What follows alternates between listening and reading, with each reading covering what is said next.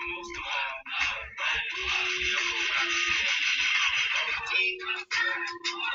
show me the way because the devil's trying to break me down. You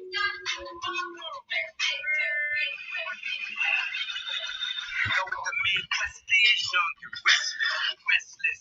Might snatch your necklace. The next thing, might jack your Lexus. Somebody tell you who Kanye West is. I walk through the valley of the shadow where death is. Top floor, if you alone and leave you breathless. Trying to catch it, kinda hard. So protected, yeah, check the method. Asking us questions, harassing, arresting. Saying we just like you for breakfast. Y'all eat pieces. What's the basis? We ain't going nowhere but got suits and cases. Trunk full of coke with a pop from Avis. My mama used to say, only Jesus can save us. Oh, mama, I know I act the fool, but I be gone to November. I got taxed to move. God show me the way because the devil's trying to break me down. The only thing that I pray is that my feet don't fail me now. And I don't think there's nothing I can do now to right my wrong. I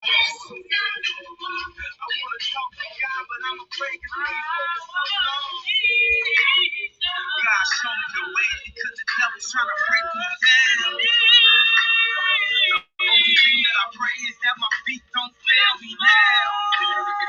And I don't think there's nothing I can do now to right my wrongs.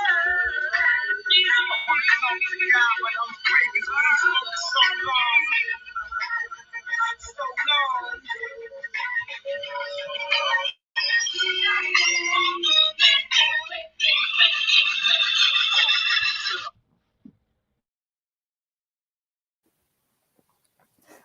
Yes, sir. Yes, sir. Hey, what's up, y'all? Shalom. Shalom as always, man.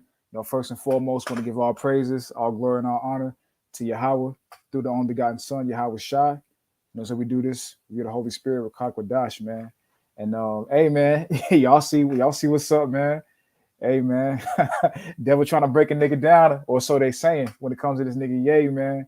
But he been in the news lately. We got to cover it, speak on it from a different aspect, though, and kind of tap into some of the more prophetic aspects of what not only Ye, but also other, individuals, celebs and whatnot who classify themselves as quote unquote Black Hebrew Israelites and what they're paving the way for, man. But hey, y'all heard it, y'all see what's up, man. But let other brothers go introduce themselves. Then we're gonna go ahead and get into it, man. So go ahead, y'all. Shalom, everybody. The Spirit of David, and man, this man Kanye is such an interesting character, and that's the only thing that can be said about him. Well, we probably won't touch on that level today, quote unquote MK Ultra. I'm sure a lot of you brothers in the know what that's about. But just to keep it 2D, it seems like this brother Kanye is lashing out against the industry, and he brings up some interesting points that we're going to reflect on. A lot of the things that he mentions are nonsense, to be honest. And a lot of things he says, if you aren't aware of it already, then I don't know what to tell you. But the few things that he did say that were noteworthy, we're going to touch on and expound upon today. Hey, say good day to the hopefully like Yasharala. Ghetto Genius reporting here for duty. Sorry for technical difficulties, by the way. I was conversing on my phone, couldn't pay attention to the screen at the time. But I want to give all praises and glory and honor to Yahweh Bashim Yahushai, and we continue to receive this daily bread, mental, physical, most importantly spiritual. And through all our transgressions, may the Most High continue to bless us with this knowledge and give us mercy as we continue to go through these days. These last days, they're rolling on. So it's only a matter of time before buffoons like this, like Kanye or Ye, I guess now, because I guess he changed his government name, whatever, to reveal themselves and be more so of controlled opposition, to really be an end sample for a lot of people that want to be on public record and, try to what's the best way of putting it? Desperately try to grab the attention of the F Jews over there. I'm not gonna go all the way with F. We already know what that means, but so hey, this what we do. We're gonna break it down to the best of our ability, give it as best of a three-dimensional understanding as possible, tie in some scriptures and And hopefully this will be a very clear understanding to those that don't quite understand what Kanye is all about. Most definitely, most definitely. And to touch on some of the things the brother spoke on in the introductory statements. Hey man, if you're on this channel, we're not even gonna go into the aspect of is Kanye under mind control? Is Kanye, a controlled opposition? Is he an agent, bro? If you're on this channel, man, you already know the answer to that shit. This ain't the vanilla channel, bro. Man, we what I'm saying, we unfiltered over here, so we raw with it. We already know the answer to them questions. Ain't no if. When it comes to Kanye. He is. I'm just gonna say that first and foremost. The nigga is controlled opposition. No ifs, ands, buts about it. As like I said, I'm sure a lot of you brothers who on this channel already know that. You know what I'm saying? So we're gonna touch on it from an aspect of so what's this really all about, man? Because as y'all see by the title, all the black Hebrew Israelites being attacked, or the so-called black Hebrew Israelites after trying to frame it, which that plays credence as well. But we all know the answer to that, but if so, then by who? That's the question. If so, then by who? Because a lot of people sit there try to think, oh, it's because of the powers that be, it's the Jays, all that kind of shit. But who are they using though? People that might be closer to home than you think, man. Whether that be mainstream celebrities who want to claim association with what we are part of, or people in our own backyard, man. But we're gonna get into it, we're gonna find out. But let's go ahead and get into the interview then. You know what I'm saying? But I'm sure a lot of y'all have seen the Drink Champs podcast, with the brothers Noah and the other dude, who do the interview and whatnot. And what's funny about this, man, is people are such in uproars about what Kanye said, but it's just funny, man, because it's not Kanye's first episode going down this path. Man, I don't know what it's going to take people to realize what the kind of role this man is playing. Like, this is Kanye's like fourth time in the past 2 years, going down this similar path, speaking on some of the things he's speaking on and whatnot. You know what I'm saying? So what does that really mean? If it's happening so frequently and it's being broadcasted and, making headways and things of that nature, what is it really leading to? What is it all about? But let's go ahead and get into the podcast, and we're going to just hop right into it, man.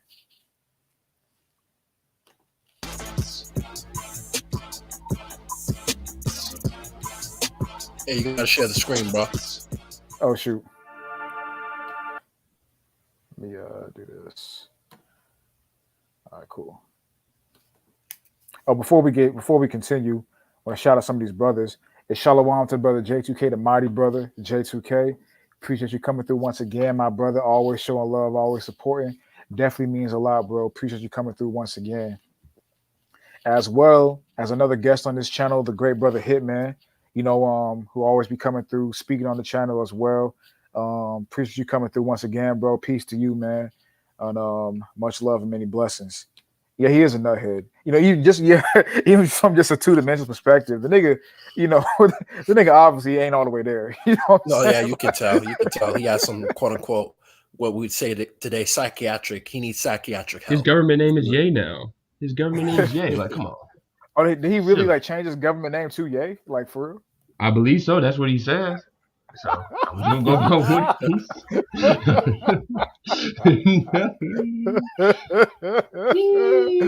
That nigga funny, man. This nigga Ye, bro. This nigga He's Ye, definitely an man. entertainer. If you could say that, you say Yep. that he's very entertaining. Most definitely. Most definitely. Hey, shout out to Brother Turner Classic coming through. Preacher, you coming through Yep. once again, brother. Another brother that's always on the channel popping up, showing love and whatnot. So appreciate you coming through. Once again, Akim. I mean, or Ak, and all the Akim that's coming through. But appreciate you coming through once again, Ak, showing love and supporting your presence and your comments is much appreciated, man. Yeah, Hitman said, yeah, he did it. Yeah, so he did change his government name to Ye. Wow. Wow. Wow, man. Yeah, even just from a 2D perspective, the nigga ain't all the way there. You know what I'm saying? Now, of course, like I said in the introductory statements, like if you on this channel, you should already know the niggas under mind control, and the aspects that goes into, because we done spoke about those things, a plethora of times. On this channel. This ain't a vanilla channel by any means, but but even just from a 2D perspective, The nigga obviously has some quote unquote mental disorders. I know that they say he's has been diagnosed with bipolar disorder and whatnot, whatever that means. From his perspective, I'm not diminishing bipolar disorder. I know that is a real thing, um, but I'm talking about from just Ye's perspective, whatever that means from his perspective. Um, but yeah, man, let's go ahead and hop into the interview and get this popping off and started, man.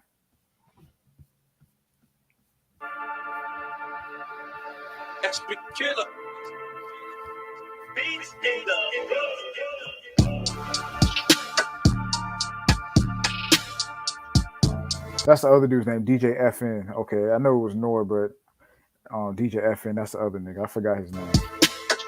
Or that light skinned dude? Yeah, the light skin. Yeah, I think he Yeah. Cuban. I think Nor's Puerto Rican, right? Nori?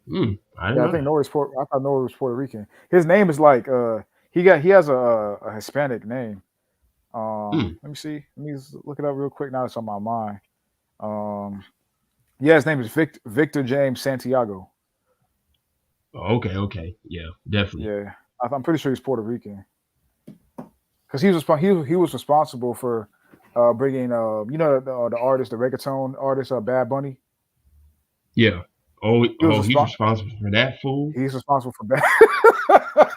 Oh, God. Gross. That's a whole another breakdown in itself And with on Bad another Bunny. time. That's a whole another Oh, my breakdown. God. That's a whole other Gross. breakdown with Bad Bunny, man. Man, Gross, they gross, are really gross. using him to program the Hispanic or the Latin people. They really are, man. Because that dude, whew, man, Um, him and that other dude, I forgot his name. Another reggaeton artist. I can't remember his name right now though.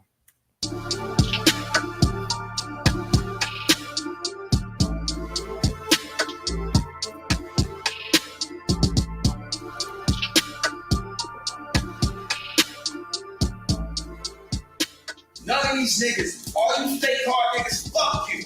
Oh, got the address. I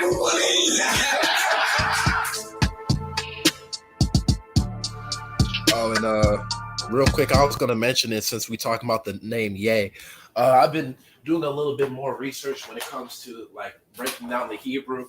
If for those of you brothers who probably know about Hebrew, you can correct me later or message me or anything. But I do know in terms of like the two letters Ye or the Y would stand for the Yad, which is the hand, and then I believe the E or Hey comes from that Hebrew word Hey, and of course the Y, which is Yod, represents the closed hand, and the Hey, which is the E, represents the arm that's raised up. So when you bring them together, it represent the raised hand or the exalted one. So I'm pretty Okay. sure that's what his name represents. That basically he's a special one, he's a raised one, he's a chosen Okay. one, something along those lines. Okay. Cool. mm, Appreciate that insight. Then that makes sense. Then, especially because he's changed his name as he's transitioned out of the typical entertainer sphere or box and kind of gotten into the more social commentary. He's planning on running in 2024. Kind of the hit piece with the shirt that he did with Candace Owens, um, with the White Lives Matter, and then as well, I think he's trying to buy Parler, which is a platform, a conservative platform that was kind of taken off. I think about a few years ago, maybe a couple of years ago when the election was going on, and yeah, they shut parlor. that. They shut. I remember them shutting that platform down for some period of time. But I think he's in talks to buy that platform. So we'll see. But it's funny that you mentioned that with his name and associations with him kind of transitioning from an entertainer, rapper, producer to more social icon now, and Yeah, whatnot. So that's to an add interesting on, it's point. kind of funny too, because just to clarify again, the Y, if you take it to Hebrew, that's the letter Yod, which, like I said, represents a closed hand, and the E comes from the letter Hey, which is the arms raised up. So when you bring that two together, it's just basically the hand that's raised up, or the person with the raised up hand. And what's also funny, if you look at like the hieroglyphic, or not the hieroglyphic, but like the character of the letter Yod, it represents a closed hand. So essentially, when you bring Yod and Hey together, it's the man with the closed fist raised in the air. Hey, I'm just leaving that. So And we all know what that we all know what that is. That's always a reference to Baal. So Yep. Yeah.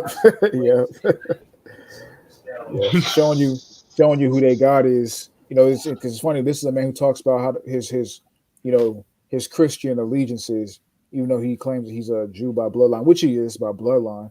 But we'll get into that. But he talks about his Christian allegiances with himself, and not just himself, but his quote unquote family as well, the Kardashians. But they show you without showing. They show you without showing you, or telling you exactly who they are, who they really venerate behind the scenes by clothing patterns, hand signs, pictures, photos, photo ops, lyrics, all that kind of shit. Hand signs they use to show you who they really bow down to and serve. So, but we all know that though.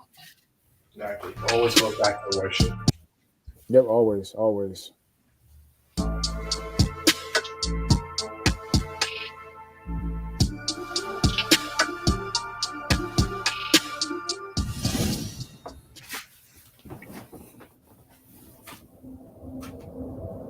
I want to point this out right here. Hold on, look at this disclaimer. Look at this disclaimer. You notice with this right here, because they end up taking this shit down. But look at the disclaimer though. It says, disclaimer, the primary purpose of Drink Champs podcast is to provide a platform for creators to express their personal views or opinions without restriction or censorship. Okay. Cap. But they took this shit down. Right. And it's funny because they took this shit down after Kanye talked about them peoples. We all know who them peoples is, After talking about them peoples, they took this shit down, showing you that what he was saying about them peoples is accurate. Them boys, we them boys, man. Hold up. We the boys. We the boys. We have to call them we them boys, man. The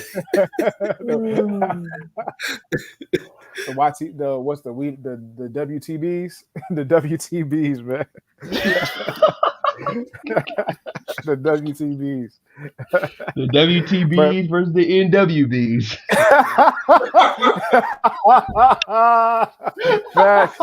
Facts.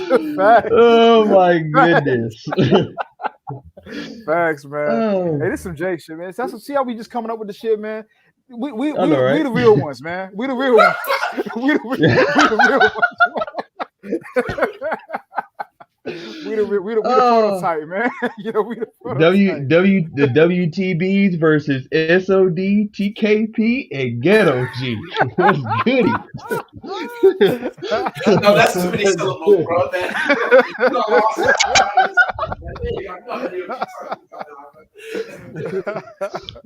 Oh my God. But what's funny, man? They're talking about the basically this in the disclaimer, they're advocating for free speech. They're advocating for, people being able to express their opinions without censorship, and which we know is not a real thing. But they're advocating for that, but the video was taken down off of their channel because they got a call from them peoples. So it's it's just funny the hypocrisy. But the best thing, what boundaries you can and can't cross, man. Showing you that the shit that he said in his podcast to some extent was factually correct. It is what it is. And Nori, like he said, he was in special ed, so that's why he got canceled, because he don't know no better. Yeah, I hate when niggas do that shit, man. When the niggas dumb themselves down, I hate that shit, man. I hate when niggas do that, man. I can't stand that shit. I can't. It's think chance, not drink chance, brother. It's drink chance, not think chance. Yeah, drink chance, not think chance. Let me be disrespectful. Yeah, exactly. Nah, but I hate when niggas do that shit, bro. That's so unnecessary, man.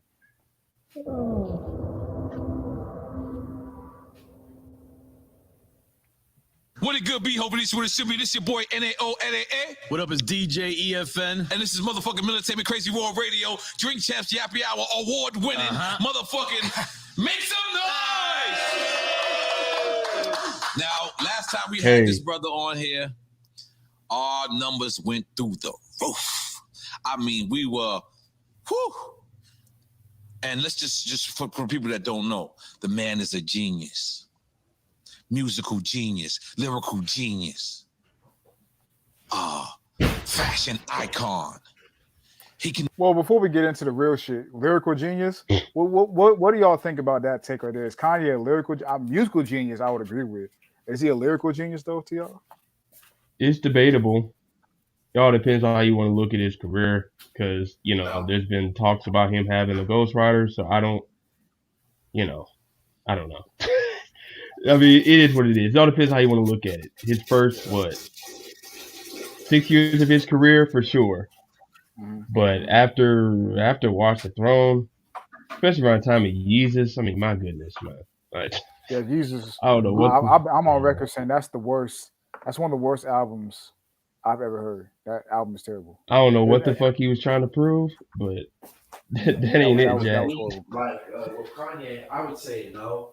Even like his best works, what made it great wasn't necessarily the lyrics, because he's never been like Kanye's never been one to be very well with wordplay or creating, articulate rhymes, things that make you go wow and just pause and be like, that was a sick. I gotta listen to that a couple more times. Kanye's not that type of dude. He's more about the vibe and the feel and the energy of his music. It's not really about the lyrics. That's more what about paint. He's an artist. He's an artist in his true definition. He paints the picture. He paints a very artistic image, and the paint. It's the whole process of it is very artistic in nature. The beat selection to the lyrics that fit the beat selection to him, to him expressing on having different sounds. You think about his albums from College Dropout to Last Registration, or Ladies Registration. What's it called? Yeah, late registration. I say latest. Late Registration, College Dropout, Late Registration, Graduation. They all got kind of different cadences, tones, vibes. It's a different, setting with all those albums. One of the common criticisms of of rappers today, from people is that all their music sound the same. That's one of the criticisms with a nigga like the baby. The baby, people say the baby music all sound the same, which it do. I'm not disagreeing with that. I don't perfectly mind that, but that's one of the common criticisms of people like the baby, and people like Lil Baby versus people like a true artist like a Ye and whatnot, where he's actual artist in the purest sense and form. Even the albums that I don't necessarily like, I give him credit for the fact that the artistic vibe of the album is still phenomenal. It's just I just don't like the album, so I'll give it due credit for that. Musical genius, definitely definitely I would definitely agree with that, but I don't know about a lyrical genius though. That may be a bit of a stretch. So Turner Classic said he's Dominican. They said, oh, okay, so he is Puerto Rican then? Okay, so Noah is Puerto Rican. Shout out to yours truly coming through once again. Appreciate you, bro. Coming through once again, supporting, showing love. Always glad to see you in here, brother. And once again, appreciate you coming through. Okay, so Turner Classic said No Consequences, Rhyme Fest, most of his greatest songs. Yeah, that's what I heard as well. I heard Rhyme Fest. Heard Rhyme Fest is behind a lot of that shit. I mean, even Nick Cannon said he fed him a hook before. Whoa. Turner Classic said Lupe goes for him too. So No Consequence, Yeah, Rhyme Fest, Lupe. all them good music guys. All the good music guys.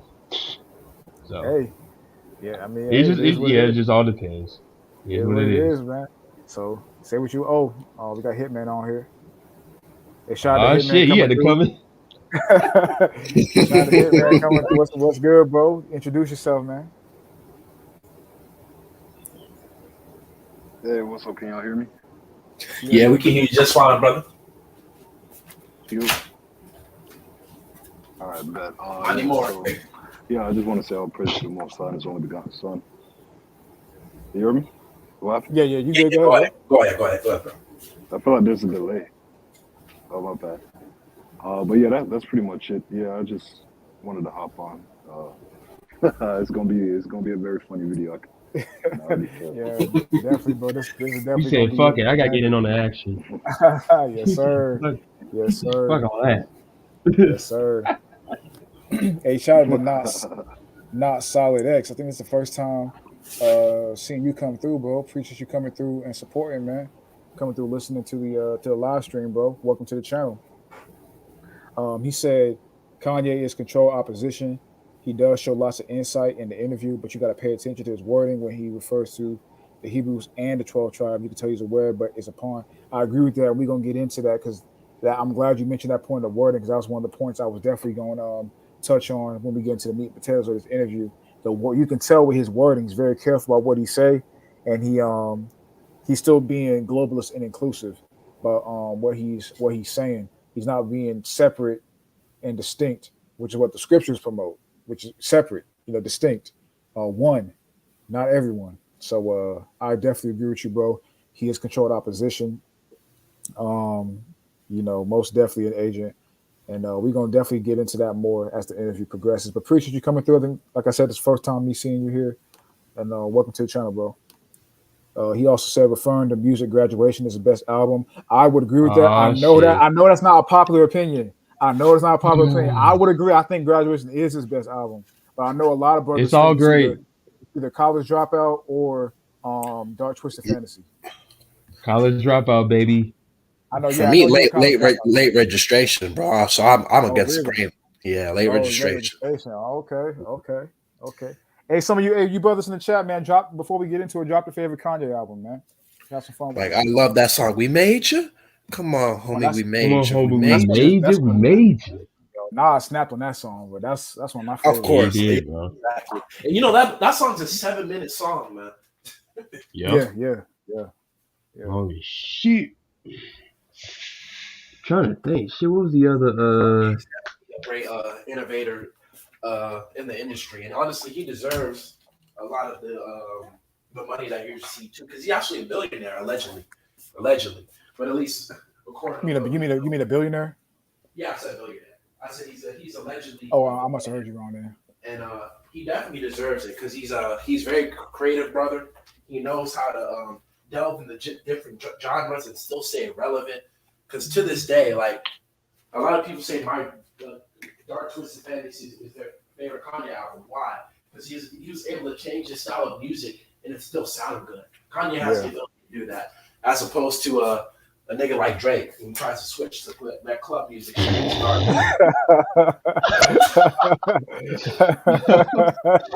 Oh no. That was. Oh. It's called honestly never. It's called honestly never mind. And I agree with you Yeah, talking. honestly, Honestly, never mind. Yeah. Never mind. It really sums Never up that mind. album. He should have said, "Never mind, let me not come up with this." Yeah, never mind. Oh my goodness, my goodness. Not Solid X said Lupe the Cool is one of the most underrated rap albums of all time. Y'all agree with that?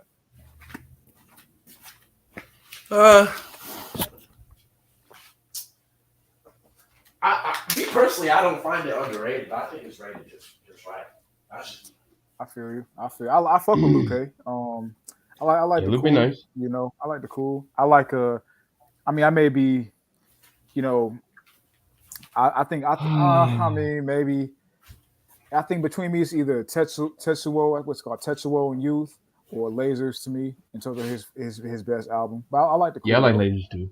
Like for me, lasers, no doubt about Oh that. man, Mac, we gotta get to Mac's comment here. Oh yeah, we definitely gonna get to that. But J2K said graduation, college dropout, Dark Twisted Fantasy in that order. That's interesting. That's interesting right there, bro. Because usually for most people, and I would agree with you. I personally would switch Dark Twisted Fantasy and College Dropout, but I would agree with J2K graduation being the best. But people usually have College Dropout and Dark Twisted either one and two interchangeably, and then graduation. So we seeing some graduation love in here, man. So J2K said graduation.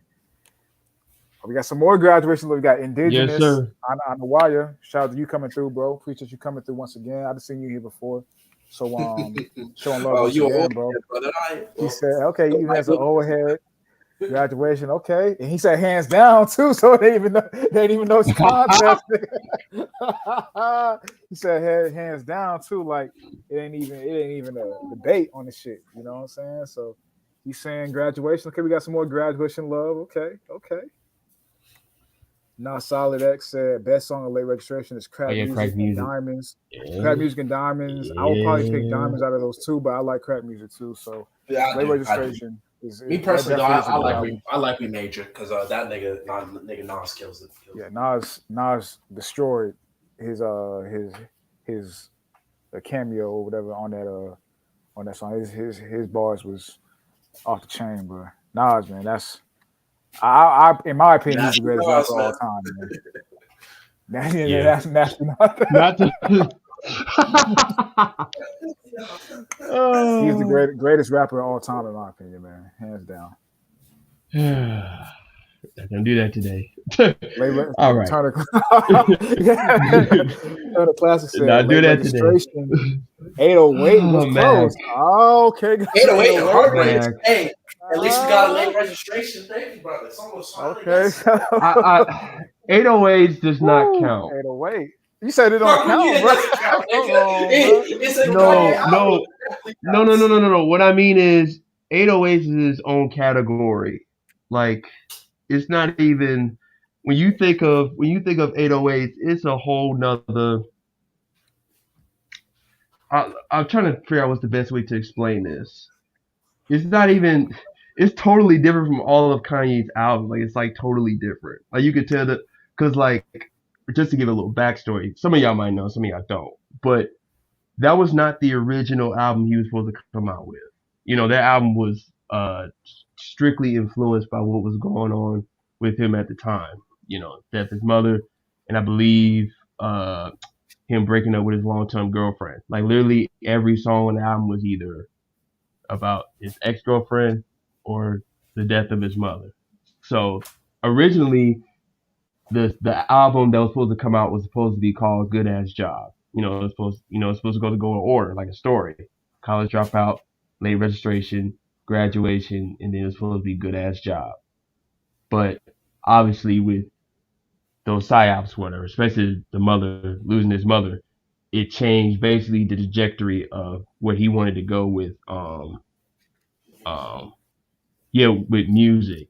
So 808s, I mean, most people don't mention it, and I think it's fine because it's an album that you can't really rank. It's like an album you can't really. It's one of those situational type of albums. Like you don't really listen to 808s all the time, so it's kind of hard to grade it. Like the only time I listen to 808s is when I'm kind of like in that uh down type of mood, and I need some type of music to get me through that. I mean, like that's what I listen to it for. So I don't diss 808s at all, but I don't rank it either. Like that's just the album that's just it just stands alone in the corner somewhere. And it influenced a lot of the stuff that we have today. Like a lot of that Yeah, emo, yeah, auto tune, like it's totally different. That's why I don't put it in this conversation because it's nothing like any of his work. It's nothing like it. So I get what Mac is saying just from a basic sense. Yes, it's a Kanye album, so where do you want to rank it? I just don't do it because of how situational that album is. So, but that's just me. That's how I look at it. That's how I yeah. look at it. I respect the opinion. And you know what? You're not wrong. What you're saying. You know what I'm saying? You're not wrong at all. I'm somebody who personally I group all the shit together, and then I rank based off of that. But you're not wrong what you're saying though. Like it is a whole different genre of music from everything else he's ever put out, phonically, you know, cadence wise, lyrics wise, all that. You know what I'm saying? The vision he was painting for the album, it's all different from anything he's put out. So I understand why you say that. I would still rank it amongst like I'm someone who ranks tapes and albums all together. Like I look at it like your compilation of music, you know what I'm saying? Ranking that from not like tapes, playlists, albums, all the shit, EPs, you know, LP, whatever, all the shit, man. Put it all together Yeah. and rank it based off of that. But I understand why you say you got to separate it too because it kind of is in its own category. I Max definitely would said it agree with best. you saying. Contemporary Okay, music. okay, I yeah, that's the word I was really looking okay. for. So appreciate that, Mac. So Max said, "Never mind, Dark Twisted was damn near perfect. It is a damn near perfect album. I will agree with that. I just like this. I just It's a like very perfect story. I like the vibe on Graduation more. I think it has a lot more hits. You know, in terms of just the whole totality of the album. I think Dark Twisted's got better songs on that album. Like if I go back to Dark Twisted, I don't think any song on Graduation um, packs. I'm trying to think of the song in my head. I haven't listened to Dark Twisted in a minute. Let I me would say see. Well, the one Drunken classic. Hot Girls is the worst song on there, and it's not Either a bad Drunken song. Hot Girls or Barry Bonds. Those are the Barry worst Bonds two is songs. shit. Barry Bonds is okay. It's okay. What? It's okay. I didn't really like that song, but I'm gonna be honest. I don't really like Barry With Bonds, him and bro. Lil Wayne, bro? Come on, bro. I didn't like Wayne's part at all, to be honest, bro. I ain't like it, bro. Really? I don't like it. But what I'm You the saying is first that like person. even on Graduation though, like Graduation is full of hits and bangers. But I still think that Monster is a better song than any song on Graduation. You know, All of the Lights is a better song than any song on Graduation. Power, Power is a better song than any song on Graduation. Runaway. I like Runaway too. Runaway, Hell of a Life. I mean, I think that Dark Twisted got better songs on it. Like Max said, it's damn near a perfect album.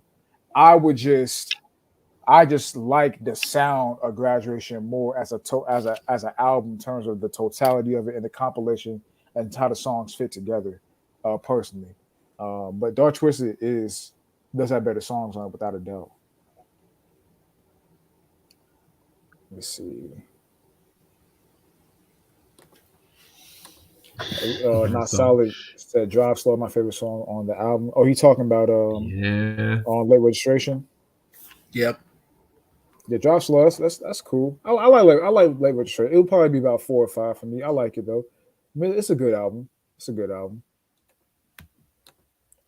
Ton of classic said for the record late. Okay, so he said Late Registration, then 808. You know, he said Late Registration, then Dark Dark, Twisted and then Fantasy, Dark then and then Twisted. 808. 808. So he would still put Late Registration over Dark. Okay, okay. Yeah, because it's the Okay. GOAT. But I don't know, bro. I don't know, man. When I look at Ah, Graduation, man, Graduation had them. That's what I like. The reason I like it because the energy Kanye came with on Graduation. It just had like you want. It's like the same thing with Drake's album. Um what's the shit called? The rap album, the if strictly you're rap reading this, album. it's too late. Yeah, if you read it's too late. It was just banger after banger after banger after banger, nigga. Like on that album. And I feel like that's the same way with Graduation, where it's just banger after banger after banger. It's not necessarily talking on too many deep points. It doesn't have too many deep um messages in the lyrics. You know, the production's not, you know, as nuanced and as, you know, it's not as grand, but it's just the song's just bangers. So that's how I would say with Graduation. I mean, you got Champion, Stronger, I Wonder, Good Life, Can't Tell Me Nothing. I don't like Barry Bonds or Joker Hot Girls, to be honest. And then Flashing Lights, man. Everything I Am, and then finishing off with Big Brother. Like, man, Yeah. Graduation's just banger after Yeah, but then banger, late bro. But you registration, you forgot about have. Homecoming, brother. You I forgot about remember late Homecoming. Oh registration. yeah, Oh yeah, Homecoming too. Homecoming was Yep. good too. But with late registration, they have Gold Digger, Touch the Sky. I mean, come on, Gold Digger to this day, they'd be still be Yeah, playing that shit in the that's cars true. running. That's true. That's true. That's true. Yeah. I fuck with Gold Digger. That's true. That's true. That's one of And my like the brother favorites. said Which earlier, albums had power on it? Diamonds from Sierra Leone, Yeah, that's a good one. the remix, Yeah. the skits he has in between, even Hey Mama. I love that song. Hey Yeah. Mama. Yeah. Ooh, let's Ah. see. Ah.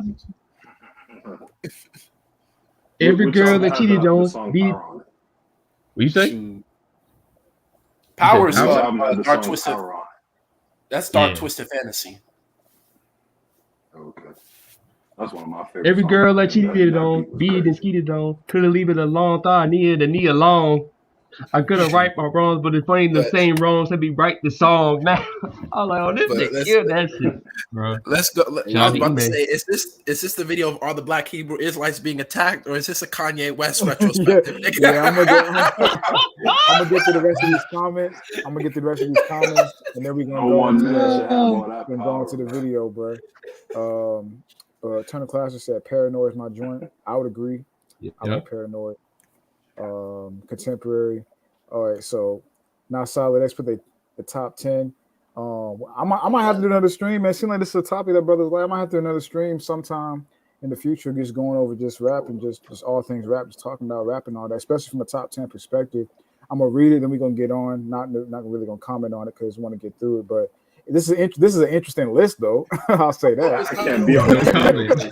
Hey, I can't be on that It's not video at all. because if I say Chief Keef, niggas gonna laugh me off the stage. Chief gonna be in that motherfucker. You feel Nah, me? nigga, say what you Like, want about Chief Keef, but that nigga set the trends, nigga. bro, Chief Keef, I'm the telling you. trendsetter. Can we even consider Telling him a you. rapper? All right. That's a Play the video. man, shit, man. Chief Keef, the trendsetter. But Not Solid said Eminem, Ludacris, Busta Rhymes, Big L, Big Pun, Lil Wayne, Max B, Missy, Ye, and 50 Cent. Okay, that's a solid list. I'm gonna just say real quick, I would agree with Big L, Big Pun, Wayne, and 50 at his prime. 50 at his prime. But everything else, Eminem, I think has one or two good albums. I think the rest of his music is trash, to be honest. I think he's a very overrated rapper, to be honest with you. But that's just Eminem. Like I'm not a huge fan of Eminem. I do like the Marshall Mathers show, the Marshall Mathers show. I think that's the name of the album. I mean, I do like some of his music, but yeah, I think he's overrated though. To be I'm glad honest, someone said that shit. I think he overrated as hell too. He do got some good songs, but he's overrated, bro. Like to me, he do. like if it's not what's that one song? If it's not that Dear Stan, he killed that shit. Oh, Stan, Or I'm Not Afraid. Like Not I'm not Afraid, playing no yeah. Eminem, bro. I'm just being he kind of corny to me. Just I agree. Some of the lyrics is just it's like he forcing it. It's too much. And they like nigga talking about, nutting a his bitch mom's ass throat. crack or some shit. Like it's too much, yeah. bro. It's But too he much. like when it come to his disses, he be killing the fuck out of people though. So Oh yeah, there was a classic had some classic white on white crime a couple years ago with Eminem and Machine Gun Kelly. oh man, I hate that That nigga, both of them niggas is characters, bro. But yeah, Eminem is cool, but I think he's the overrated top rapper. He's a good rapper, just an overrated top tier rapper. like Swint. I feel like you're the type of dude that like you put Lil Wayne over Eminem, wouldn't you? Oh, of course, Oh yeah, bro. yeah, yeah. That's not Okay, even a question. okay. Of course, Yeah, bro. yeah. Okay, okay. Wayne top 10 in my opinion, but shit, Wayne top 5 in my opinion. But to be Yeah, honest, okay. that nigga Wayne hard, bro. Okay. Wayne top 5. I know King would disagree with that, but Wayne top 5. No comment. Yeah, no comment either, nigga. No comment. Man, put some respect Yeah, on no nigga's comment, name, bro. Put some respect No on Wayne, comment. bro. Hey, we talk. I'm Hey, not I'll putting say this, bro, anything. and I'll say this, man. I'll say this fully. I believe this, bro. That's the best mixtape artist of all time, bro.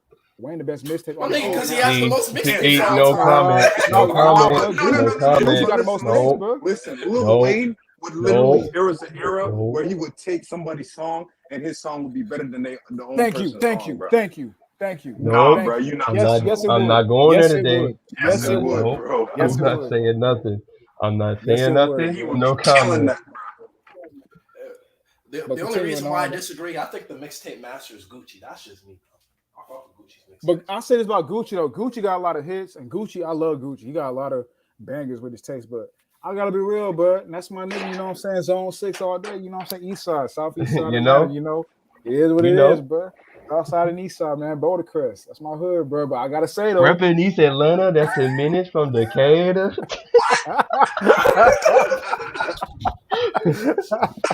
East Atlanta Center, Why am I bro. saying East anything? Atlanta Center, bro. Why did I say East Atlanta anything? Center, bro. But I will say this about Gucci though. Gucci got a lot of trash shit, nigga. He got a lot of whack shit. He got a lot of whack shit. A lot of his songs is just his name carrying him, bro. That's Facts. But like the songs he came out with that were good, like it was like, yeah, bro, it's all good, bro. You can make a trash song here and there. Yeah, I feel it. Turn the Classic said graduation sonically. I think you said was incredible. It is. I think it's the best sonically. I think it's his best album, to be honest. Just sonically. But Barry Bonds was my low. It was. It's not a good song. See, no comment, man. You see, no comment. Not solid said. Not solid X said. Drunken hot girls. If you listen to what if you listen to it for what it is. Oh, I mean, hey, I mean, yeah. I mean, I mean, hey. I just That's don't think it true. fit.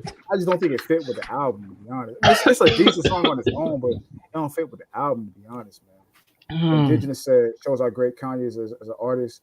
5 of his albums could be interchangeably number one. That's true. That's true. But I remember Yeah. hearing Graduation in college, and man, bro, when I heard Good Morning, it was oh, bro, Good Morning. It's one of the best intros of all time, bro. Good That's true. morning. Good morning, yeah. Man. Yeah, Wake up, Mr. West, Mr. West. Shit. That shit was fun. He like, damn, is he even so impressed? He got these motherfucking D's. That shit was fire, bro. I fuck with Good Morning, bro. Now Solid said Sonic Graduation is best facts, but as a collective Dark Twisted Fantasy might be better. I think it's a better lyrical album and it has better songs.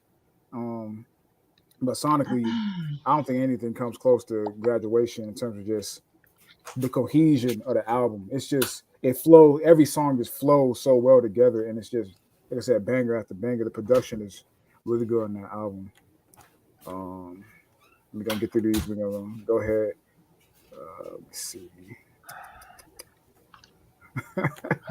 Eminem, LOL. Now, Big Brother was cold. Yes, it was. Yes, it was. That's one. Yeah, that might be my favorite on it. That's the one. That's the one I go back to the most, to be honest. Even though got some heavy Masonic ties on it, but or illusions on it. But it's a good song though. It's a great song. One of his best. Let me see. J2K said a power off the dollar. Power of the dollar. Yeah. Oh yeah. 50, man. 50 at his best is one of the best lyricists of all time, man. Yeah, he just fell off. He just fell off. Yeah. I mean, let's be honest. He had the two great albums, and then he had a third album, and then after that, he was done. Yeah, it's crazy. He couldn't keep up with the new generation, or he couldn't evolve his skills. He was too street. That's his problem. Yeah. He was too street. Yeah, I agree with that. He definitely couldn't evolve. He not an artist that was built for longevity. He rode the wave for the sound at that time. And after that sound kind of passed on, he wasn't. Yeah, but he's branched out into other shit for him. So good for him. The sound peaked with 50 Cent. Yeah, really, yeah, exactly. J2K said Lord Jamar, Eminem is a guest in hip hop. I don't know. I wouldn't say that. I mean, I think Eminem could spit. I'll give him that. He could spit. Of course, I wouldn't say yeah, but he had a lot of fucking duds. He had a lot of duds. He did. No comment. He said you gotta add me in this joint. Eminem disrespect is crazy. Hey, we gonna do a rap stream. You're coming up one of these days, bro. I definitely want to do that, man. Just touch some some light shit, man. Hey, brother, are you a so-called black man? Are you a black man? Are you a black man? I'm just messing. Indigenous said Nas, Big, Jay. I would put them definitely them top 3. Well, not top 3, but definitely they gonna be in the top 10. Big L, Ghostface, Raekwon, Ice Cube, Fabulous, Jadakiss, Styles P. That's a good list right there, bro. That's a good list. It is. That's a great list. To be honest, bro. That's a great list right there, man. That's Big J, Big L, Ghostface, Raekwon. Oh yeah, that's a great list right there, bro. I would say. I appreciate the Ice Cube in there. Ice Cube was underrated, bro, as a rapper. You know what I'm saying? Because recently, just he's branched off into so many other things that people don't think of him as a rapper first and foremost anymore. But Ice Cube, yeah. If I had to take one out, I'd probably be Fab, to be honest. Probably be Fab. I have to take one out. I fuck with Fab, but he's the odd man out for me in this list right here. But I fuck with Fab though. And I just want to say, like, when it comes to Eminem, bro, I tried bumping Eminem in my car. That shit just didn't work, bro. And it was like, it wasn't his like classics. It was his like new, I think it was Kamikaze.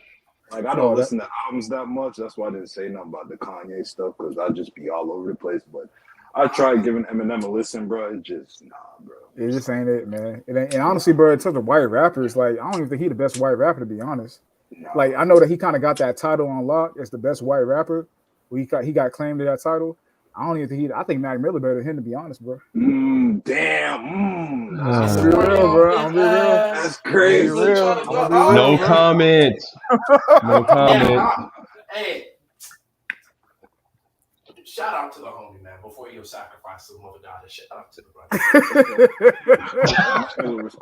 If y'all know brothers who don't know what I'm talking about, there's a reason his last album was called Divine Feminine. Yeah, exactly. Wow. exactly. But I fuck with Mac Miller, bro. That's just me, bro. I fuck with Mac Miller, and I fuck with that nigga. I fuck with that white dude, G-Eazy too. I think G-Eazy a better rapper than Eminem too, to be honest. I fuck with G-Eazy. Y'all know who G-Eazy is? No, I know. Come on. You know what? No. Let me stop. I know some of y'all in the chat. No comment. Y'all know who G-Eazy is. No comment. G-Eazy nice, bro. G-Eazy nice with it, bro. Let me stop. No G-Eazy comment. nice. I get G-Eazy and Logic confused sometimes, bro. You said what? I get G-Eazy and Logic confused sometimes. I thought Logic was white for the longest time. Is Lil Dicky? Logic is cap. I think he's a Caucasian Jay. I think he's lying about Is Lil Dicky better than him too? No, his alleged father. His alleged father is black. Lil Dicky go hard while you playing, bro. Is he better than Eminem too? Just get out the way. Just go ahead and get out the way. You ever listen to a professional rapper? He might be a better rapper. Yeah, bro. I'm gonna be honest. The only reason it's only one song that made me say M is better than all those dudes, and that's Stan. Like Stan is like that's really the number one song I follow for Eminem. Genius. And let's be real, the whole concept that literally he created a whole term. Like that word Stan. Yeah, it's because of that nigga, because of that song. We can be together. Think about it.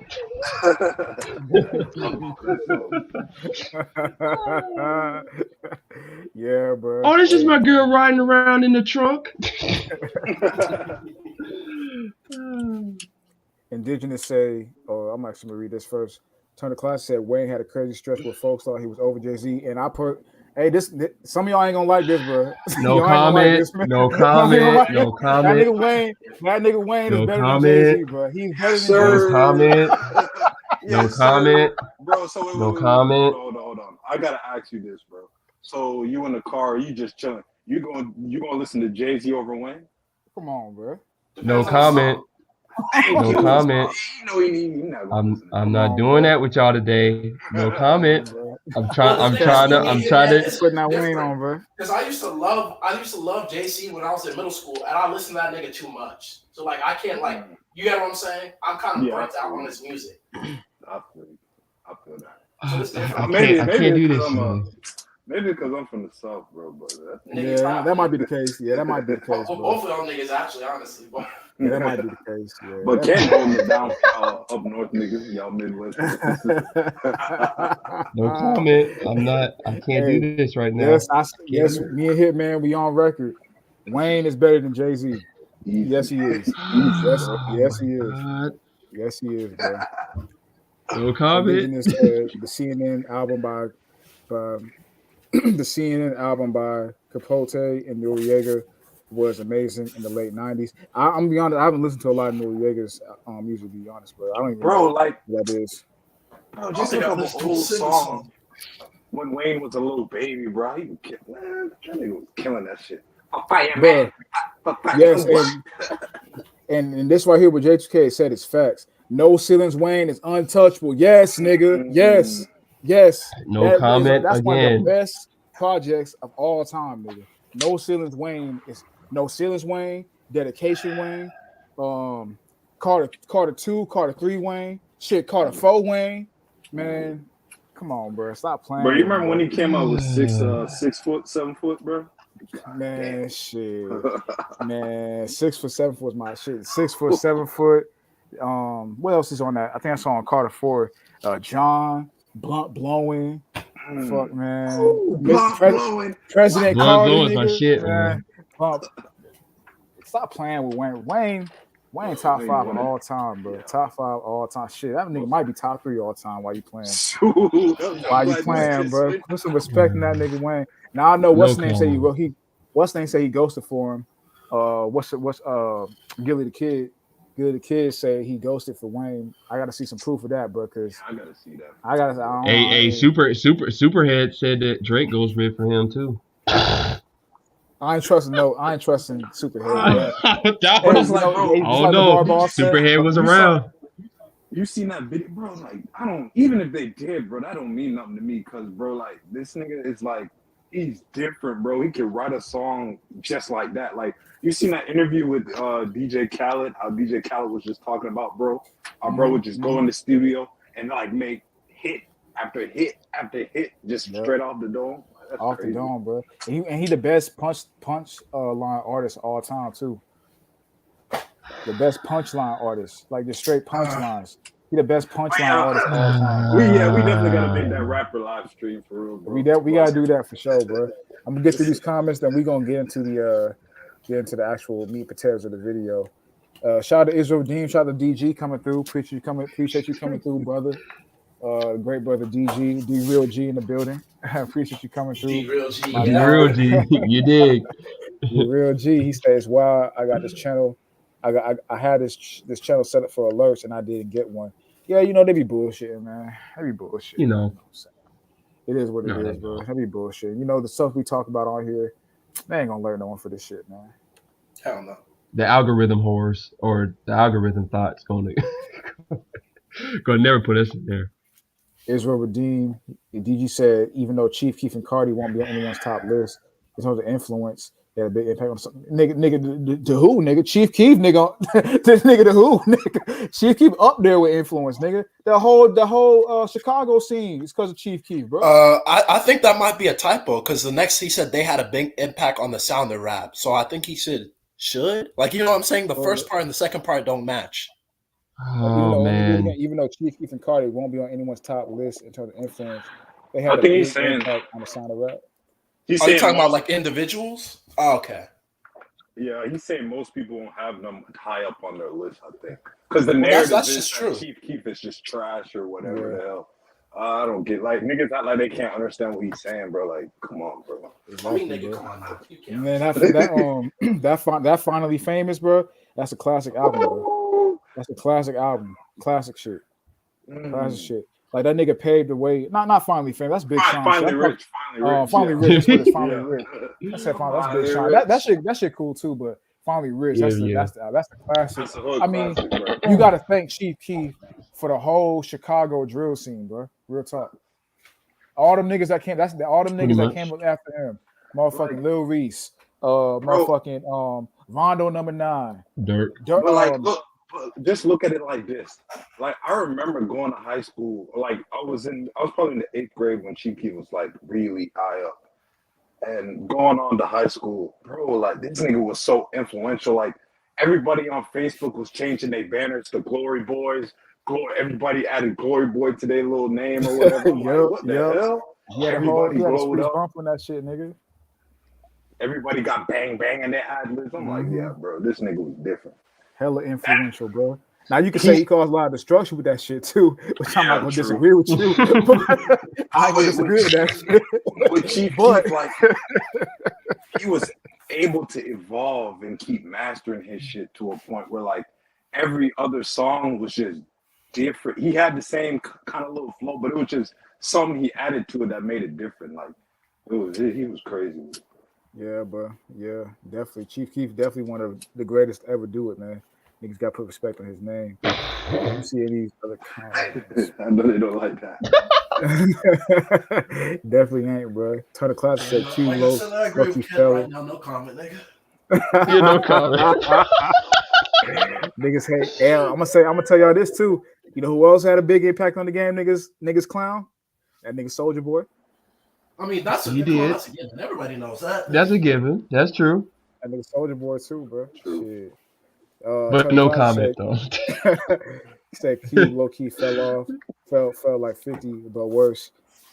Did he fall or did he just branch off? That nigga just Yeah, he just became a legend. I'll be honest, like I can't. He didn't even. He did both. I'll be honest. That nigga 50 was a shooting star. Nigga. That nigga was common. I don't know if that nigga Ice Cube rose like 50 because he was more like big with NWA, and then he had his individual shit, which is cool. But it was always associated with NWA. He wasn't a superstar like a 50 or 50. It was just 50, bro. Ain't no 50 with him. There ain't nobody with him. It was nigga, bro. Yeah. And 50 did both. Yeah, true. Yeah, they both kind of did. If you think about it, they both, kind of. I guess you say fell off sonically, and then or music wise, and then branched off into other forms of entertainment. That's true. And ownership, and things like Lloyd that. Banks? He said I replaced Fab on Second Thought with Lloyd Banks. I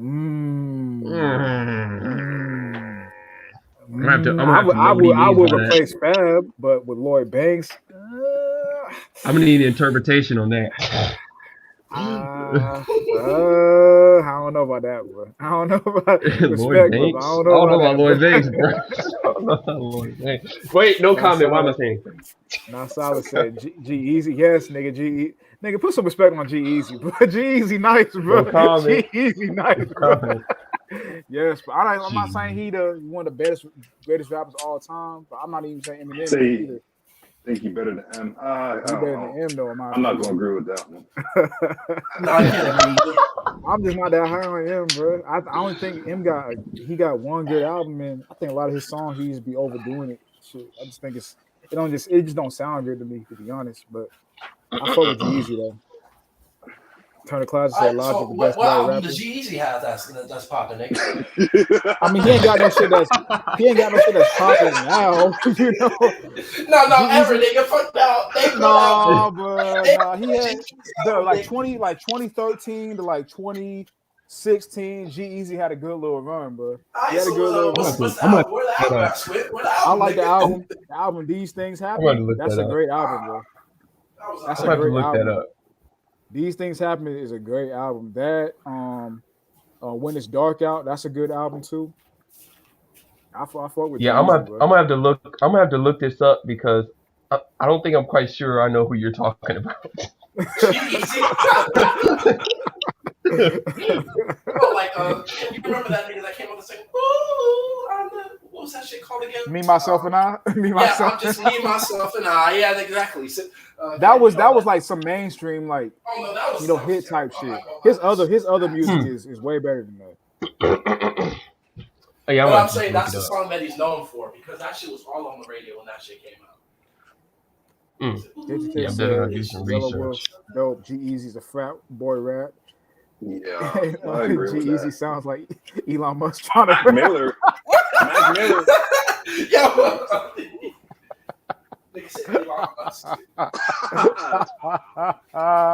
Mac Miller, when he first entered in, he was kind of on that frat boy kind of. No, he was definitely literally. He was. His two most popular songs was probably on Fifth Ave and Donald Trump. Those were straight up frat boy songs. Those were frat songs, especially that Donald Trump. Of course. I put them. That's some shit. We gonna take over the world. Come on, dog. Hey, I'm gonna put them both. That might be. This might be controversial. I'm gonna put them both over Eminem. To be honest, though, I'm putting. I can understand Mac G-Eazy, not really. But I gotta listen to more G-Eazy though, I guess. Indigenous said hard to keep up with these pale faced rappers. Hey, they got a new one that the dude Jack Harlow. He an old head. Well, Jack Harlow, that nigga is garbage. Jack Harlow was trash, bro. That was crazy. I mean, he had a chance, but somewhere down the line he fucked it up. Yeah, he did. He might be a I think he had with this latest album he had to produce because they was really promoting him. This latest album he put out did not produce. I think it's called "Don't Worry, Kids, I'm Coming Home" or some shit. Yeah, Drake killed him on his own song. You know what's funny? This is how you know he's so fake. You know that nigga's been making music since like 2017. He has. He making me for a long time. And his image has changed over time too. You notice they trying to really promote him as like the cool white boy. The ladies man, but ladies man. He on YouTube at school like a little nerd and shit. Yeah. It's funny. The industry, man. Them niggas is funny, bro. Them niggas is funny, bro. I mean, of course, man. If Drake can go from white to black, anything's possible. Yours truly said, I don't even mess with Eminem like that, but Mac Miller and G-Eazy, huh? Yes, bro. Mac Miller and G-Eazy over M, bro. I'm just not a fan of M, to be honest, man. I like some of his shit. I'm just not a fan of No, M. he said Mac Miller and G-Eazy, huh? That's what Exclamation question marks, laughing face, nigga. Don't try to switch it up, nigga. Yeah, you tried Like, I Y'all feel caught you. that? See, Y'all I'm caught not a that? big fan of Eminem, but like Eminem makes some crazy stuff. Like, you know what I'm saying? I mean, But I I do feel feel it. you. I think Eminem is overrated. I feel it. I feel it. Total classic Asher Roth. Hey, Asher Roth, and y'all remember Hey, that was that Action dude Bronson? at first. He was. Y'all remember Action Bronson too? Of course. Why Action you Bronson. I always on am. my and I'm with you, man, I agree with. babe. I agree with I this. fuck with Big that song. pimping. Big pimping. Gave it to me too many. I agree with that. Um, you Even know, point out the song "The Bounce." I love the song. yeah, I'm assuming you're talking about Jay-Z, right? yeah, Jay Z, yeah, Yeah, the Big song "The pimping. Bounce." I fuck with that shit. I fuck. Yeah, I mean Jay got a lot of shit, man. I fuck, especially Big. I fuck with Big pimping. I just think that Wayne come harder, bro. I mean, I'm not saying Jay Z ain't nice. Jay Z definitely a top 10 rapper all time, but I just think nigga Wayne come harder, bro. I just he just come harder, bro. He got more hard shit than me, bro. I like his punchlines more than Jay Z bars, to be honest. Enough about Lil Wayne. We might need to start talking about Kanye, nigga. Yeah, we gonna let's get that nigga getting upset, bro. Nigga, you got this nigga can't sound like Darth Vader in this bitch. I'm not. No Turner comment. Classic said GZ a legend in the Bay Area. Yes, I heard that before. I heard that he is. No, yeah, he is. He is. But yeah, Jeezy, nice with. Hey, Not Solid said he a Jamaican too, bro. So we got some Jamaican on Jamaican crime with Hitman and Not Solid when it came to what who was y'all talking about? I think that's wait, are we back? Eminem. You said what? No, so okay. Yeah, Not Solid said he said he Jamaican. Mm. So we got some Jamaican on Jamaican crime with I got a cousin question for Not Eminem. Solid. Vibes Cartel or Eminem, and then we go. If you depending on how you answer that, your card might get revoked. I ain't gonna hold you. Bro. Oh, Vibes Cartel versus Eminem. Oh man. Oh man. Oh man. Yeah. He said You Vibes better tread Cartel versus carefully, brother. Eminem. But I won't wait for that answer. Then we gonna get into the stream. Yeah. I'm gonna put a timestamp in the chat when I'm done. Basically, the first hour is going over just general rap shit, and then hour one we're gonna go into the main talking point and whatnot. Damn, Just this rapping question seems beforehand. so important. We might Oh need to man. play that Who Wants to Be a Millionaire theme music. Boom, boom, boom, boom, boom, boom, boom, He may Vibes not. boom, Cartel or Eminem, nigga. boom. Hey, Man, you ran that nigga off. You gotta get a response. You ran him off. Hey, this kid. That oh boy finna man. go listen to Eminem murder like 500 people in a song. Eat their body parts and shit. Get out of here. See, this is why we can't get consistent new people to the stream. We Man, scare them off. oh man, oh man. All right, let's get back in the stream, Oh, man. He'll answer. You know. Okay. Okay. Oh shit! oh man, Oh oh shit! man, oh Oh man. Hey man, save it for another stream, brother. Save it for another stream, brother. Crazy. Save it for another oh. stream, brother. Hey man, you're an all American. You feel me? I know who Vibes Cartel is, nigga. All American, boy. Jack Swagger. Oh, stop it. Hit Hey, you me. got it. Save it You for got another it. stream, That brother. mean Eminem better than. So you got it, my boy. You could. Oh Don't shit, do it. man. That's like Vibes Cartel is like, man, that's a Jamaican legend, bro. Yeah, icon. Don't.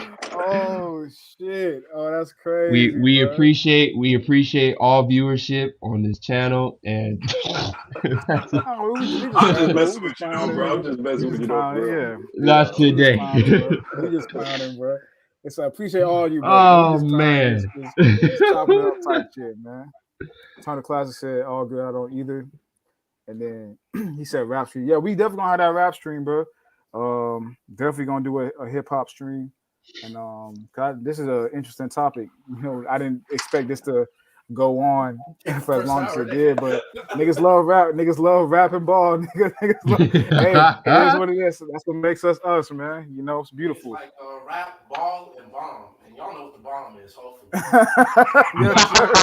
Rapping the ball. Yes, sir. Yes, sir. But it's all That love, man. flower Appreciate you ball. brothers that participated in this and gave y'all opinions, man. I love. I want to kind of make this a little bit more interactive, especially with just some of the streams and whatnot. So appreciate all you brothers. But let's go ahead and get into We're not the rest of the we're video. we're not a camp, so we can do this and it's just Oh fun. man, Hey, bro, it's the Kingdom Show, bro. We're not even associated with all that other stuff, we bro. ain't It's on the that. We Kingdom ain't none Show, of you that feel shit, me? bro. Ain't on Yeah, none of that yeah. shit, man. You None of know, that shit.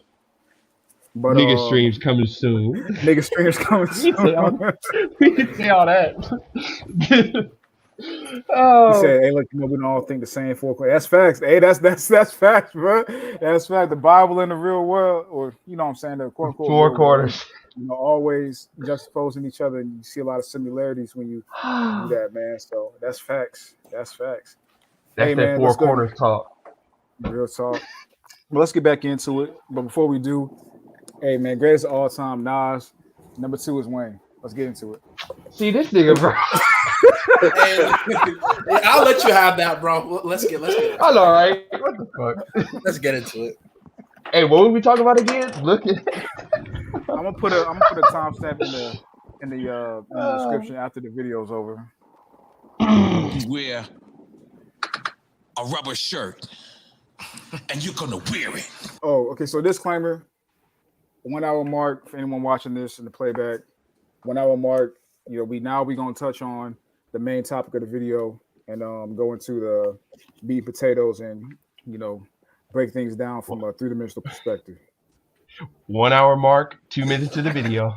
Yes, sir. Yes, sir. That's what we do. That's how influential he is.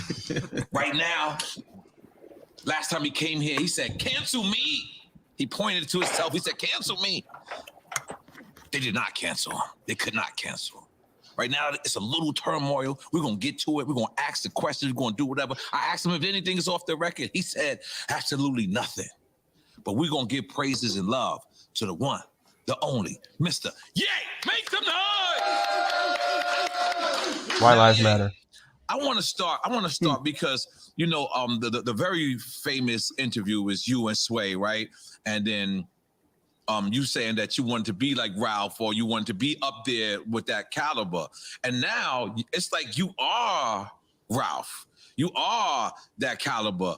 And then I guess what I'm trying to say is, so that's where we get confused with Sway have the answers? No, I think you already admitted Sway had the answers. Yeah. But I guess that's where we get confused with the Adidas part of it is because that's how you became a billionaire, right? Through the Yeezy. So what was the discrepancy with Adidas? I just didn't have the relationships with the factories at that time, and I was managing a lot of ideas. Like I was a new dad. I was newly married. I had a bunch of team, like a big team of designers with me, and we hadn't established who we were. We were still fighting to get our respect in fashion. So there's a lot of fights at the same time. So we had to go and basically intern almost up under these companies. Because you interned for Louis Vuitton at one time, right? Okay. Louis Vuitton, Fendi, and we interned in a way at Adidas. I like the licensing deal was my intern to become, more in that Bernard Arnault, Bezos, Elon territory, and just understanding how to, how money works. Like this is first generation, like you can say, like look at like Jay with the Duce. Right. This is first generational Right. wealth. And This learn is- those infrastructures, right? Yeah, the infrastructure is how to do a factory. Even right now, like when I left Gap, I moved. We made this T-shirt, like all the tremendous stuff we're doing right now, which is a flip on Supreme, where the guy that used to work for me, Tremaine, is now at Supreme, and you know, we can go further into that a little bit later. But for the main point is, so I took it over to Dove Charney at LA Apparel, and he founded Los Angeles Apparel.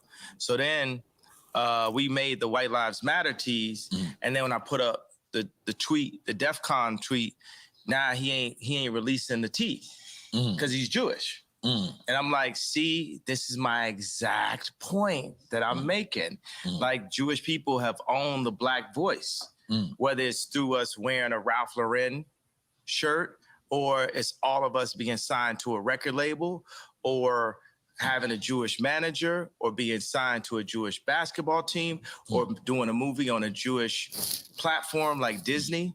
And we understand it's like, I respect what the Jewish people have done.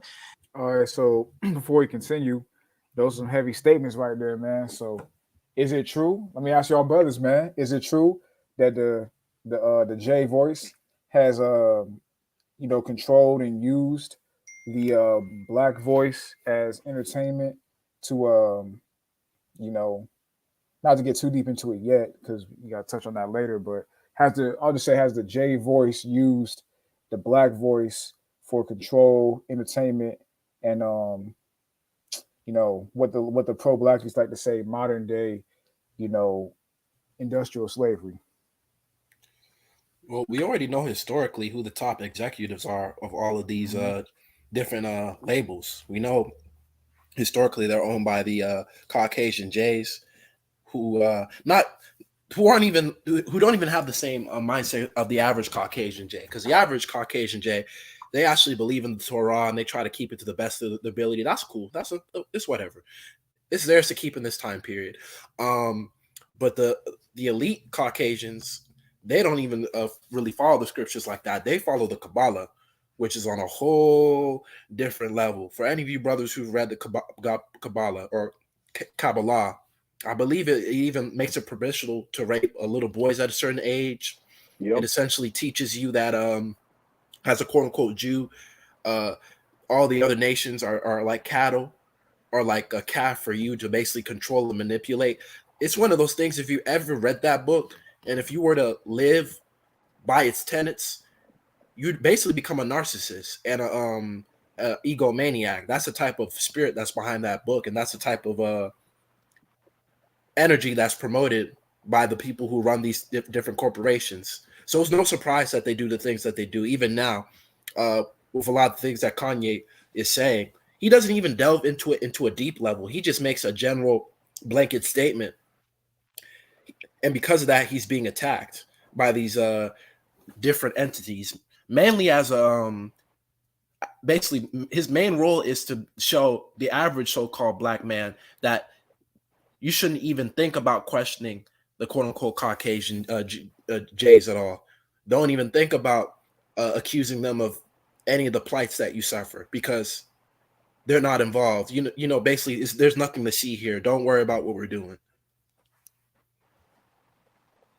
Yep. But hey, man, you was gonna say something? As far as the Kabbalah, I just wanted to say that you were absolutely right in regards to the Kabbalah. Like, when I remember I heard someone say that there is a verse in there where it's okay for them to molest little boys and little girls, and in the book, I had to look at it for myself.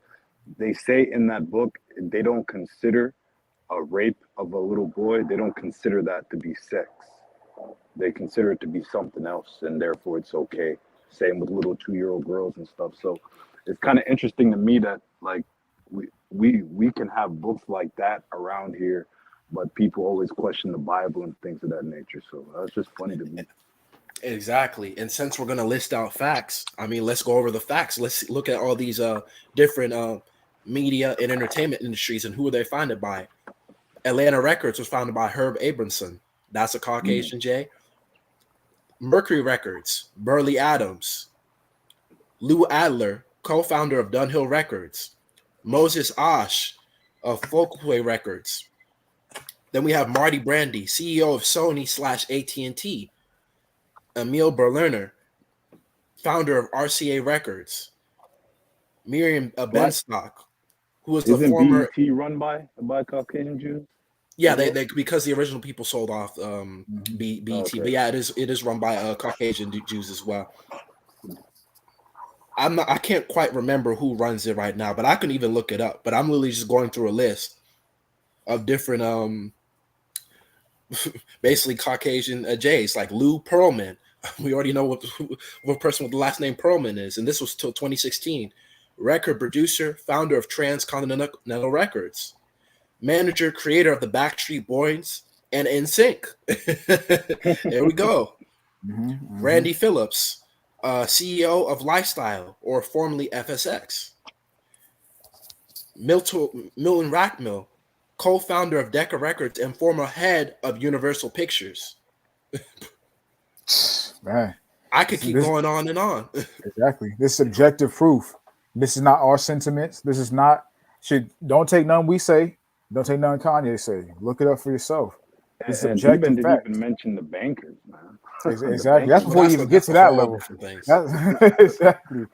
That's before you even get to that level, right? There's subjective proof and objective, facts that show who runs these various corporations, which America is a corporatocracy, so everything is, you follow the money, you find what you're looking for.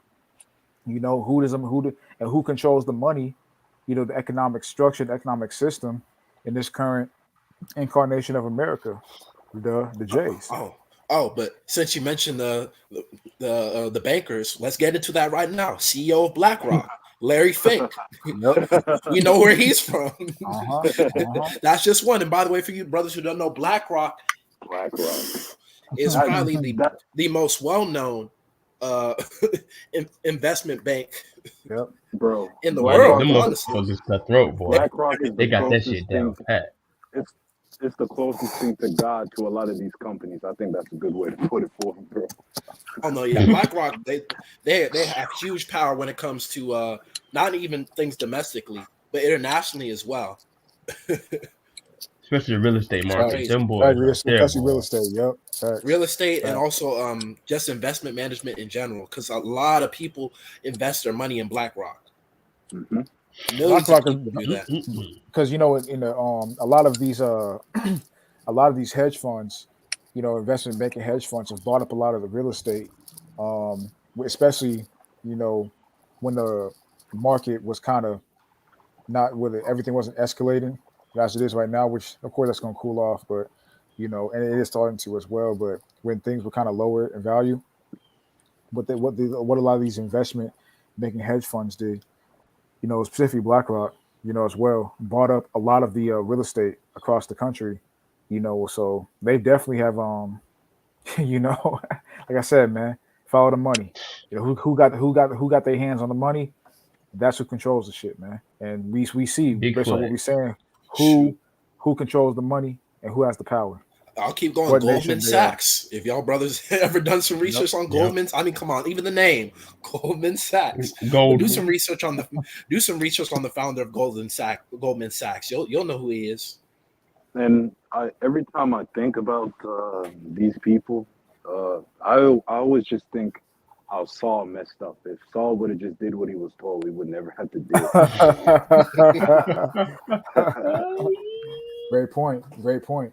Great point, man.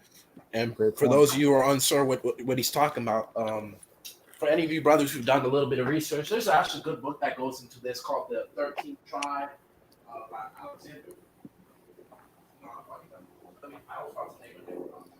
I think it's Alexander Kosler, something along those lines, who was also a Caucasian Jay, by the way. And basically, they detail in the book that these people who we call today, who live in the state of Israel today, they come from races people called the Khazars. Of course, when you do a little bit of further research, you find out that the Khazars are descended from Edom, specifically Amalek. I'm just paraphrasing, but that's why Hitman says the thing that stated what he stated, because in the Bible, during the time of Saul, the Most High told him to destroy all of Amalek. Of course, he didn't do that. Yep. And Shout I out to the believe in fellow that book, Benjamite. he mentioned how disgusting they were, that they would literally like let bugs rest on their body, and then they would just use the bugs as they would just eat the bugs as food, like Oh on no, their yeah, hair. they would never wash themselves or change their Yep. clothes. They would just wear the clothes till it fell apart. They did a lot of disgusting things, but that's a whole other topic. Oh Exactly, and boy. a lot of also your U.S. presidents too. You know, every single one of them have not only Jewish or J, you know, Connections. Or black, connections, but they exactly. also have J lineage as well. They changed their last names. In fact, I'm going to read an excerpt from this PDF, which is a book called "The Presidents and the Jews." Oh, Um, is it a reference to Donald Trump, quote unquote? well, Donald Trump and all of your U.S. presidents, Yeah, Roosevelt, Truman, Eisenhower, Kennedy, Lyndon B. Johnson, yeah, they all Nixon, changed their names.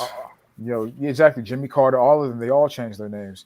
But I'm gonna read an excerpt from this one specifically speaking towards John F. Kennedy. This is going to show the presidential ties and relate the U.S. higher up presidential ties and ties in relationship to the state of Israel and the J people altogether. You got to think, man. Why would they be so protective over a group of people they have, you know, if they allegedly have no association in terms of power and control? Just things that make you go, hmm. But it says John F. Kennedy during the 1960 presidential campaign. John F. Kennedy told a meeting of Zionists that friendship for Israel is not a partisan matter; it's a national commitment. He pledged to renew efforts to secure an Arab-Israeli peace in the Middle East. But Kennedy also thought of himself as even-handed, and while American Jews were pleased that he supported Israel, they were displeased that he maintained cordial relations with Nasser of Egypt and the economic and military aid that was dispersed to Israel and the Arab nations alike in the fall of 1963. And this is John F. Kennedy. So I'm also going to go to another excerpt. It says, on the domestic front, Kennedy supported aid to public schools, but dragged his feet on civil rights legislation. Not until 1963, after the world looked aghast at television news photographs of firemen showering African American protesters with hoses and police during German Shepherd and turning German Shepherds loose onto the crowd, did Kennedy finally ask Congress to pass the Civil Rights Bill. So it's funny, man, because people, it's funny, man, because people they try to always, synchronize the the quote unquote Jewish plight with the quote unquote black plight, and talk about the similarities. Oh man, we both were in slavery, man. They like We're both victims.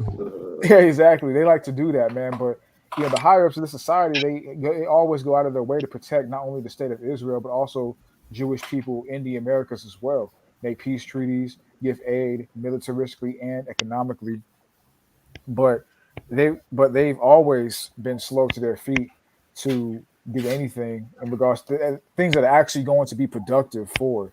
Now they give things on the surface that look productive, but really are backhanded things to put us in Poison. more deeper mental slavery in terms of ourselves, how we view ourselves, and the perception that we have of ourselves, like the civil rights movement and the origins of it, and the figureheads they use to to spearhead it.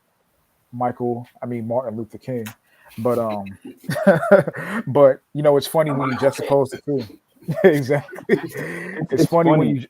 when you It's juxtapose the two, one they look out for and another they are slow to their feet, and then when they finally help, it's actually something to put us even in more servitude towards them. and it's funny. It's like you said, right? With us, we're told to get over it, and with them, they get millions upon billions of dollars of funding, and we're told to go visit a Holocaust museum. Don't get close. Exactly. Exactly. I'm gonna read another excerpt from the book real quick about Lyndon B. Johnson. Um, It says after a few weeks after Kennedy's death, Lyndon Baines Johnson told an Israeli diplomat, "You have lost a very great friend, but you have found a better one." How right he was. Not only did Johnson continue to provide funds for military and economic aid to Israel, he treated Israel as a true ally. He said nothing publicly when Israel launched a preemptive attack against Egypt on June 5th, 1967, even though he disfavored a military response to Nasser's provocations. Moreover, when Israel bombed an American intelligence ship, the Liberty, in the Mediterranean Sea on June 8th, 1967, both Johnson and his Secretary of State, Dean Rusk, were incredulous and outraged because the ship was very clearly marked and Israeli planes made more than a dozen fights over it in the previous day. Nonetheless, Johnson and Rusk accepted Israel's apology that it had been a mistake. It's just it's just funny, man. That and this is all throughout history too with these presidents. Just reading two excerpts. This book goes over a variety of presidents and their relationships with the Jews. Why is that, man? Why do these people have such a strong hold over the alleged most powerful person in the world that they try to tell you the U.S. president is? Is it because they have family ties to these people, meaning they are these people? Things that make you go, huh? And there's another book out there as well that goes into how these presidents actually change their names. Deben knows what I'm talking about. These presidents Yeah. actually change their names, um, you know, and they're like their names aren't actually, what's being given to us. You know what I'm saying? Well, I just forgot to what that book is clarify, called. I can't recall the book either.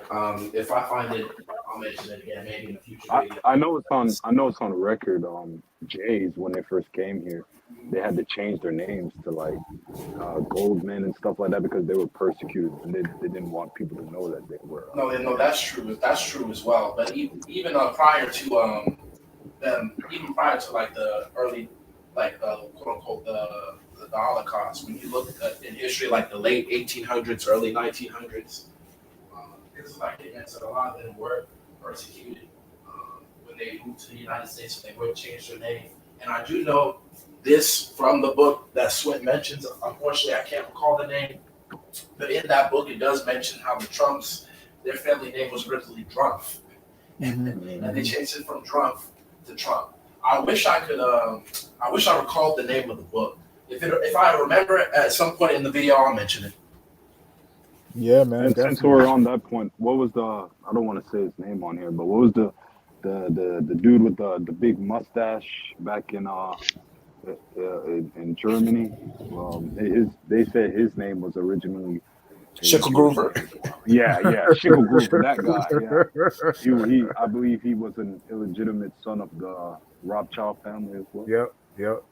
I've heard about that as well too. So he's going to show you the origins of that movement and whatnot. But that's a whole nother conversation to get Yeah, into the origins of that particular event that took place in history, um, and versus the perception of what they tell you in terms of so they can frame this narrative that the Jewish people or the J people are some sort of impoverished, some sort of underserved, um, you know, looked at against type people, which could be anything further from the truth. Especially when you analyze a lot of Jewish or J people, they fit that perfect white stereotype.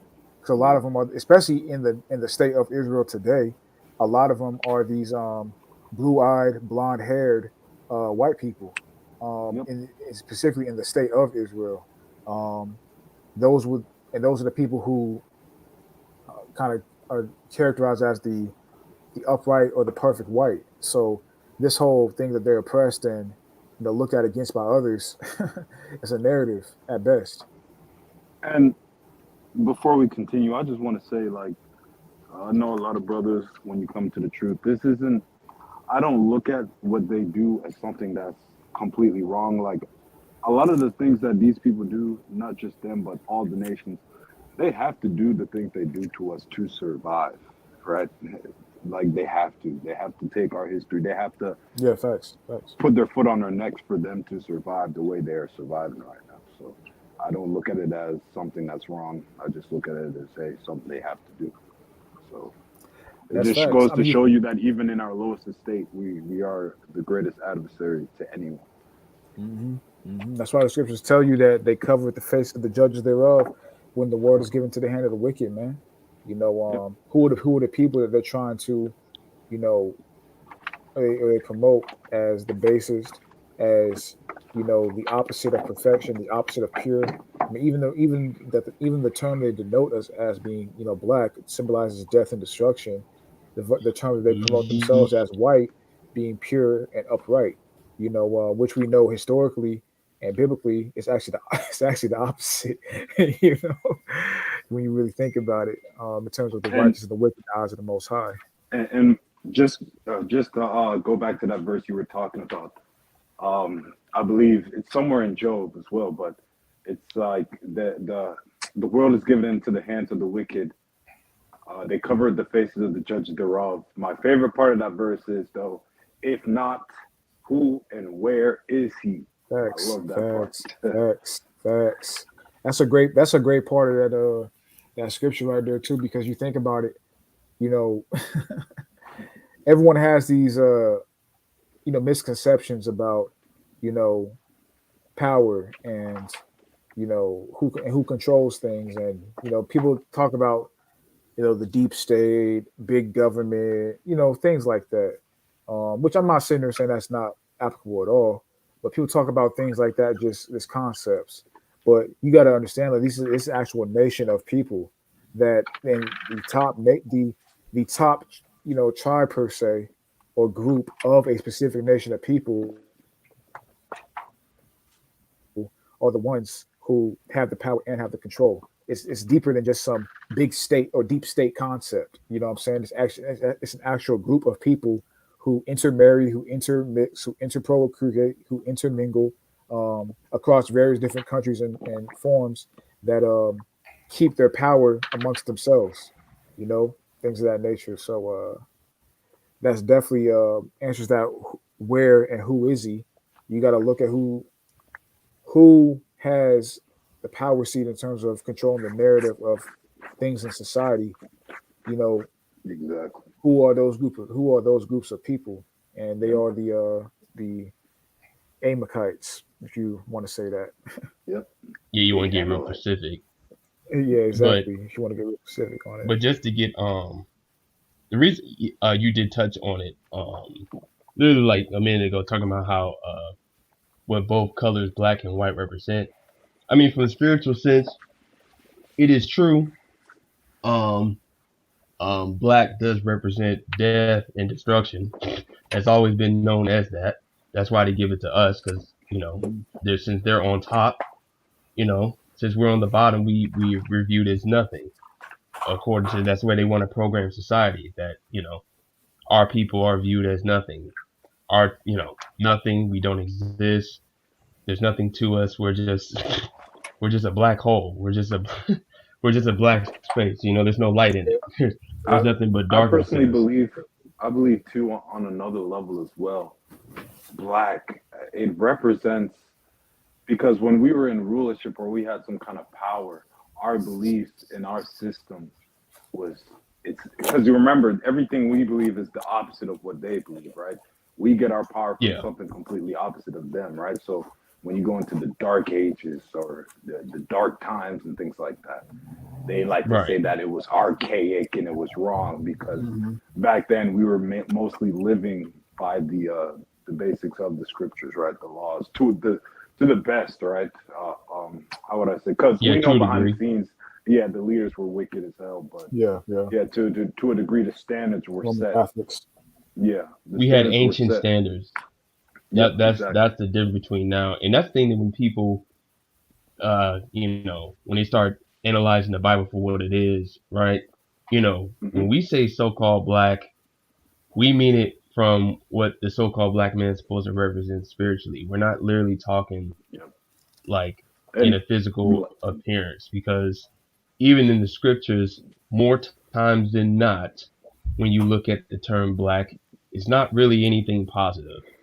Just be honest with you. because Whether it's Job, uh, Lamentations, and I forgot the other verse. I forgot the other book right now, but it's really denoting death. And the only time it doesn't really, the term black comes up where it's not denoting death. Well, It's my Song of bad. To not Solomon. denote, yeah, Song of Solomon. Solomon, and he's just talking about he's just dark as fuck from having a suntan. Like it's not Yeah, anything black. positive, but it's not that serious. But it's not meant to be. it's not meant to denote anything positive. So Yeah, the scriptures written, as we know, scriptures written from an ancient perspective. They didn't go by, they didn't identify each as other black, right? like races of people as black and white and yellow and brown That's and why whatever the fuck they do. No, I believe the main reason they call us black is that they look at us as a race of people who are not enlightened. You see what I'm saying? Like our power source is just completely different from everyone else. The way we move, we're not enlightened. We don't believe in their God for the most part. If you get what I'm you saying. know what it is. They view us. They identify us for what they truly want us to be, non-existent. So Yeah. that's really the term black comes. The motivations behind calling us black. That's where it comes from. We don't want to be. Wait, somebody got echo? Somebody got echo? No, No, not go me. go go ahead, go ahead and talk, bro. Oh, Yeah, go okay. ahead, bro. I don't know. Yeah, but that's how they call us black because they want us to not never exist ever again. So that's part of the conditioning, right? They want us to be empty. They want us to never exist. So they give us a connotation that means nothing from a spiritual sense.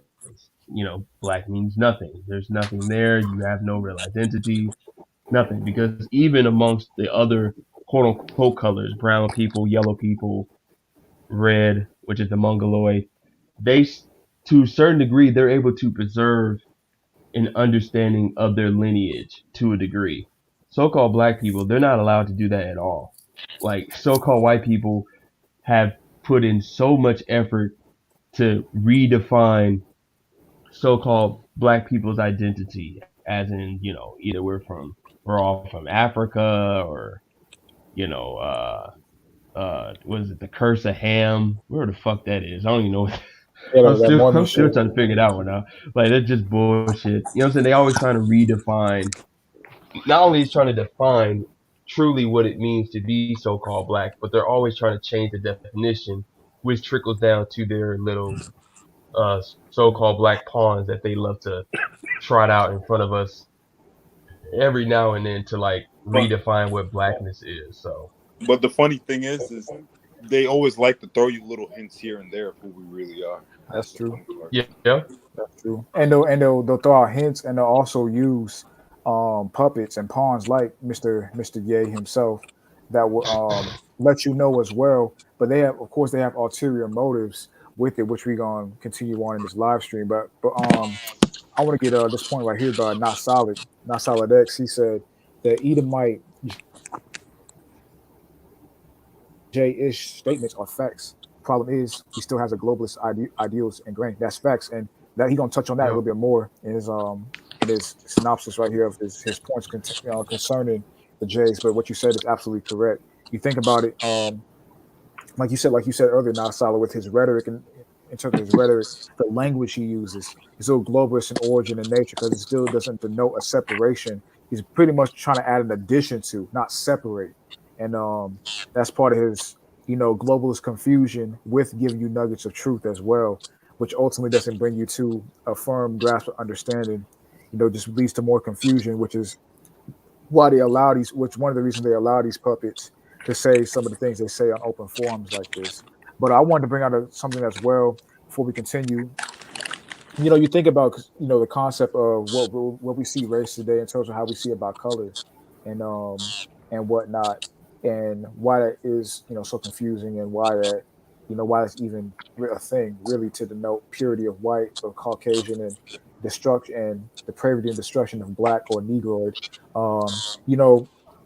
That whole concept is a relatively new concept too, in yep, terms of seeing people based off of, and denoting people based off of a different color pattern, or a skin color, and whatnot. And it was actually by a man named, it actually came to prominence from a man named Johann Blumenbach, who is a German anthropologist who is famous for his work at the Gottenham School in Germany, who is the credited author for, or founder per se, of the three major in terms of the modern day, the three major racial classifications of people being the Caucasoid, the Negroid, and the Mongoloid. And you can actually watch a podcast, listen to a podcast called it's called How Race Was Made.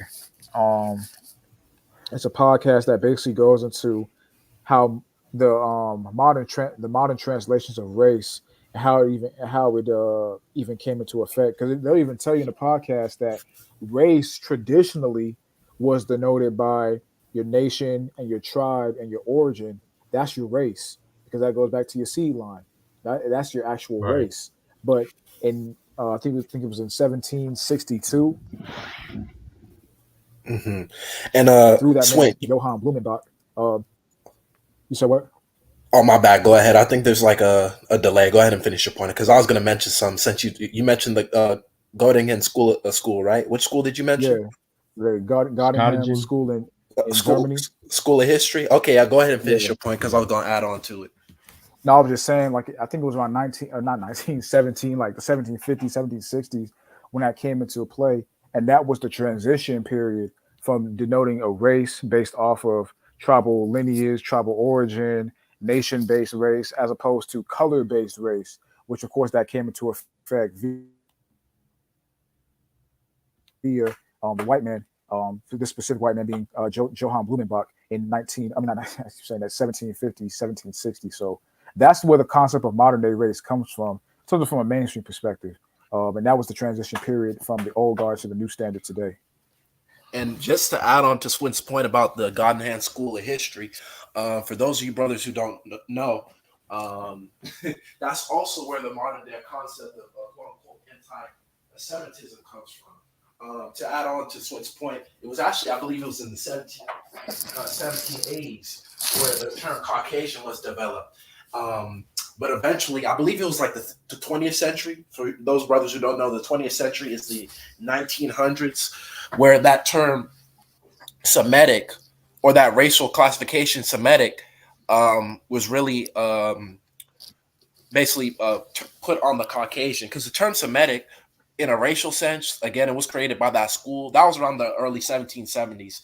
But like the term Semitic, as we know now, applying to strictly Caucasians, that happened in the 20th century by a man named Carlton S. Kuhn. Which is a funny name. That's ironic. That's Carlton, huh? ironic. Yeah, That's but ironic right basically, there. through his research and findings, he classified the term Semitic to be strictly Caucasian races, meaning what people who are quote unquote Indo-European and who are from the Caucasus Mountains, the Northwest Caucasus, and I believe the Southwest Caucasus. Because you got to remember, during this time period, the 19th century, the Caucasian man tried to say that they were the sons of Abraham, that they were Semitics. And that goes to the concept of quote unquote, the Semites being Caucasians, all African or Negro people being Hamitic, and then the quote unquote East Asian being Japhetic, which is also why you get those three concepts of quote unquote Negroid, Caucasoid, and Mongoloid. They try to break down the races of people in those three ways, even though that's really a fallacy, because all races of people come from the one, being the quote unquote Negroid. Exactly. Just a derivative of that, that's definitely facts. So, Well, let me get actually, this. I just want to add on to that Go ahead. because that's the issue right there. The issue is not them calling themselves Shemitic, because that is true. Edomites are Shemites. But the fact that they try to say that they're the only Shemites out here, Yeah. it's like, come on, bruh. Well, the Like, thing about it, that's so tacky. It's like, come on, man. Is it really That's that why, simple? if most people knew history, they could say the fact that they're using this word anti-Semitism is racist in and of itself, because the term Semite, at least how it's been used today, was meant to strictly apply to quote unquote Caucasians, who we know historically is just not true. Right. That's why you'll never And my thing is, you'll never hear someone. That's why you'll never hear a person who comes against the quote unquote Negroid looking Jews, or like the Jews that are in Ethiopia or parts of Egypt. If someone were to attack them or persecute them, you'll never hear that term anti-Semitic leveled at their opponent. It's only used when it's against the Caucasian. You know what's so crazy though? How come they want to shout out anti-Semitism, but then at the same time they'll be quick to say that they're descendants of Japheth through Ashkenazi? But they call themselves Ashkenazi Jays. Ashkenazi Jews. Like, how is that possible?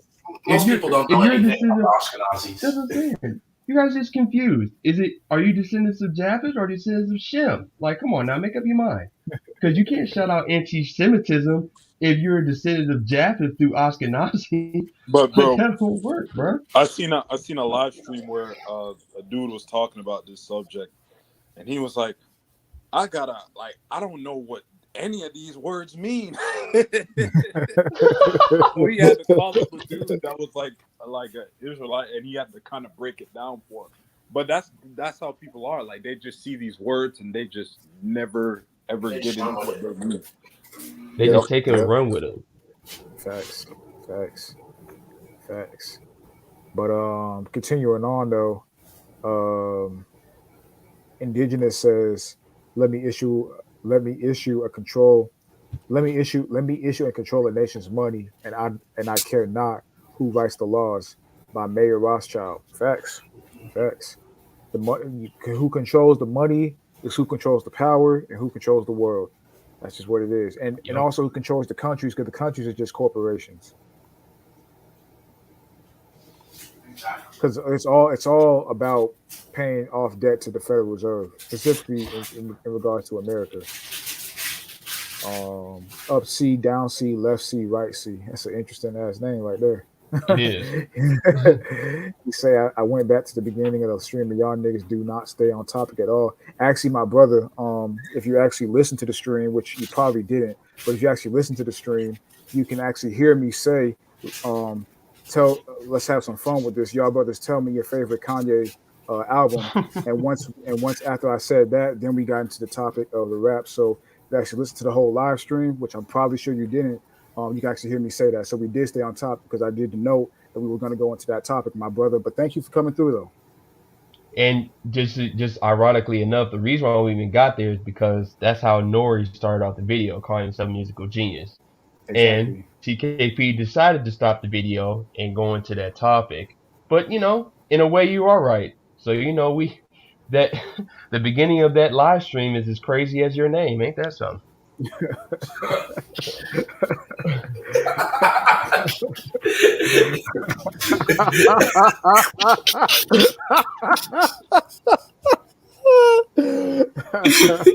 Damn. We wilding out just like your name, right? Nigga. Facts, bro. No comment. Yeah, no comment. Hey, we love everybody. Appreciate the viewership, brother. Appreciate the viewership, brother. No comment. You got two ears for a reason, bro. If you listen to what was going on, you'll find the truth. Listen before you speak. But continuing on, Indigenous said Arthur Coast. Arthur Coaster, that's the author of the 13th Tribe. Thank you, bro. Okay, cool. Appreciate that, bro. Oh yeah. Turner Classic said that's why the Most High calls them beasts. Absolutely, they are beasts, and that's why the Most High also denotes them as He who destroyed the earth as well. Yep. Darren Glover said he came out the gate speaking some truth. He did come out speaking some truth. I mean, and this is not to denigrate Ye. He came out. I mean, it's not to denigrate him because he's doing what he's programmed to do anyway. So it's not to denigrate him. He has no control what he could say and do. You know what I'm saying? So it's not to denigrate him. He did come out speaking some truth, and we're gonna continue on into that. It's Shalom Rendy coming through, loyal brother coming through, supporting the stream once again. Appreciate you, my brother Rendy, showing love and supporting, man. Much love, and glad to have you here again, bro. But continuing on though. And how they brought the money through when after Wall Street, when all of the like the Catholics, they wouldn't divorce people. Right. So the Jewish lawyers came and they were willing to divorce people. That's when they first came into their money. So like say with me and Jay, with our culture, with the with the darker Jews. First of all, because you got It just happens when anybody start talking deep. Okay. Yeah, with the darker Jews, the 12 lost tribes of Israel, who we are, because we Jewish also. We from Africa also. We the blood of Christ. So Jew, just like the Jewish people, and now we're coming into money. But the main thing. So let's talk about that too, because there's some fallacies in that. Blood of Not even all 12. He even, later on in the interview, he even said he said he the modern Moses, bro. In this interview later on, he even said like some shit like that. He said, "I'm doing this. I'm freeing my people. I'm Moses," or some shit like that later on in this. But even in the even in that little small part he said right there was some fallacy in that, and that's the thing with these entertainers, these Israelite, so-called Israelite celebs. They don't actually tell you the truth. I call it shock jock shit. They say stuff for clicks and views, shock jock value, but they don't actually give you any real understanding or knowledge. It's really they're put on these platforms to speak about these things, really to make a mockery of this truth, make a mockery of this knowledge, make you look crazy. That's what they really is doing, because that's what he said is incorrect from a variety of different standpoints. He said, number one, he said we're Jews also, denoting that they would be Jews too, which is wrong. And then number two, he said we're the 12 tribes, we're the lost 12 tribes, we're Jews. That's not true. There's only 3 tribes that denote Jew: the southern kingdom of Benjamin, Judah, or the kingdom of Judah being Judah, Benjamin, and Levi. So that's actually not true what he said, and that's the thing about it, bro. They don't actually tell you, like I said, they don't tell you the truth. They tell you things that may get views, may get clicks, may shine a light towards certain things, and then they have a lot of erotic language. And because notice after this point in the interview right here, that's when he started to kind of get more erratic with his tone and things he would say and whatnot. So it makes it seem like anyone who associates with this particular spiritual belief system or faith-based system has the same trait of someone like him. We're gonna touch on other things that kind of we can say as well, but that's kind of what I see when I look at things like this, because it's not even, like, nothing he's saying is accurate. Because even though he did say us as black people or so-called black people are Jew, he also said that all 12 tribes are Jew, and that's not true. And we're also from Africa. So we're Jews. We're from 12 tribes of Jews, and we're all from Africa. And all Jews are from Africa. Exactly. Somebody stop this, man. Oh my God. Man. But that's the thing too. Like, that's why you gotta, take these influencers or these celebrities, what they say, with a grain of salt. They do speak some sort of knowledge, especially when they talk on deeper aspects, especially when it comes to the Bible. Some of them do speak, do give some insight to avenues of truth, but it can never be 100% accurate, because they don't want you to get 100% accurate understanding. They want you to kind of be all over the place and erratic in nature, like he's showing, in this interview right here as well. So, I mean, that's just from that standpoint, what he said is not factual. What's next? Enoch wrote the book drink Enoch. The Douce over the Hennessy as the first step to us coming together, like how the Jewish people came together. But we couldn't even talk about. I remember Ben Horowitz called me after 4. And that's what I was saying as well in regards to the globalist theme, because he's trying to bring some sort of symbiotic relationship between black, and when he says black, he's talking about American black people, or black people of the Americas, or people of color of the Americas, because we know it's not just quote unquote black people, but people of color, of the Americas, and also throughout the world too. But he's speaking specifically more towards of the Americas. He's trying to bring some sort of close relationship between the people of color of the Americas and the FJs, the fake J's. You know what I'm saying? And it's like that could be, outside of what Ken said in regards to them also being Shemitic, there is no relationship, because we know the promise goes through 3 lineages. It goes through Abraham, it goes through Isaac, and it goes through Jacob. And so that puts an end to the relation, to the relationship in terms of some sort of family or some sort of togetherness type, you know, um, vibe he's trying to create or say, in this particular interview right here. There has to be, and that's the thing about it. Like these individuals are never going to tell you that there's a distinction that has to be made. We're not Jews. Also, we are Jews. Period. Yeah, and Yeah. it's funny because when you actually dig deep into it and you say, oh, okay, these people are actually Shemitic, that's when they run and say, oh no, we're actually Japhetic, right? Because the whole I know, right? yeah, and now we're Japhetic now. Yeah. So how's the anti-Semitism then, dude? But here's the thing, right? Here's here's how they try to trick you, right? Because this is why you have to be studying the scriptures, man. I mean, there's a reason why I always joke about it, but why we should keep studying is therefore it's so important for a reason. Because this is how they try to trick you, right? They'll say, "Oh, well, you come from Abraham, I come from Abraham. Okay, you come from Isaac, I come from Isaac. You right? Yep. But do you come from Jacob? No, you come from Esau.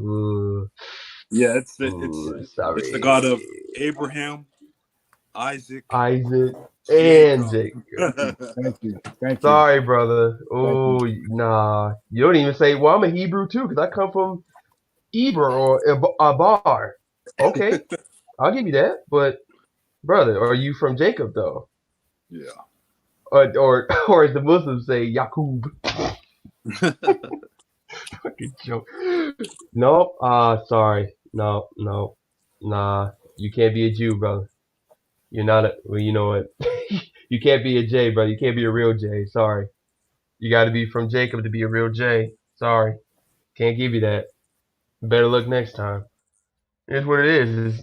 Yeah, it's racism, but it's And just facts. exactly. I want to read this comment from Faithful Servant. He said, facts, bro. I want to read this comment from Faithful Servant. He said, "What was the name of the white man who dubbed black, white, Caucasian, etc. again? The one credited for a switch from lineage to color. It's a black, it's a Negroid or black, Mongoloid and Caucasoid, which would be white. His name was Johann Blumenbach. He was a German anthropologist, and scientist." Max said Ishmael. That's a whole other issue. That's a When he whole. said, "Man said we Jewish," then says we from Africa. You got to say we come from all corners of the world, not just Africa. But thank you. That's the thing about it, man. They're not You going to can't give say you, that. because it's not real knowledge. It's just shock jock hearsay, things they programmed them to dispel to the masses. Yep. So they're not going to give you a full scope of understanding when it comes to the origin of black people in America, which is who we're speaking about primarily. He's not going to give you a full scope of understanding. It's going to be just things you can kind of brush off because it doesn't really have no real info behind it. It has no real substantive knowledge behind it. That's why when you see people react to things like this, they never really speak on. They react to the whole interview and they give this a topic 2 seconds of attention and they move on to the next topic. Because it doesn't really have Exactly. no knowledge, no real knowledge behind it. It's just something that he just says and he moves on.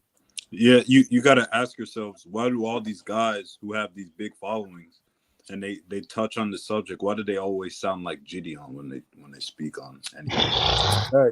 Exactly. We Damn. done Shout out to went all him. through. We done went Whatever you all want. through that Yep. nigga. Going over that, man. So that's facts. He does sound like Gideon when he speaks. It's not really, and I'll say Gideon even came with more stuff. You know what I'm Yep. saying? Gideon come with Yeah, more he was a little knowledge. better than Kanye. He's better than Kanye.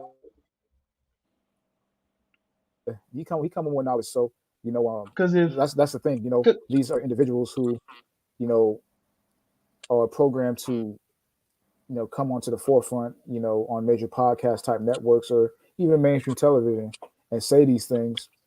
There's a reason as to why. There's a limit to what they can tell you, and there's a reason as to why they're doing what they're doing as well. cause I look at it like this, right? Even if, who said that? I think it was Randy, right? Yeah. Even if Randy, right? Even if what Randy said, Kanye said about coming from all four corners of the planet, at this point in time, which is meant to fulfill prophecy, right? Even if he said that, I guarantee you he wouldn't be able to explain that shit correctly. He would use that fact from the scriptures to try to promote globalism. Guarantee you he would. Because he was like, oh, four corners, we're all Israelites. Yeah. All the world is like, oh God. No, Kanye, no. Just All like, children of no, Abraham Kanye. and stuff like that. Yeah. We're all And children of Abraham. mm-hmm, mm-hmm. Ah, That's the limit at which they can go to, and it makes the concept seem erratic and foolish when you don't actually give no real substantive knowledge behind it. You know what I'm saying? That's why for brothers who have any sort of understanding, we can see that these particular people are being used to shape and frame uh, a thinking pattern from other people about people like us who believe in the same general sentiments about us being of the stock of the 12 tribes of Israel. That's why they do things like this.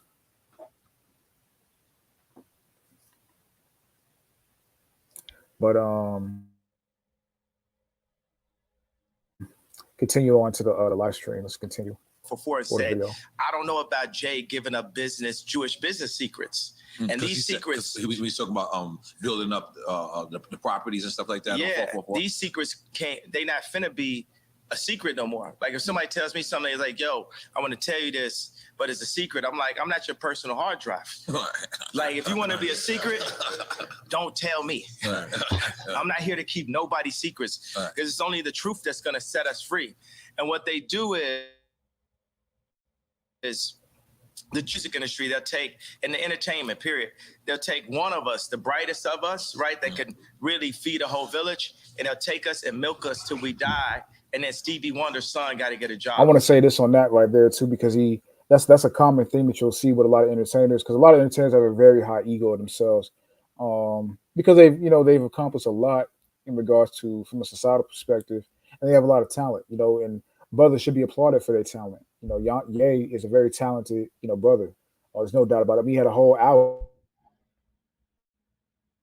saying a whole 45 minutes talking about his music, and that's the other conversation about rap. These brothers are extremely talented. Don't get twisted. But they're not the best and the brightest among us, though. You know what I'm saying? These entertainers are not our brightest, and we're the only community that denotes our brightest as denotes our brightest by entertainment. LeBron James, motherfucking Kanye West, Jay-Z, even some of these speakers, man, who prop themselves as intellectuals. Exactly. Michael Eric Dyson. Let's take it there. Martin Luther King. Malcolm X. Rizza Islam. Brother Ben X. My son. All of these niggas, man. Man, you forgot the biggest one, brother. You forgot the Prince of Pan-Africanism, Ifan Tunde. You can't forget. You forget the Prince of Pan-Africanism. Can't forget Ifan Tunde, man. Shame on you, bro. Dr. Umar Johnson himself.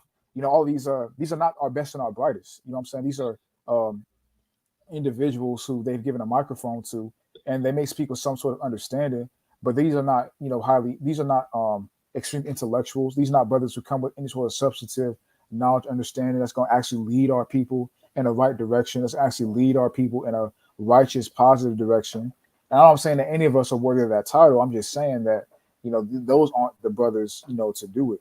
They have talent. Some of them are great public speakers, great rappers, great basketball players, football players. They have studied a particular subject well, and they know that subject, even if the subject is, race theory, BS, they still have studied that subject well. But these are not our best and our brightest. We're the only community that denotes our best and our brightest by the various forms of entertainment. And, the best and our brightest are usually, like you said, when it comes to entertainment, they're usually people who say a lot of big words and they worship women. Those are our best and our brightest, man. Facts. Yep. Facts, bro. Woman well, here's the ironic part. Right. What's his name? Farrakhan. If you want to get to heaven, He's already here on earth. Cause heaven is in a woman. I'm like, what's wrong with this nigga? Too old for this shit. Oh my And also too, I want God. to say this was not to disrespect any of those brothers. Like some of the more prominent ones I mentioned, like Martin Luther King or Malcolm X. It's not to discredit those brothers, but they did have ties that are not commonly spoken about in mainstream society that has to be mentioned if you want to prop them up on some level of some high intellectual who led our people to some sort of prominence. You got to also speak the whole truth about them, you know, and the organizations behind them as well, going into the Black Civil Rights era and the Nation of Islam. You know, you got to speak Yeah. which I'm not going to get into all of that, but you got to speak the truth about those people if you want to coin them or give them the proverbial crown of best and brightest. You know what I'm saying? The whole stuff needs to be out about them so that people know. But like I said, you know, those brothers are talented in what they do. No disrespect, but you know, they're entertainers nonetheless, and that's just the fact of the matter. And here's the ironic part about what Kanye said.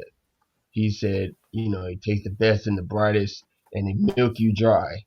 Well, nigga, how long they been milking you? Because nigga, Exactly, you exactly. you've been a big deal since 2004. So Mm-hmm. I'm confused. Like, do you fit that category, or are you just one of the random cows that just so happened to get off the ranch? Like, you let me know, bro.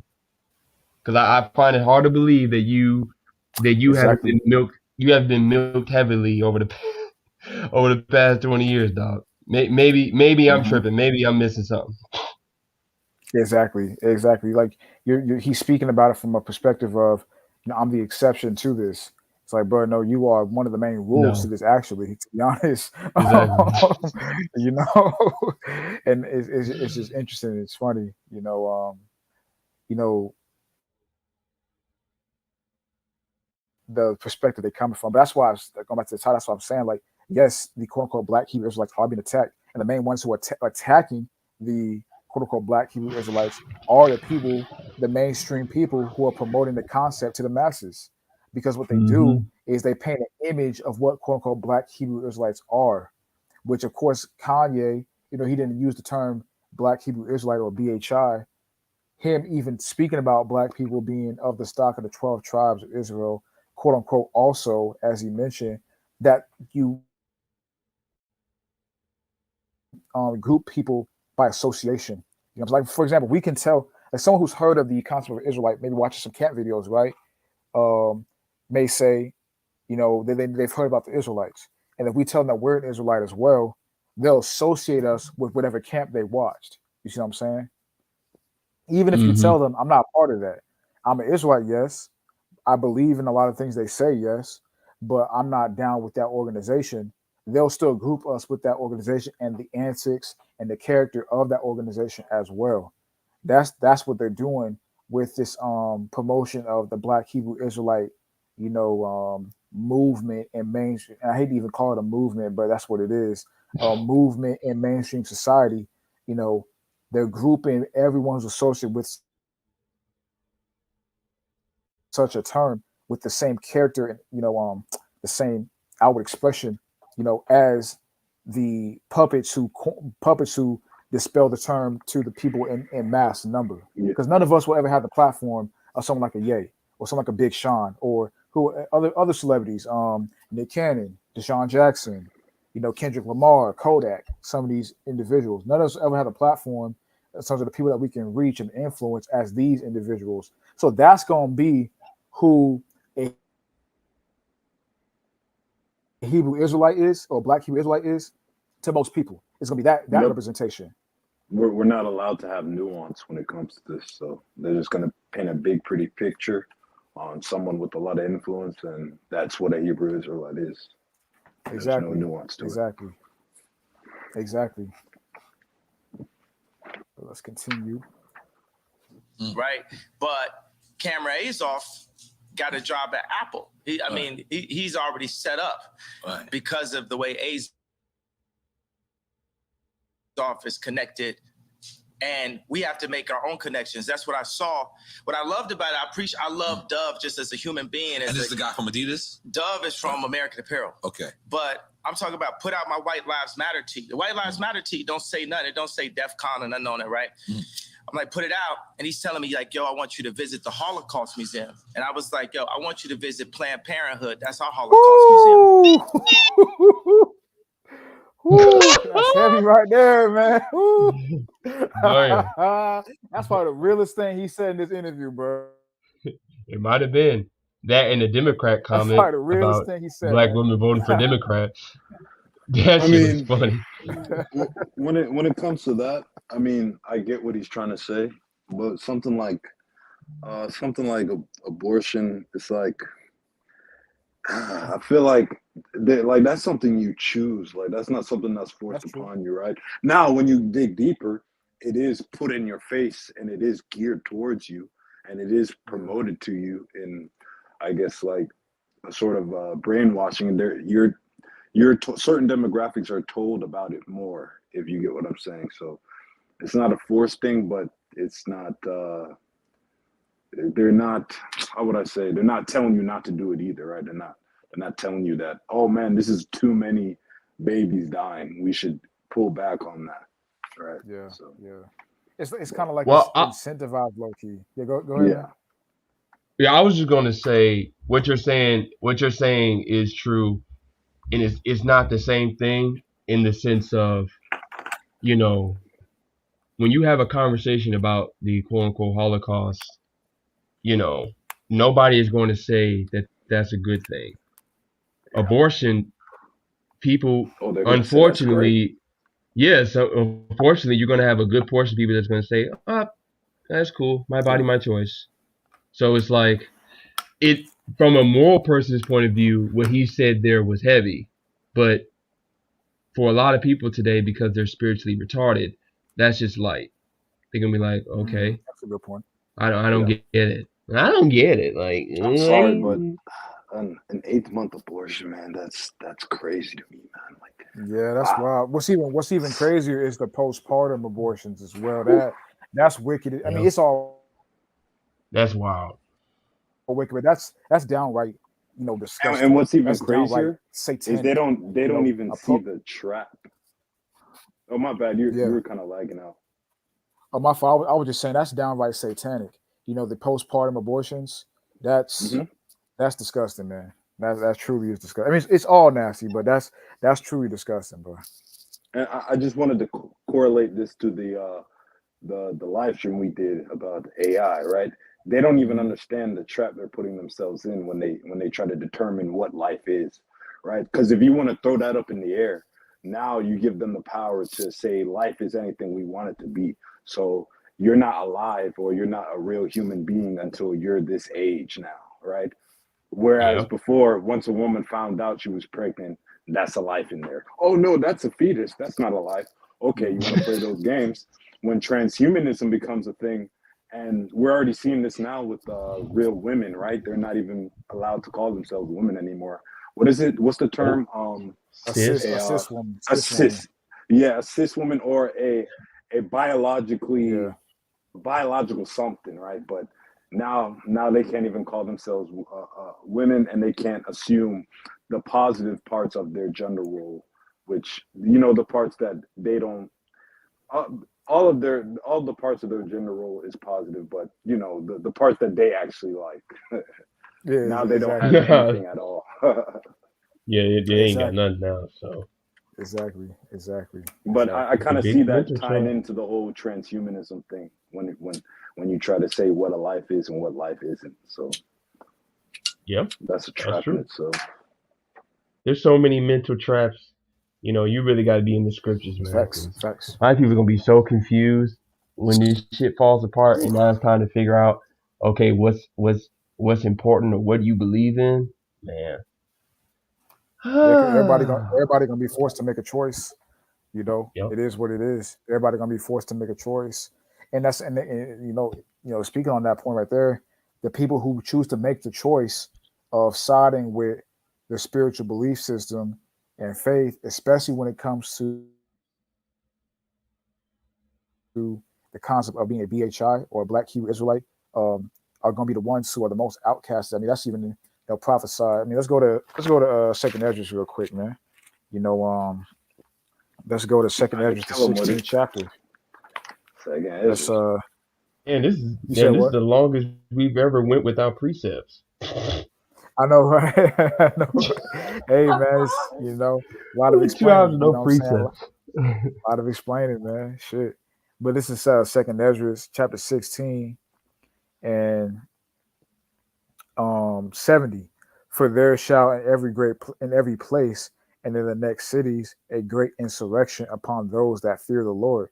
They shall be like madmen, sparing none, but still spoiling and destroying those that fear the Lord. For they shall waste and take away their goods and cast them out of their houses. Then shall they be known who are my chosen. They shall be tried as gold in the fire. Hear, O ye my beloved, saith the Lord, behold, the days of trouble are at hand, but I will deliver you from the same. Be ye not afraid, neither doubt, for God is your guide, and let the guide of them who keep my commandments and precepts say, the Lord God, let not your sins weigh you down, let not your iniquities lift up themselves. So, there is going to be that time period is going to come with that great insurrection or the great, rampage or, stampede or whatever you want to call it against those that Yeah. you truly Well, fear the Most High in truth and sincerity.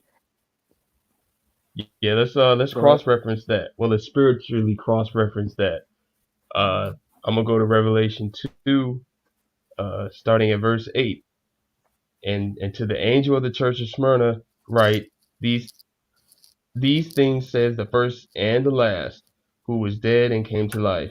I know your works, tribulation, and poverty, but you are rich. And I know the blasphemy of those who say are Jews and are not, but are a Hmm. synagogue of Hmm. Satan.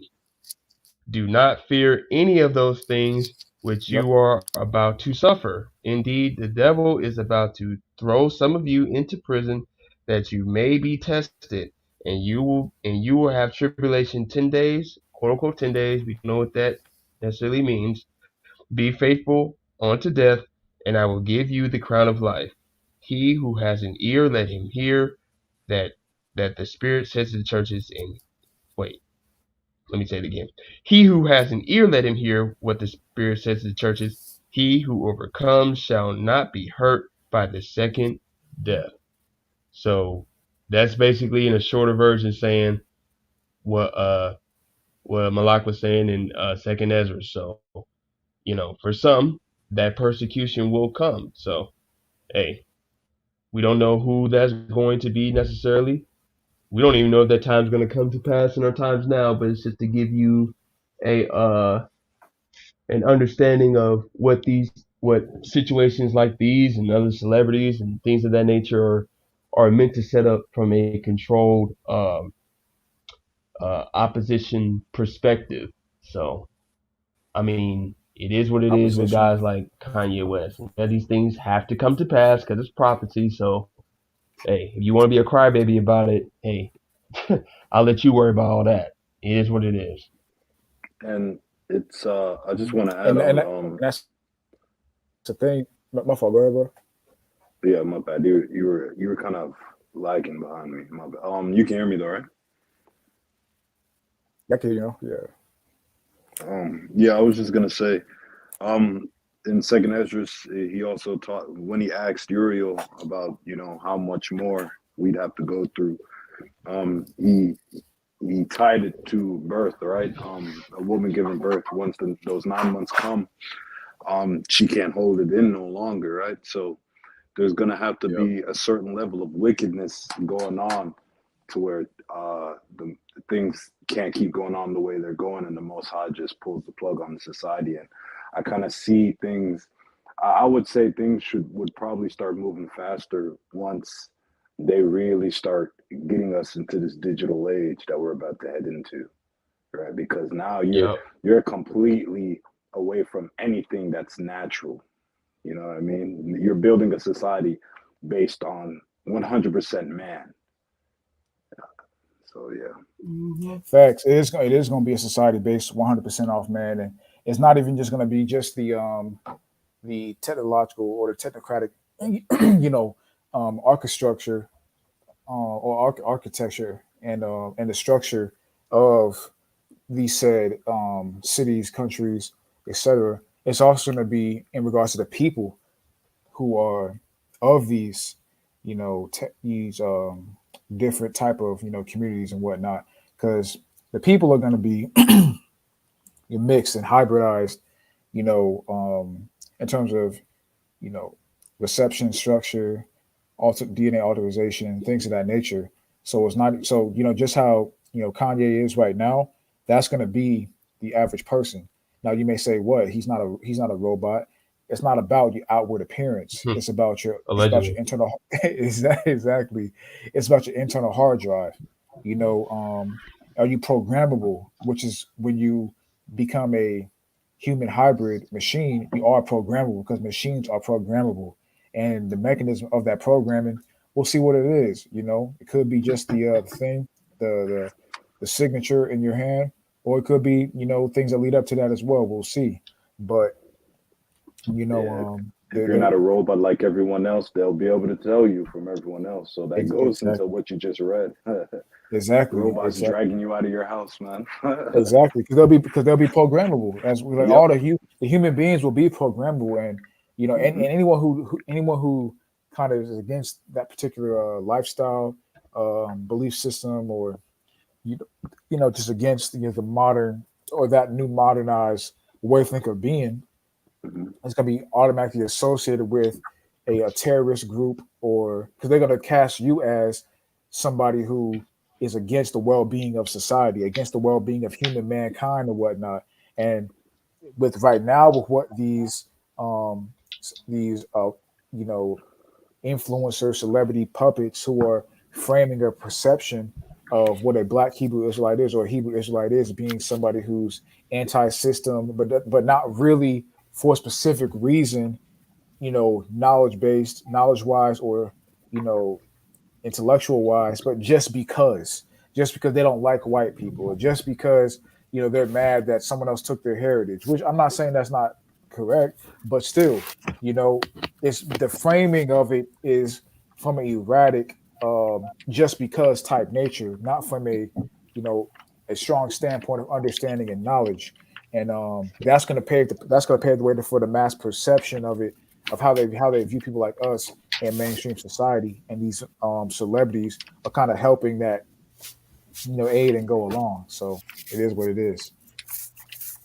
Yep, little by little, and all it Yep, takes. yep. Well, I'm like, Yeah, go ahead. yeah. No, I was going to say because you did you did discuss one point, but we were talking about this before, like this past week or so. You was going to go into, but I was going to say it right now, but I'll let you do it on your own because you were going to go Cool, there. cool. yo, I Oh, we put my finally life cooking. on this. You said what? Oh, I was about to say we finally cooking. I see you a little bit further in the video. We've been cooking. We've been on this part for like the past about hour, bro. My bad. I had to step away for a little bit. Oh no, you good, man. I feel you, man. I feel you. I feel you. I understand, bro. I understand, bro. He had an emergency, guys. He had an I emergency. It's understand. all I understand, dog. Hey, but we We back in good. the spirit, man. Let's get back to cooking. we good. We good. At this point, because they've been fucking with me too long. They put the Uh-oh. crazy narrative out there. My Jewish trainer, Harley Pasternak, who's Lizzo's trainer, She got a trainer. put it out when I went to the hospital, put it in the press. I got a bunch of. I just want to say something real quick because I have noticed a lot of people will come at Kanye. Well, like, well, Kanye, well, why do you have a Jewish trainer? Why do you have a Jewish quote unquote accounting or Jewish? It's not their fault. You're the one who decided to hire them. Allegedly, he did. And this is delving it into a little bit of a 3D perspective, but most likely that trainer is one of his handlers. Yeah. I'm just keeping it real. Yep. All these Yeah, quote unquote J people around him who are quote unquote Kanye's employees, it's most likely his handlers. That's a different topic. And they Shit, also I had probably a Jew. They also had a I was J gonna say executive. I was gonna say my they bad, also had go a ahead, J. go ahead. They also have a J executive who was at this particular interview with Kanye. Um, he's not shown, but he was kind of there in the background or whatnot. He was a J. He more than likely was one of Kanye's handlers as well, making sure he doesn't go off, making sure he doesn't go too off, because they want him to say these things, but they want to make sure he doesn't go too off the wall with what he says, doesn't reveal too many things. Yeah, they do this all the time too. Like, remember, I think it was the episode of The Shop where Draymond Green started flapping his mouth. He was saying a little bit too much, where he's just like, the reason they treat us this way is because they know who we are. And then he started, like, of course he didn't mention the word Israelite or anything along those lines. Yep. If he would have did, they would have had to shut down that episode. But I'm trying to remember the Caucasian who was there at the show, who was a moderator. Wasn't it like I forgot his name right now. Jon Stewart. That was the word. I believe was it that's Jon his Stewart? name. Jon Stewart. I believe that was him. I believe that's his name. I know you're talking about, but I believe that's his name. Yeah, it was Jon Stewart. You're correct. So they had, like, literally, it's a whole panel of, like, former athletes and entertainers, all black people. Then you just have Jon Stewart there. I know, right? It doesn't even make sense. It's not like Jon Stewart was an athlete. So why is he on Not the even shop? close. Exactly. But shit, that trainer question. I was gonna say, if you watch that conversation that they have in the shop, as soon as Kanye starts delving a little bit deep, then Jon Stewart is able to reel him back in and enforce that globalist mentality where it's like, the human race and it's about mankind coming together. It was just fun. Yeah, that's true. I was gonna say that question for Kanye. That question only should be for Lizzo because that motherfucker need to be fired. Just be Kanye's handler. I don't know what the fuck that motherfucker handling on Lizzo, but it definitely is that damn weight, boy. The fuck going on there? Like, what is he, the vocal trainer? The vocals or some shit? There's gotta be some. What the fuck? Yeah, it's sure ain't no weight trainer. That is shit. She need about 3 of them motherfuckers right there, boy. She need a lipo. She need a lipo at this. No, never mind. She don't need a lipo. We do it the natural way. Never mind. I was gonna go too far. But that Lizzo's training. No. That nigga cat. That's Kanye's lying, guys. He's lying. That's not true. He's just talking. That's real. That's not real. That's speculation. That's alleged. Lizzo does not have a trainer, guys. That's alleged. That's just a rumor. Oh boy, Lizzo got a trainer. Yeah, okay. Oh yeah, that's funny. That's pretty bad trainer then, to be honest. That's a That trainer body don't- positivity trainer. That's that what trainer that don't- is. That trainer don't know what the fuck you doing. Oh yeah, not solid. I had some technical issues, but we back now. But Wendy said, I remember he even came out and said handler word for word in one of them interviews. He did. Yep, I and remember Tucker he Carlson. did. Tucker Carlson. He said it. He did. Yep, he did. We Tucker gonna Carlson. definitely He definitely get said it there. we're gonna get to some more of those, but just a little bit more in this because after this point, he kind of goes to the entertainment shit, and I'm not really trying to focus on that. Yeah, who gives a shit? Continuing on in this. Your friends that went to the hospital and didn't go to the press. They did that just like they did in the documentary on the 3rd episode to say, we love Ye like the rest of y'all. We know he a genius like the rest of y'all, but sometimes you got to turn the camera off on him. So they'll go and get a dude that's supposed to be my friend that's been taping me the whole time and buy this nigga out for $30 million. I thought you co-signed that. I ain't co-signing, but you get used to that. Paparazzi taking a picture of you. You ain't getting no money off it. Right. You just get used to getting screwed by the Jewish media. And I'm saying, y'all done poked the bear too fucking long. But see, you think about this too. Like he's talking about you getting screwed by the Jewish media. He's referring to that, the Kanye documentary with the dude that allegedly been following him his whole career and all that shit. Whatever, man. But whatever.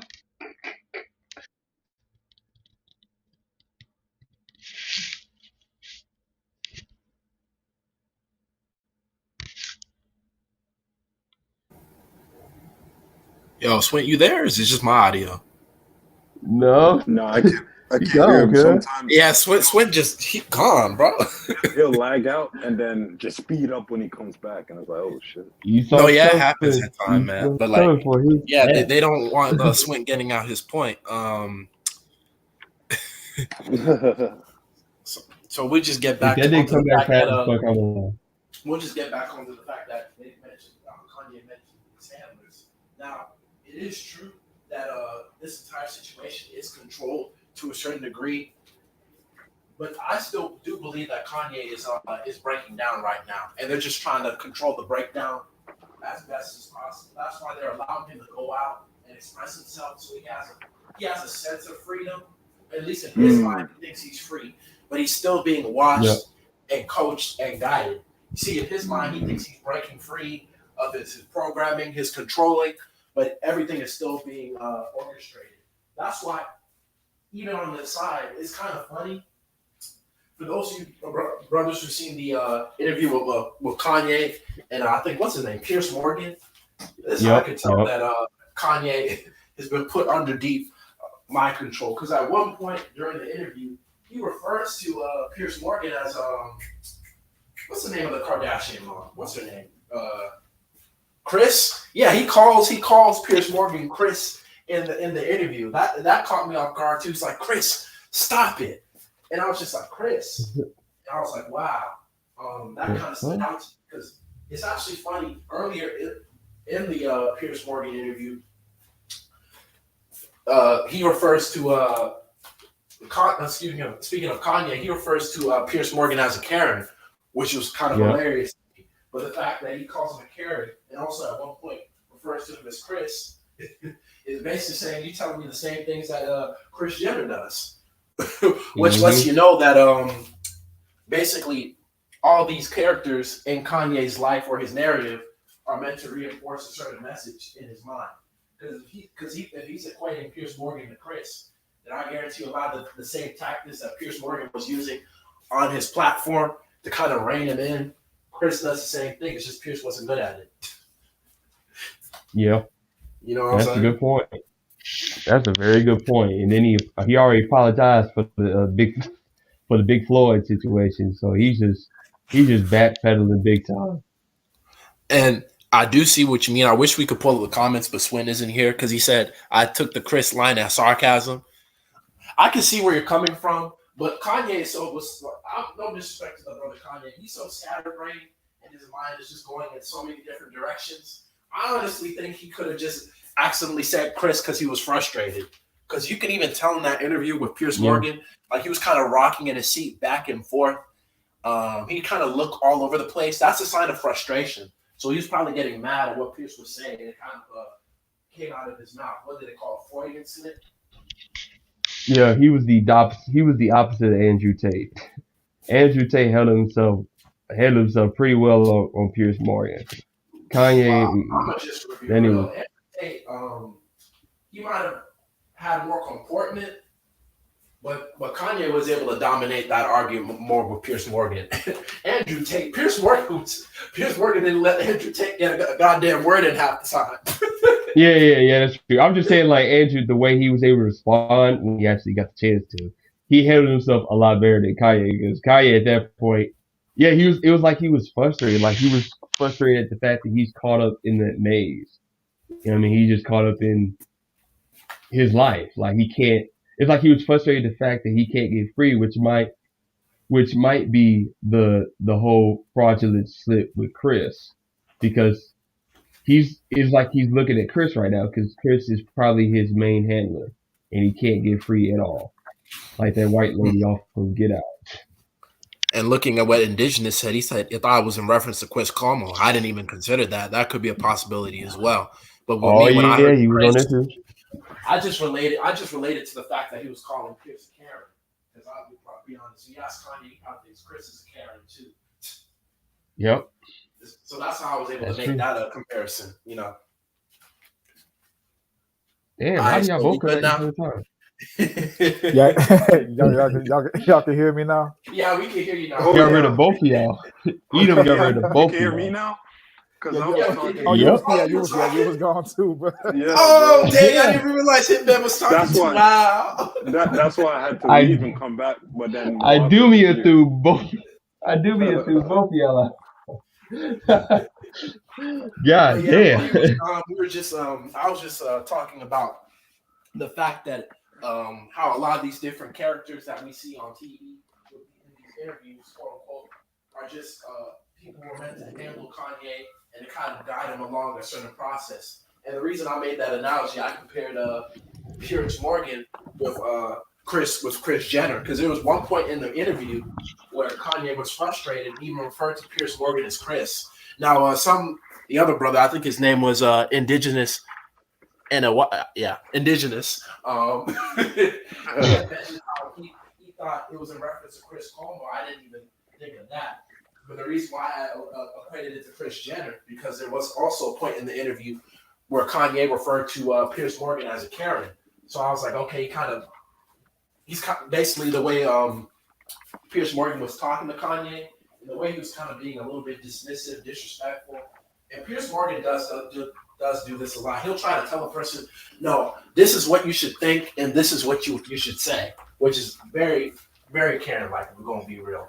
And Chris Jenner probably does the same thing to Kanye in real life. And what I was saying when you said that, I agree. I like how you put that, because I can kind of see the same thing with Draymond Green, how you guys brought him up about how he's there, but he's not completely there, and their programming Yeah. breaks and they got to be rung back in. So I definitely see that. Hey, remember That's with true. Draymond Green too? He had a glitch a few years back too. Yeah, he was just staring into the camera for Yeah, he had not a in the glitch. camera, but he was just staring in the audience for like It's 3 space, minutes. Yeah, Like, I was like, what Was the that fuck? Jalen Rose or Draymond Green? it was both of them niggas. That was Draymond. Oh shit! No, Jalen Rose did? Jalen Rose had one too. Yeah, I didn't see Draymond Green. I thought his Draymond was Green slight. is I bad. thought it. Yeah, Draymond's was bad, and Shaq's was bad too. Shaq had one on Yeah, Shaq's was TNT. terrible. That shit was terrible, bro. Shaq was He had also that get out look. He had that get out face on it. That's why his shit looked so crazy. At least Draymond was smiling. That nigga Shaq looked traumatized. Like he looked like the nigga from What? Get Out when he was in the chair, nigga. One of his eyes went sideways, bro. That shit was crazy, bro. That shit was weird. Hey, That's this crazy. is a good comment from Not Solid. Not Solid said, if you look at Kanye's eyes in certain frames, he looked dead inside. In the Piers Morgan interview, he did look dead inside. He looked like he was like his energy was drained. You know, I mean, honestly, man, you think about it. You know, who knows what's going on behind the scenes between this Drink Champs interview and the Piers Morgan, because on the Piers Morgan was the one where he kind of pseudo apologized. So who knows what kind of things he went on with him behind the scenes that kind of drained his energy and took the life out of him. But look Yeah. at Piers Morgan. Piers Morgan looks like he's dead when you look in his eyes. He looks like a whole robot, man. Like these people have no soul. Like when he's talking, you can tell he's just reading a teleprompter or whatever. Like he's whatever they tell him to do, he does it. These people are all dead inside, and that's why the scriptures tell you pretty much what do you gain? You gain the whole world, but you lose your soul. Your soul. Yeah. What's the point? Yep. And when he said, What's Kanye? Kanye. Yeah. When he said both of y'all to that iconic COJ break that he does in his videos, facts. He do be doing that shit. Hey man, maybe let me stop. Let me stop. Oh snap! Yeah, no. Turner Classic said Jalen was watching the game, getting mic'd up. So that's what it's in reference to. I agree with Turner Classic, bro. Like it didn't look that bad. That didn't look that bad. That nigga was staring at the game. He was eyes peeled to the game, then, bro. I mean, yeah, but like it was. The clip was like it was like a 10. It was like a 10-minute second clip. It wasn't like 30. No, fuck that. Shaq was staring at his face for like 2 minutes, bro. Yeah, Shaq. And Shaq was, man, that shit was so bad, bro. Everybody else was normal on the set. Ernie was just talking, and nigga Shaq had this like traumatized look on his face, like he saw a ghost or some shit. But I was like, Jalen Rose, I can see. I give him an excuse because maybe he was just in the zone, like just looking at the game, just like Like watching the focusing. game. The game must have been that Yeah, good, maybe. yeah. But Shaq, yeah, that. Nah, Shaq ain't no excuse for that shit, bro. Ain't no excuse for that shit. I mean, ain't no excuse for the Hell Shaq no. or for the Draymond one, but I Yeah, don't Draymond know. neither. I don't Yeah. know. I don't know. On the Jalen Rose, I don't know. I don't know. Bro. Shaq was definitely the worst. I mean, Draymond's was Yeah, definitely bad, but Shaq was the worst. That nigga Shaq looked scared as fuck. I was like, he what is did. this nigga Shaq looking at? Definitely had him a glitch. Upsy Downsy said the Caucasian Jay likes to sit in the midst of the so-called black gatherings to play a moderating role. Facts. To act like an ally, but really keep an watch on the conversation happens all the time. Facts, facts, Yep. facts, facts, Yep. facts. Like you said, they'll sit in the midst of the so-called black man. But it's funny when you look at the positioning too. They'll sit in the midst, but they're also kind of off to the side too. To kind of show that they're the overseer of the conversation. Like it'll be like if you got like a circle of so-called black men.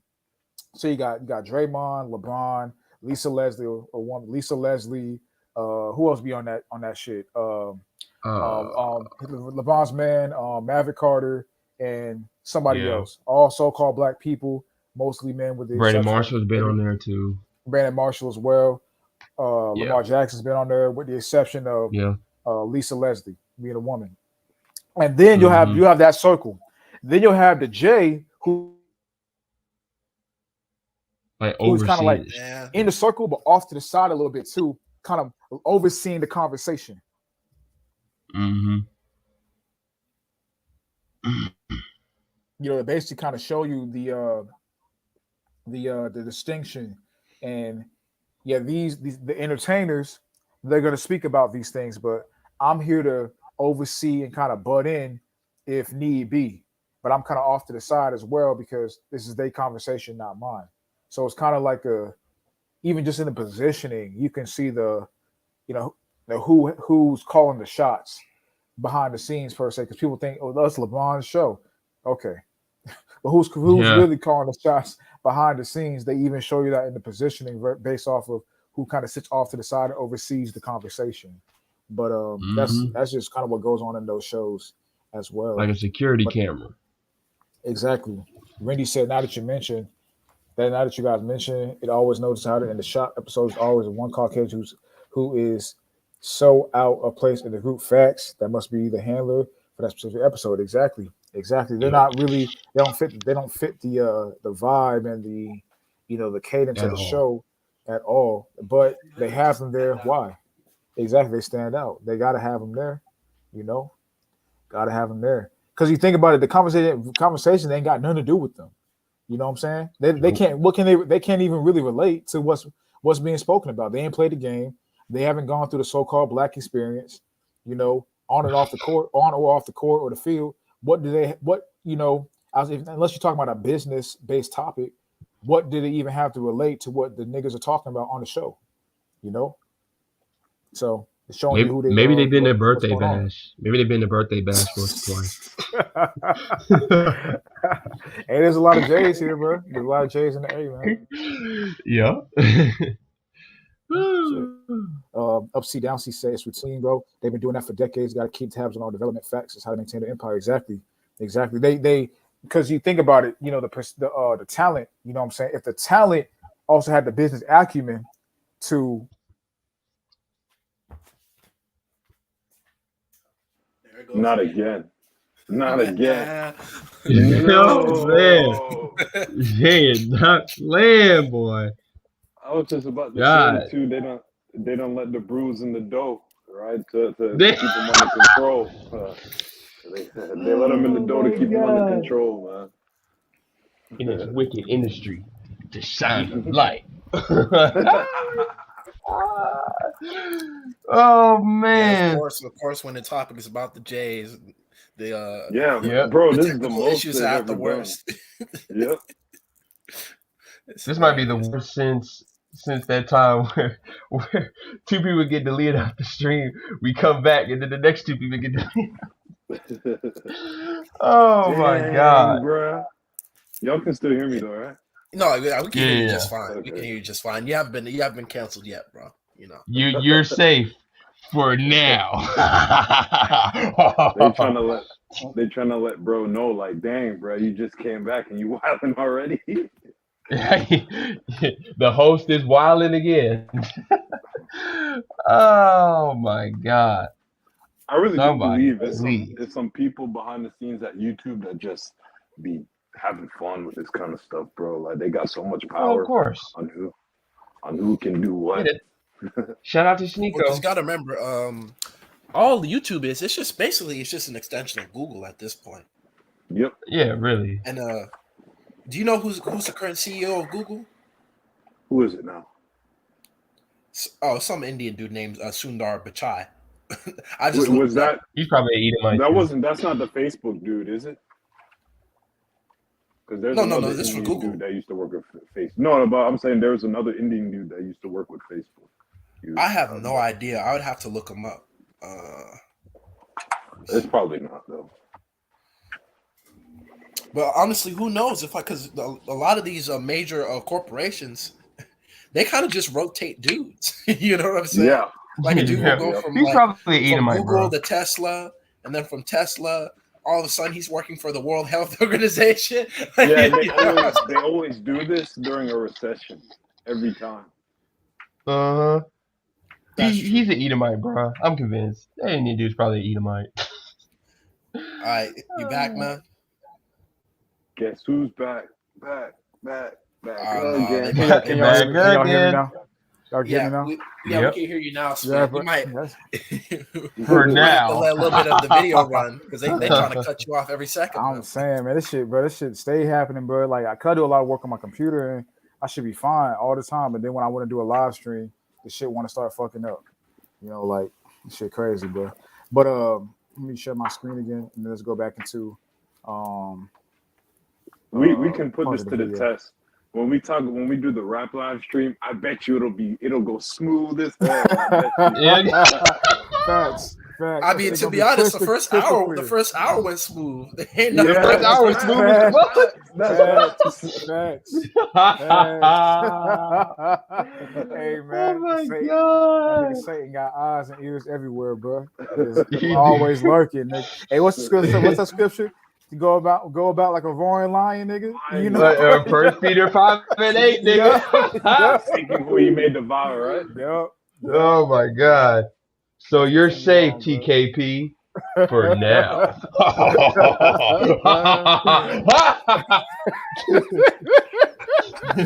Facts, bro. Oh man. I'm gonna let y'all know right now, the devil is a Can defeated y'all hear this? Yeah. Yep. foe. You can't poison me. And by the way, y'all done already Hey, fucked that's the with me spirit. so much. Y'all already black mirrored me. That's the You already spirit. made that. Oh yeah, that's crazy. We just That's the spirit. That's the spirit. Facts, bro. Facts. While we start the video right here. I know, right? It You gotta love it, bro. Hey man, these words come with power, man. These words come with All power. right. You know? Shit, man. Everybody think I'm crazy. You already took my family away. You already separated all my friends. I don't got no celebrity friends because when I was on TV, on Instagram saying, I don't know where my child is, and the Kardashians kidnapped my daughter in public. All right, so I'm not really I don't give a fuck about that shit. So I don't care, nigga. I mean, like I said at the beginning of the video, but if you don't know, I think I said behind the scenes before we start the video. If you don't know what's going on with the Kardashian sex cult clan by now, I don't know what to tell you, bro. Because he said in what this did video, you think was gonna happen? Yeah. exactly. Like, come on, bro. Like the nigga said in the video, she's a Christian. Yeah, Kim is a Christian woman. Whatever the fuck that means. It's facts though. But that's I know, it's facts. She probably is a Christian woman. I know, right? I'll be honest. Even with Christians, she can't even rep Christianity. I'm sorry. Bro. Christians don't have. She's a New Age Christian, bro. No. I can't even disrespect New Age Christians. She can't even rep that, bro. She's a demon. She can't be a God is dope Christian. She can't be a God is dope Christian. Damn. No, she can't even be a God is dope. She can't be a high off Jesus Christian. Damn. No. She can't even be a Michael Todd Christian. You know the to put the spit in the hand and slap it on the motherfucker's face? No, Christian, she can't even do can't even be that nigga. She can't even be that that. nigga. No. God damn it! God damn it! But I just want to say this Damn. too. You notice right here, this Quavo and Takeoff interview didn't get taken down. I wonder why. And I fuck with him. I fuck with them Migos, bro. I fuck with them niggas. Yeah. But you know that shit ain't get taken down. Why? Because they ain't talking about nothing but some nigga shit in that interview, bro. Mama! Entertainment shit. You see the label. Had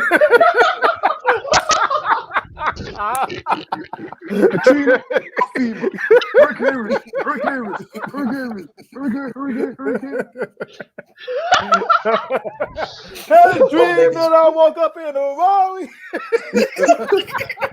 Can you tell me? Because the nigga feel like a professor. I don't know what it is. Can you tell me? Damn it! They said, hit him on tenor, hit him on tenor, hit him on tenor, hit him on tenor. Hey, here's the greatest one. Charles Broccoli, 34 ounces of broccoli.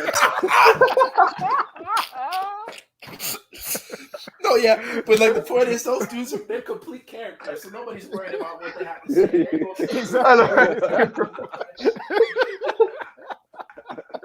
Oh my god!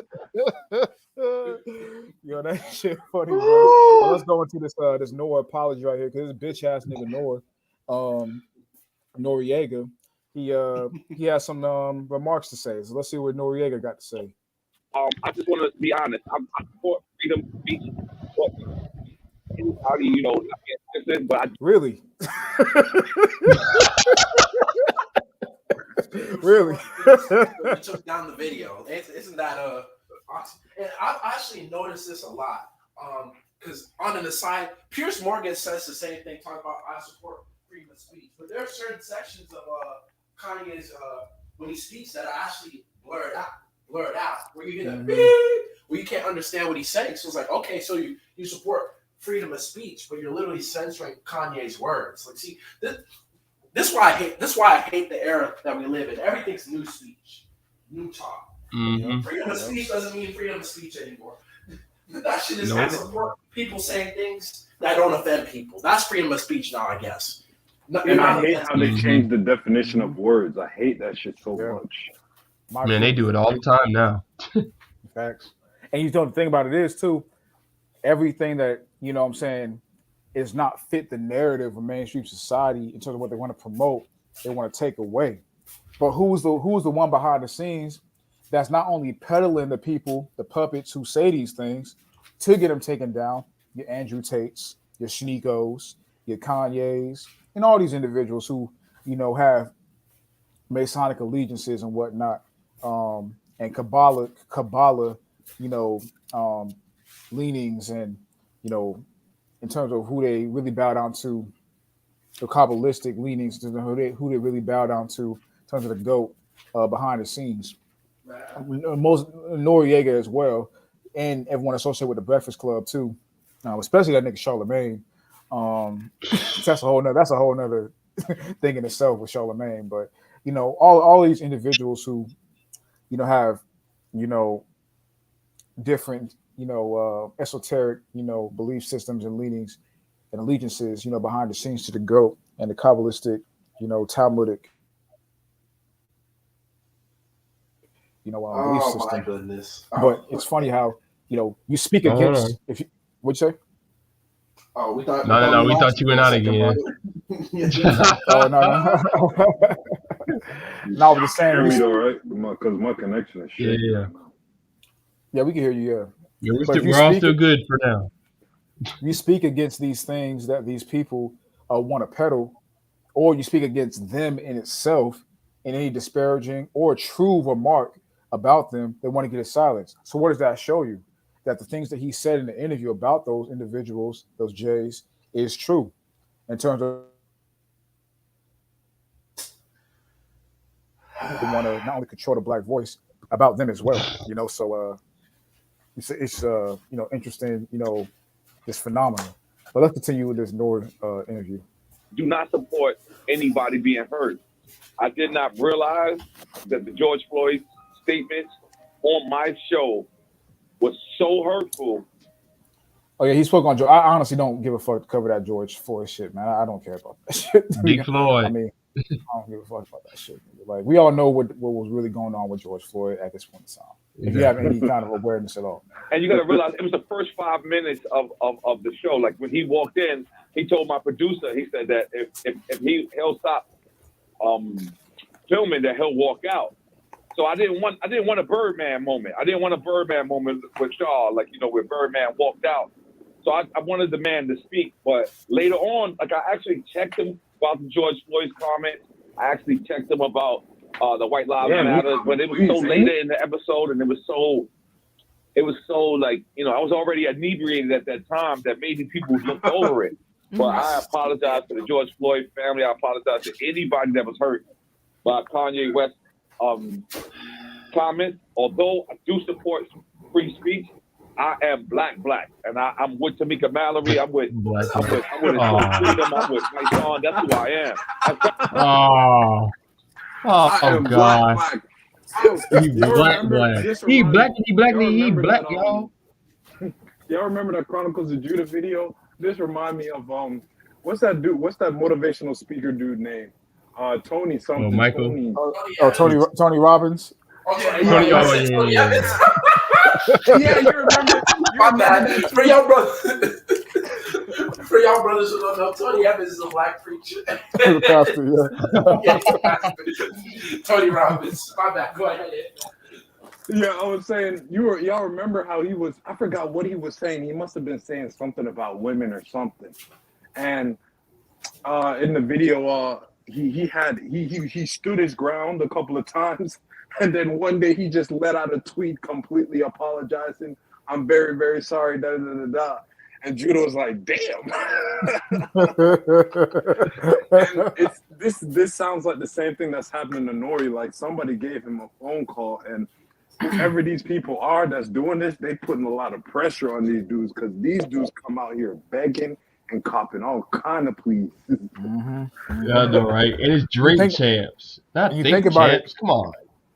You think about it, Noriega, he actually was on record talking about him, fucking a goat and whatnot, and kind of joking about it. Probably one of the main reasons, maybe one of the reasons why he had to, take down the video and come back and basically, bow down to the knee and buck dance. I hate using that term, but buck dance for these Caucasian elites, specifically the people, maybe they got a video of him fucking a goat. You never know. So you saying they called him up and be like, "Hey, bro, we gonna post that goat video, nigga." Yeah. Man, come on, man. Yo, please. Easy with that. We know the bestiality and the zoophilia these people get down with behind the scenes. You know what I'm saying? So, hey, Kanye said you can. Go ahead. I was going to say just real quick, for those of you brothers who don't know, allegedly, when you reach a high enough level in quote unquote Freemasonry, specifically the Scottish Rite Freemasonry, which is what really dominates the world today. Yep. And then when you reach the high levels of the Prince Hall Freemasonry, which is the black Freemasonry, you have to spit on the Bible as well. Yeah, and to really get high up into any of these groups, they have to have dirt on you. They have to have they have files on every single black movement that was alive during America, right?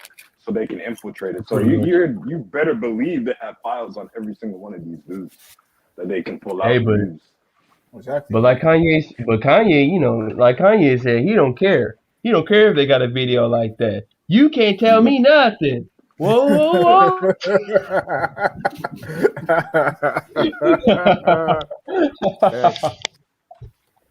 Hey, Nasalis said Kardashians are WITCH Coven, and Kanye thought wifing a prostitute was going to work. It was probably arranged like Mariah, Nick, Bill Jada, R. Kelly, Aaliyah. Certain rituals in public, absolutely, and certain rituals not just in public but also behind the scenes as well. With that particular coven that the Kardashian clan is a part of, man. That is most definitely true. You ever think about why these particular black men who go through that Kardashian witch coven, programming just journey, why they always come out way more mentally damaged than they went in?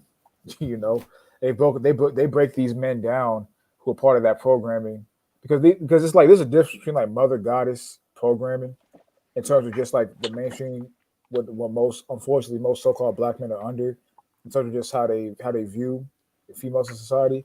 But also there's a difference between that and even certain levels of the occult and then the niggas that's caught up in that Kardashian witch coven, man. That's a whole different level of Black Widow, Mother Goddess programming in itself right there. That shit is on a ulterior level right there, man. Yeah, but hey, brother, just know that the lamb in the lion will bow down to the goat. That's all we need to know. Wicked ass nigga. Wicked ass Oh nigga. my goodness. Funny class say I think they know what J's mean in the algorithm now. Yeah, they probably do. They probably do, man. They probably do. They probably do, man. You're probably right. Now Salah said George Floyd, Stephen Jackson, Gemini twins. Yep. Yep. Definitely Yep. no, those two individuals were definitely twin. And it was even just overtly, there was so much Masonic showings in the imagery of the George Floyd incident as well in regards to things that they outwardly showed from certain street titles, buildings that were around the scene, the towers that were around the scene, even on a particular trash can that showed Masonic numbers and whatnot in regards to the degrees and levels that these people are a part of. It's just an overt imagery of what was going on there, but it's so anyway. We all know what that shit was really about, man. And not to mention the social conditioning aspect of it too. Mm-hmm. I can't breathe. Ton of classes had Kim says she smashed in front of the fireplace to honor her grandmother. That's true. That's true. And Kanye mentioned that in the Drink Champs interview as well. That's true. Yeah, man. There's a lot of sex rituals, a lot of ritualistic sex actions going on with that Kardashian family, man. That shit is crazy, man. Why the hell are we here? I'm saying, man. I'm saying, man. In fact, I called my son and asked for a shirt because that's what I wanted to have on. I'm so tired of this nigga, my son, bro. I'm so tired of this nigga, my son. Like, what the fuck is this nigga doing, bro? What is he doing? What the fuck does he do? What does he do? This nigga just sells t-shirts? Like, get the fuck out of here. He had a Million Man March, he helped some niggas get out the streets. Like, what is this nigga doing, bro? Hey, come on, bro. Tamika Bowers. Kanye said he was coming through here. We actually posted it and then saw that this was the wrong edit, took it down, and then it got reposted again with those same comments that was there. So it was a mistake on our behalf, on our team behalf, because we don't want. I'm not just buying of fentanyl. And that's like people talking about Charlemagne. People talk about Charlemagne and say, wait, I had 4 Jewish people there. Steven conducted a very thing. You understand what I'm saying? As a gentleman, I don't understand Charlemagne's rhetoric when he's not around me. You understand what I'm saying? And that's pretty what it was. I did not think. And other than the George Floyd comment, I thought I conducted a very great interview. You know what I'm saying? I thought that he laughed, he smiled, he drank, he smoked. This was 8 o'clock in the morning interview. Don't say that though, because he still said a lot of anti-Semitic rhetoric in the interview as well. You know what I mean? Yes, and if you look, by the way, But if you hear what Kanye said, see Charlemagne, he's trying to say Kanye said a lot of anti-Semitic rhetoric, but even Kanye said in the interview, which is right, how can I be anti-Semitic when I'm a Semite myself? Exactly. Which we know that really is a Shemite, but You know, still, how can I be an anti-Semitic when I'm a Semite myself? Now, that's the problem. See, with saying that you're grouping yourself together with the Caucasian, fakers and whatnot. You know, you're grouping yourself together with them by saying I am also one, or I'm one myself, and they're one as well. It's like, no, it's Yeah. you're one, they're not. Now, of course, that's gonna be a more controversial statement, but it's funny just because it's funny, like it goes to show you even more like how much of a stronghold they've got, on these entertainers and also just mainstream society as a whole, because you're not even really disparaged. Like what did he even say in that interview that was really offensive to Jewish people?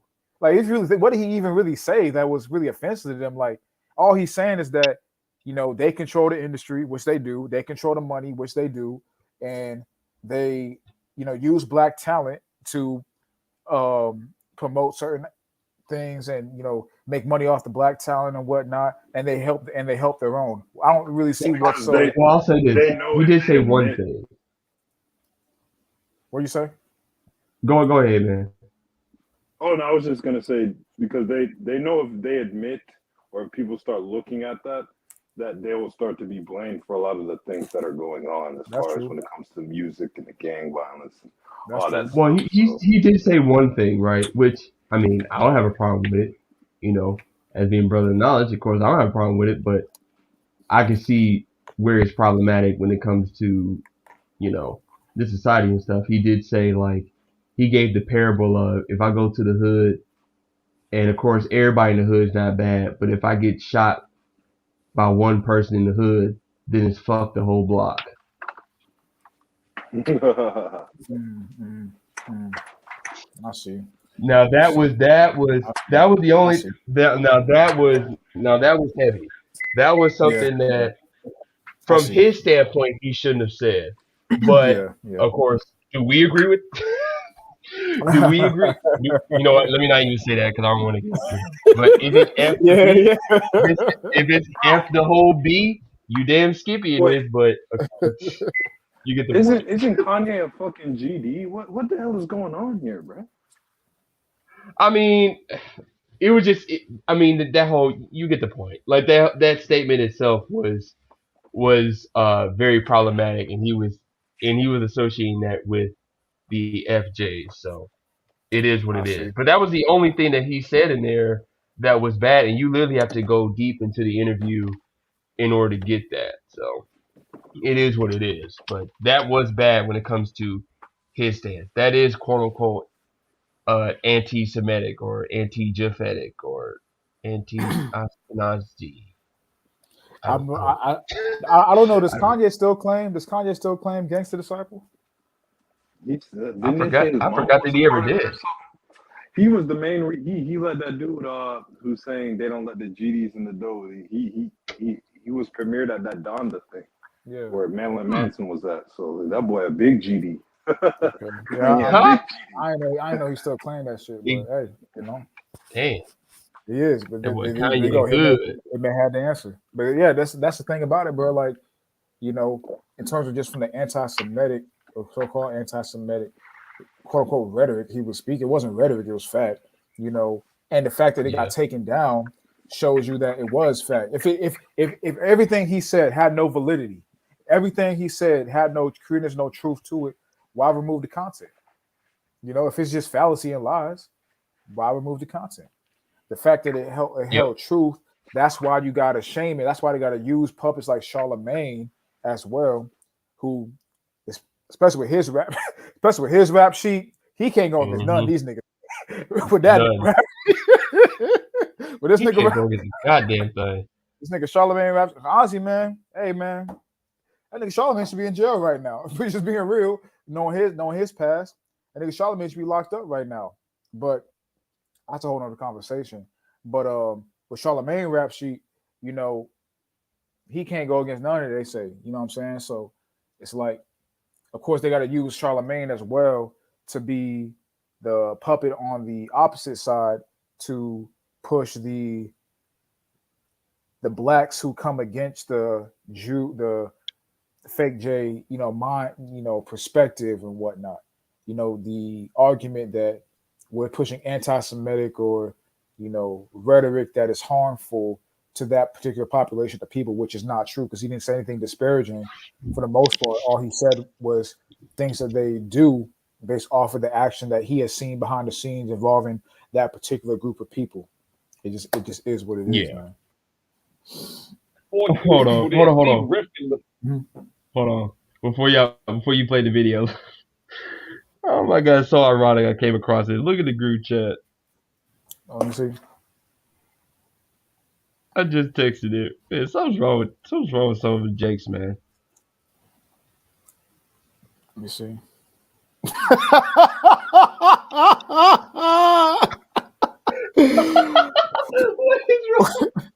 What the fuck is wrong with that nigga, bro? What the fuck is wrong?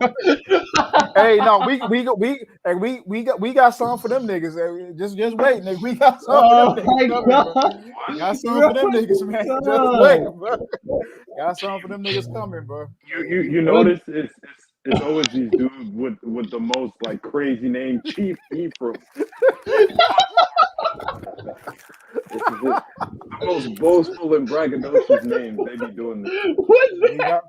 We definitely got something for them niggas coming, bro. We gonna hit on that. Right to this Noriega shit. Crazy, We'll definitely hit on that. And Shit. shout out to K. He echoed the sentiments I stand with full force. Bitch ass my sign. Yes. That bitch ass nigga my sign, bro. Yes, nigga. That bitch ass nigga my sign, bro. Nigga talking about in his song God Did, or his remix of the song God Did. Nigga said, I'm the ghetto Moses. I'm leading my people back. It's like, nigga, shut the fuck up, nigga. Hey, real quick, Mac. The post that I'm talking about is in my group chat on Instagram. It's the last post. You can just look at that. It's to say what we're talking about with Chief Ephraim. What the fuck is that bullshit, bro? Crazy, man. That's supreme uncut bullshit. It's crazy. These guys are really easy. They're really easily impressed, man. Very easily. Either I'll say this: they either very easily impressed, or they got some allegiances as well in regards to some of the ties they got behind the scenes. Hey, we'll see. We gonna kind of touch on that a little bit. But they gotta let the rules through the door, man. Remember that? Yup. In this wicked industry. Some of them want to get in it. Hey, some of them is in that wicked industry, my nigga. Hey, it is what it is. But we gonna back see. at it like a crack at it. You will know their fruits. Shout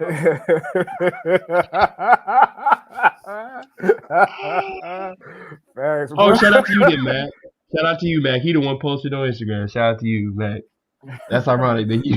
These dudes are silly, bro. These dudes are silly. They either silly, they either silly and stupid, or they know what they're doing, but they actually more tapped in. They definitely in the know. Yeah, they in the know and plugged in behind the scenes to these people more than they try to lead their audience to believe. They either stupid or in the know. Shalom. Commanding General. Let me stop. Let's save it for later.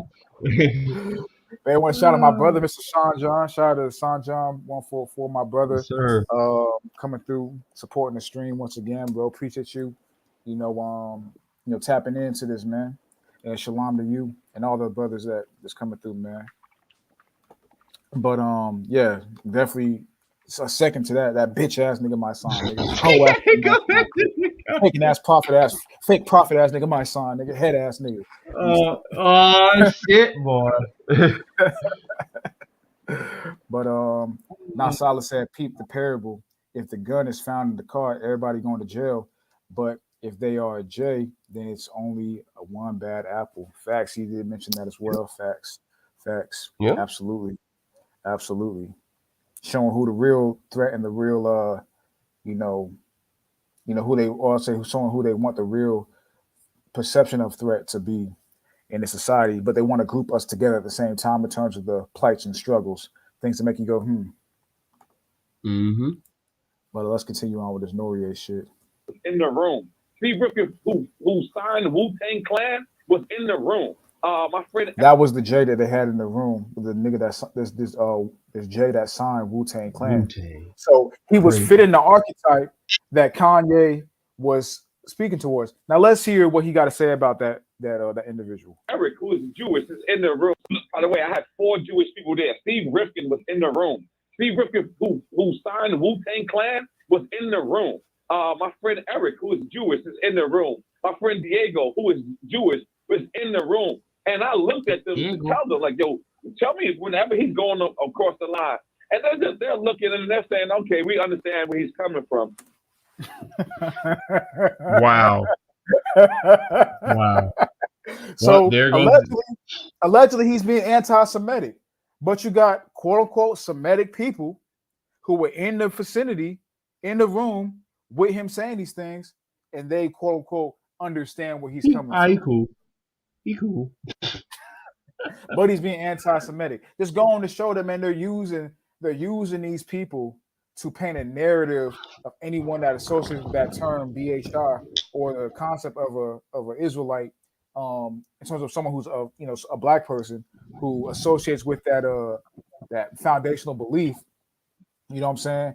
As off the wall, crazy, don't know what the fuck they're talking about. Because even them peoples that was in the room, they agree with the nigga Kanye. Uh-huh.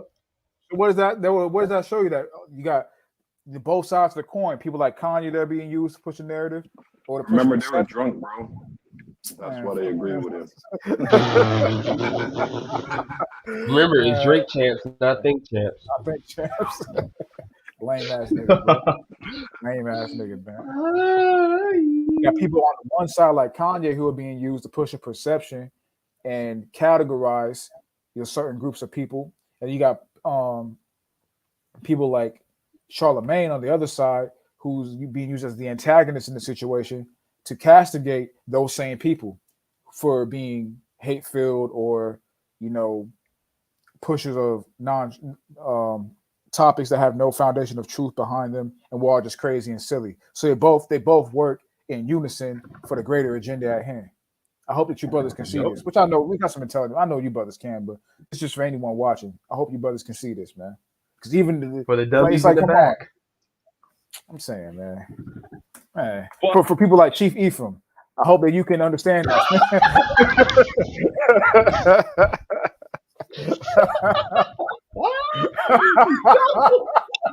Yo. Happy Shabbat. Chief Ephraim don't know what the hell you just said, bro. All that flew right over his head. Oh, man. But none of it, I don't support none of it. I don't support the George Floyd comments. I don't support the anti-Semitic. That's all I have is Jewish friends. All I have is anti-Semitical. You literally just said that there was those people, Semitic people, in the room with you that had no issue with what Kanye said, but you still got to classify it as anti-Semitic. Why is that? You obviously have people hit you up behind the scenes that told you got to come on the Breakfast Club and you got to repeat and say these things, or they they very well might release that tape of you fucking a goat, my brother. Hey, bro, it really might just be a Jewish mafia too, man. Like, either we'll release that video or we'll just come and take you out, my boy. You'd be like, hey, Nor, if you don't release that video right away, you're gonna be sleeping with the fishes, Nor. Nori, my friend. You sound like blow you off, my friend.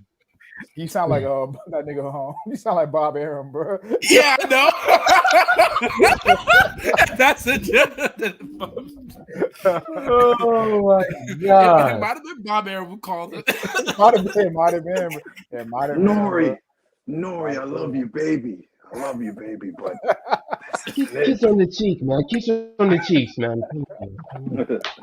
Nori, this ain't a good look, Nori. You're gonna have to handle this situation, or I'm gonna have to fuck you up, Nori. Okay? you black bastard.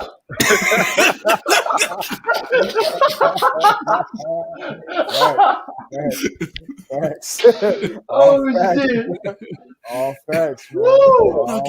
Now get to work, you dark son of a bitch. I fucking love you. Make sure you tell your mama I'll be over for dinner tonight. You're not a Shemite. You are what the fuck I tell you are.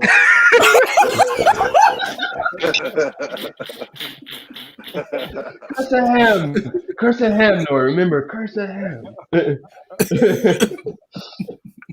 Oh my God. I don't care if you read the Bible from Genesis to Revelations, Nora. That nigga Bob Aaron probably came to Charlemagne and said and told Charlemagne to use some trigger words like goats to keep Nori in line. Make sure you tell Nori that he was in special ed, all right? Special ed. Man, y'all funny, boy. Average black friends. That's it. Now, So, yeah. Nori, I was going to ask you when it comes to these wordplay comments, we may be suing. Yeah, she's still on that shit, bro. Angela Yee's still on that, bro. She ain't going nowhere, bro. Nah, she ain't, man. She industry through and through. Is that going to include you in this lawsuit? Did you hear about that? I definitely heard about it, and this is the reason why I'm stepping up is because it's not even about suing on the money. It's about the hurtful thing, man. You know what I mean? I was a lot wrong. I waited by going back at you. I'm not. I want Talib Kweli. I want David Banner. I want more. Fail. I get fail. I don't want to. Hey, I don't want to see Drink Champs go down that path. I like Drink Champs being the happy podcast that it is, and what you tried to do was give hip hop culture a voice. But the reality is, he don't need that right now. That's not what we should be giving a voice to right now. That we shouldn't have had Kanye on the platform to begin with. Not at a time like this with the rhetoric that he's spewing. Nah. At a time like what? What's this nigga talking about? At a time like this? like I hate when niggas just use buzzwords at a time like what, nigga? But it really goes to show you. It goes to show you, right? All he said was a couple of things about Amalek, and now it's a time like this. It's a big event. Like, oh my God. What?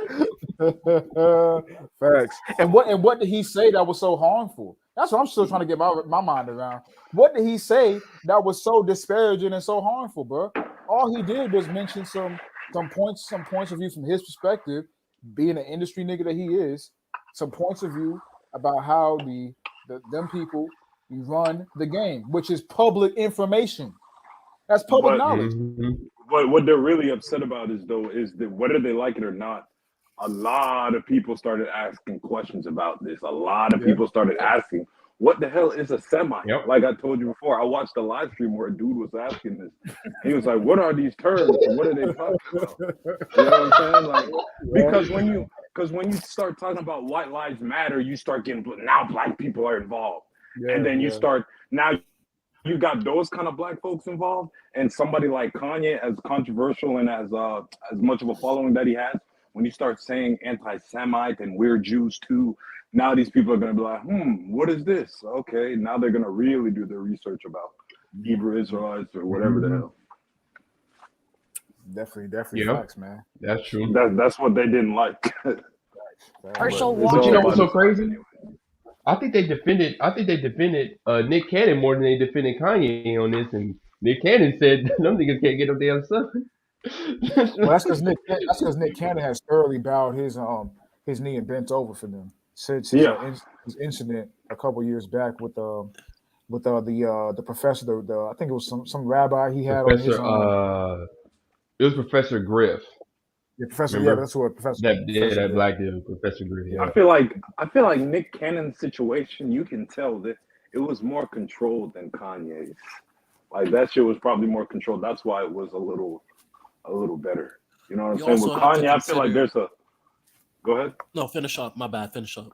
No, I was just gonna say there's an air of like chaos around Kanye. That's how I feel. Okay, and I was also gonna mention just briefly.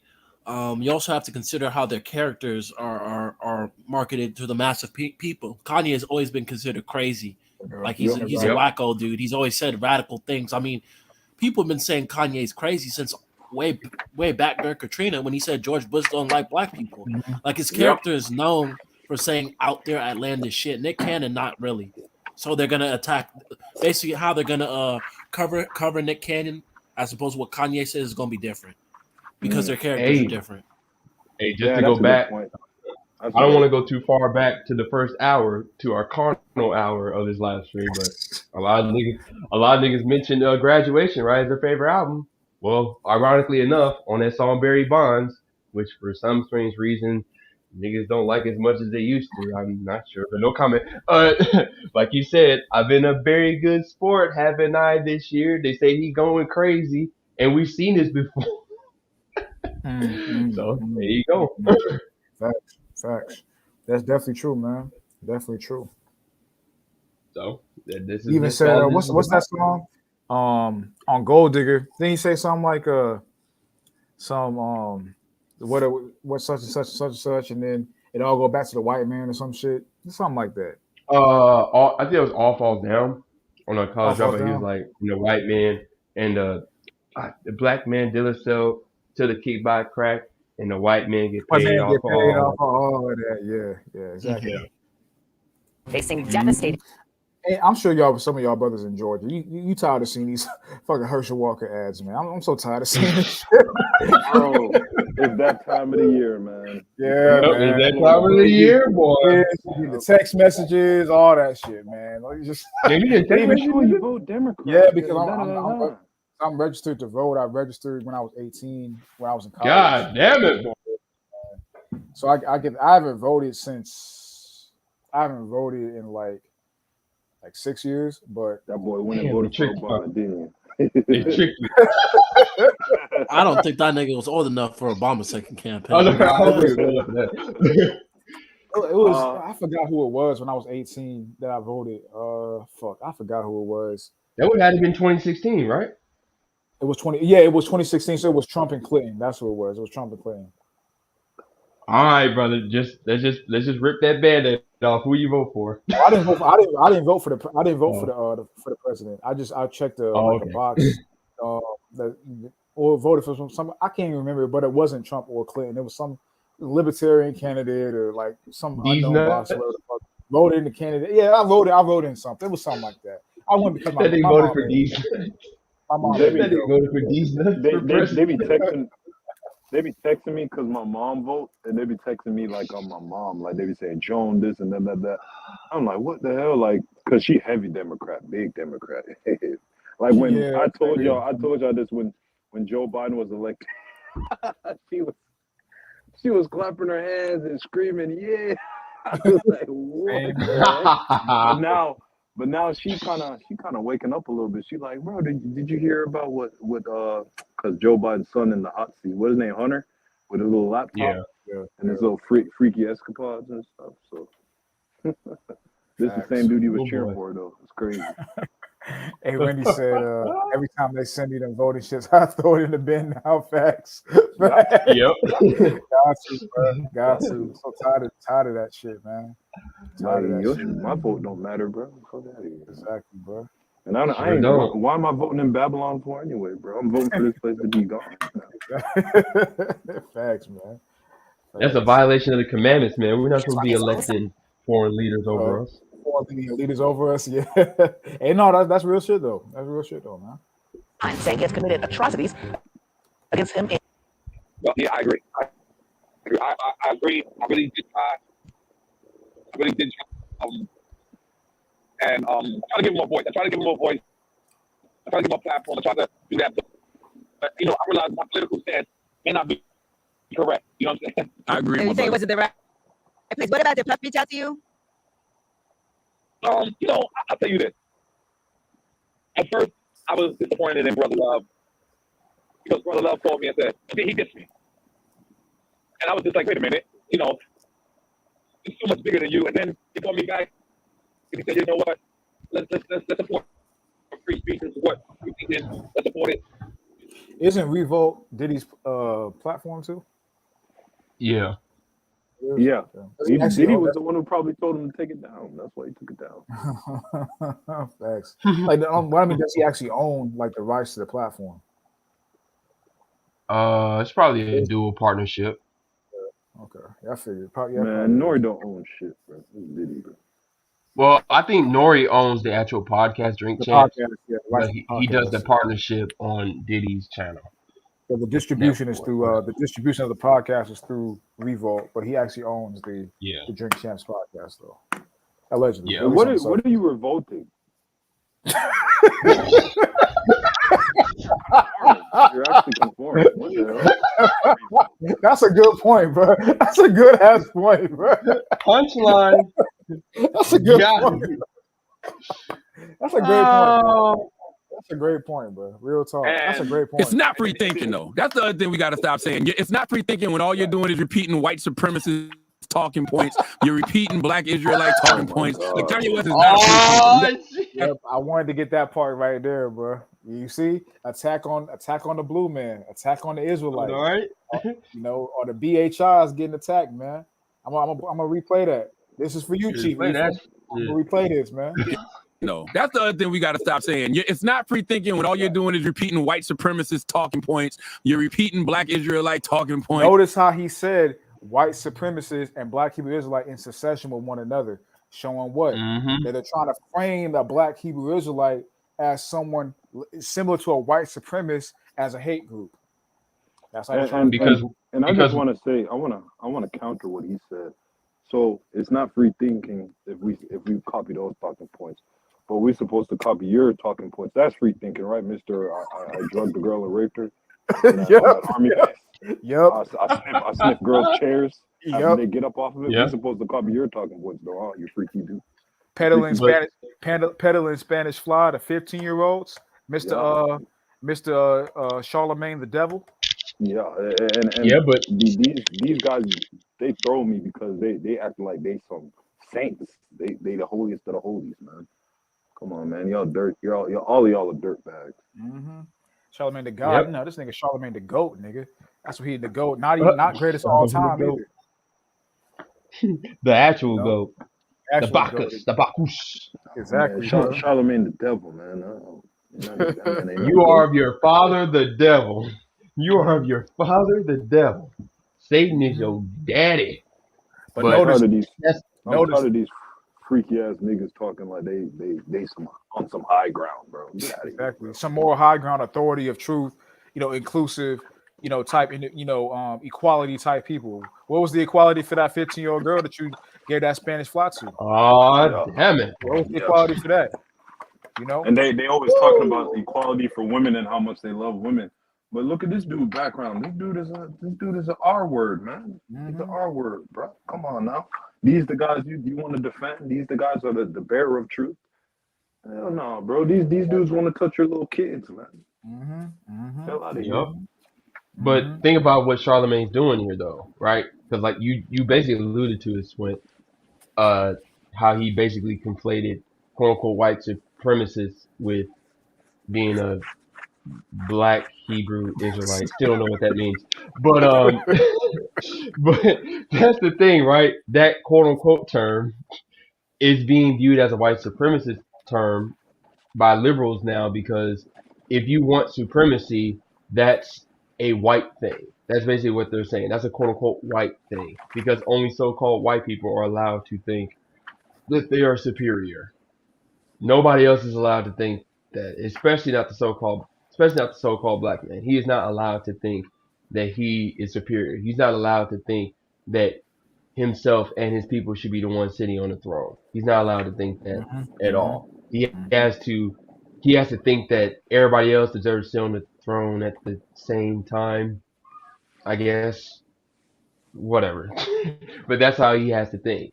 The throne can be for everybody. It can be shared by everybody. Everybody get a little piece of it. And no, that's not reality. But that's what the so-called black man has to think. That point has to be shoved down his throat, whether it's by the elites, to a degree, other so-called Caucasians, and then to a degree, so-called liberal so-called black people. Like, he has to think that at all times. Hell, even so-called conservative so-called black people. But that's a little different, but you get the point. Like, that's what so-called black man has to think. He has to think that the throne has to be shared by everybody. And if you think in supremacy, you're acting like a white guy now. Like patriarchy. Oh, Great point. if you want to be part of the, you think that if you think a man should be the head of the household, you must be thinking like a white guy. Mm-hmm. What? Or if you It's think like the whole world should operate, because that's the thing about the white supremacist or quote unquote white supremacist talking points or white supremacist perception. It's the perception that they think the whole world should view them as the superior over others, which we know prophetically speaking, that's going to be the case in the kingdom, not with them, but with us. We're going to be the superior in the flesh in terms of from a just a people perspective, over the other nations and whatnot in the kingdom. We're going to be the superiors. They're going to be inferiors. But you think about from a white supremacist talking point, that is the perception that everyone is inferior to them. But they've like you said, they're categorizing both perspectives to be wrong, which I wouldn't even say either perspective is wrong, to be honest. Nope. I don't think it's white supremacy isn't wrong. This is just what happens when you empower. It just is what it is, man. I mean, to be honest, for the so-called Caucasian, white supremacy is necessary for their survival. There's nothing, and that's why he correlated the Hebrews and the white supremacists. That's why he correlated the two, because when it comes to the Hebrew Israelites, we're not saying that. We straight up say that it's okay if you are racist or whatever. That's cool. You can do that. You know what I'm saying? Like you see how we kind of correlated those two. Mm-hmm. Yeah, facts. That's a good point. So yeah, this is just showing the similarity. You see it right here. These individuals, like I said earlier, Black Hebrew Israelites are being attacked, but who were the attackers? People think the attackers are, what I'm saying, the white man, the ulterior white man, just the man that white man, the so-called white man being the devil that he is. Those dudes, man. Inside joke, but people they chop it up. They chop it up to the white man. I'm not saying that the white man isn't the spearhead on the back end side. Honestly, the white man specifically speaking towards the elite class of the stock of Amalek. The people that Kanye is being accused of spewing hate speech towards. But who do they use? They use other so-called black men. These other people in general, because you got black women who do this too. They use other so-called black people to push the narrative from both perspectives, to push the narrative of, perception of who we are being some kind of crazy black people who just trying to find a name for themselves, who trying to cling onto something. I've heard even other niggas on YouTube say that we're trying to take other people's heritages. Yeah. Some of y'all may know who I'm talking about. I've heard other people on YouTube say that, and it's just crazy, man. So it's all for that great work, where you have the people who speak against it, like a Charlemagne, the people who speak for it, like a Kanye. They're both working two sides of the same coin. You know what I'm saying? But now I want to go to a shift to another point as well with this particular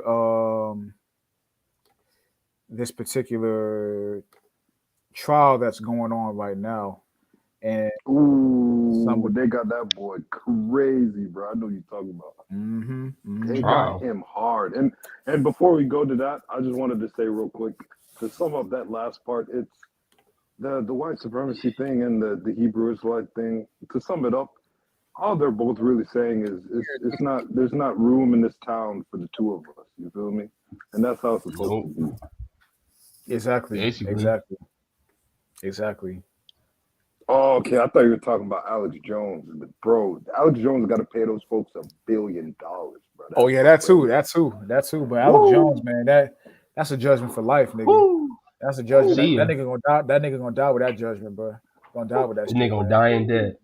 Gonna die exactly. That judgment gonna be over his head for life in terms of that debt. Like it's over. Alex Jones is done, bro. Alex Jones is done. This is officially the end of Alex Jones, bro. Yep.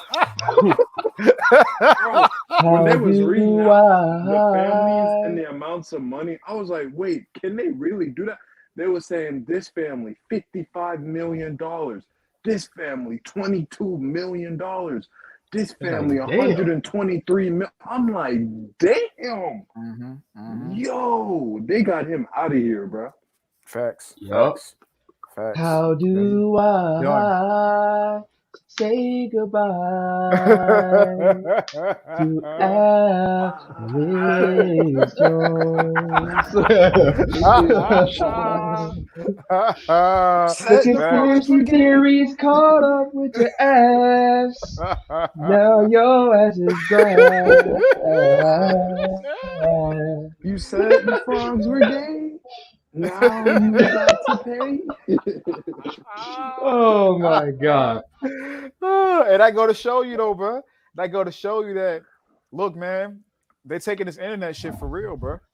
You know, they're taking this Yep. internet shit for real. What you say on the internet, bro, that could really affect you, bro. This internet shit ain't no Yep. joke. This is main. People want to separate YouTube from mainstream media. No, this is mainstream media, bro. YouTube is For the most mainstream part media. now. Dude, outside of like older we people, might have to hop on Rumble eventually, bro. honestly, real talk, bro. Real talk. No, yeah. At this point, YouTube is what they call "quote unquote" new media. A lot of the Yeah, old media has called it. Exactly. But I want to touch on this particular brother right here, Othal Wallace, because it's another, what I believe to be, potential Manchurian candidate individual who, shot up a police officer and whatnot, and watch who they say his allegiance is towards. You know what I'm saying? And whatnot. And also, I want to shout out to the brother Peter the Great as well, because him as well as myself have been speaking on these individuals in terms of the mainstream society and whatnot, who are being used to push mass defamation of people who associate with the word or the culture of being Israelite. So shout out to that brother as well. Know what it takes to keep Georgia's economy number one. Disclaimer. Hey, what's up? Disclaimer real quick. Everything that we've been saying in this video is alleged. Hey, mute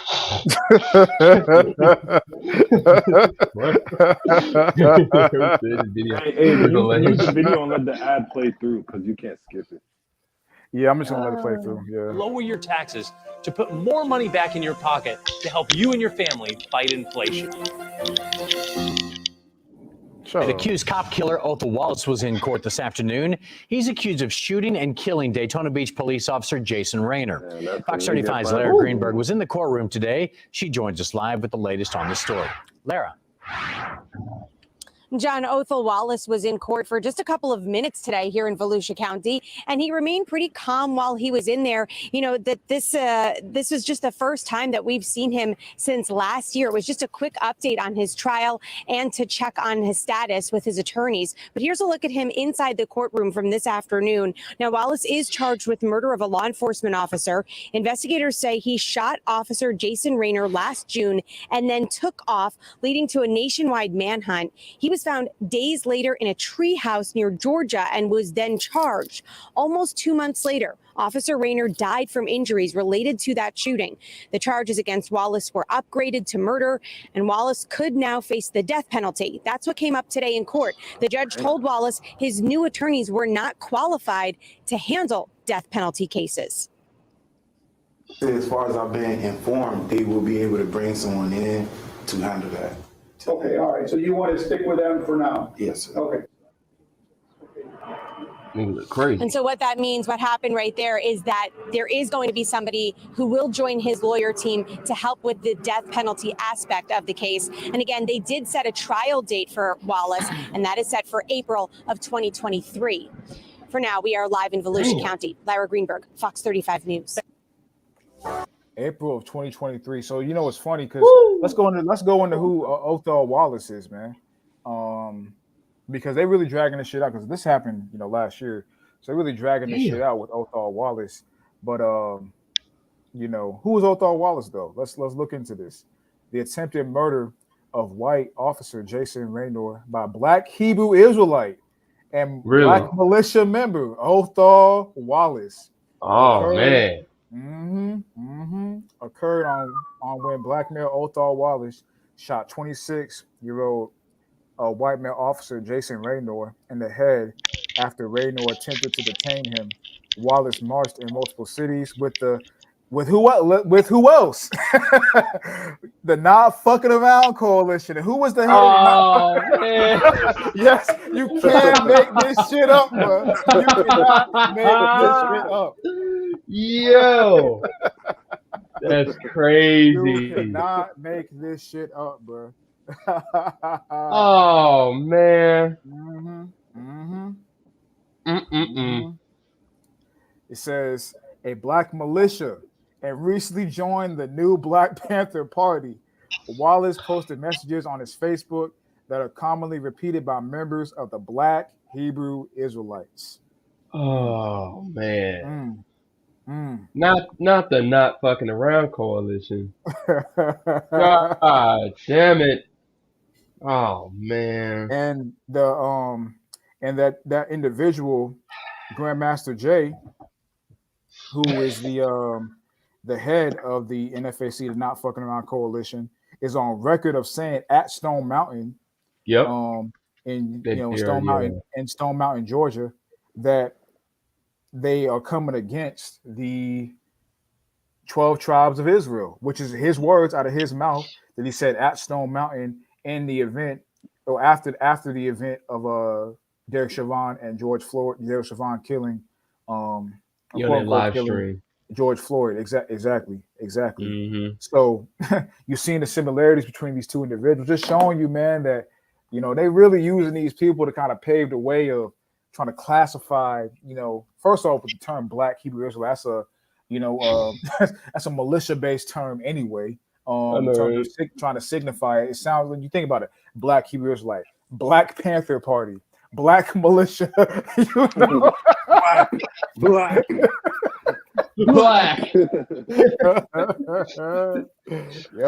Yeah, it's like they try to reinforce that concept in your mind, and like you brothers were saying earlier, that word black also represents death. And the fact that you put black in front of something, it makes it feel like it's not genuine. Instead of as opposed to being like a legit movement, it's like a Fox movement. Exactly. And I want to read this too. It says, in the video, Wallace seems to be wearing a robe similar to the style of certain Black Hebrew Israelites who believe that they are the real Jews the Bible references. I'm not going to play the video because I'm not going to play that video, and this is the brother Othal Wallace right here. Take that for what you will. Get black over here, man. I mean, the brother kind of looks, just from my stance, the brother looks like he's kind of high, maybe on some sort of induced psychedelics from his handlers. Just throwing it out there. I don't know, but just throwing it out there. And you can tell by the look of his weed eyes, every day. You can tell by his eyes and his lips. He smokes a lot of weed. I mean, bro, you got to be smoking something to join the Not Fucking Around coalition. I'm not gonna lie to you. Like what? Facts. Like what? Like be honest. What upstanding or somebody who has something going on in their life who was joining the Not Fucking Around coalition, bro? Like, bruh, I remember when it was in Stone Mountain, they was asking random white people in the parking lot where they reparations at. I was like, yo, what? Like, how do you have time to do that, bro? Like, they were literally just pulling up on cars. They was pulling out of Stone Mountain. They was like, hey, where are reparations at? What's wrong with these niggas, bro? Like, bro, those folks have nothing to do with that, bro. Hey, what are they gonna say? Oh, it's in my back pocket. Come get it. And I want to show this too, just to show that these people have ulterior, or certain allegiances they don't want to tell the or show the population as well. Look at this, man. Let me see.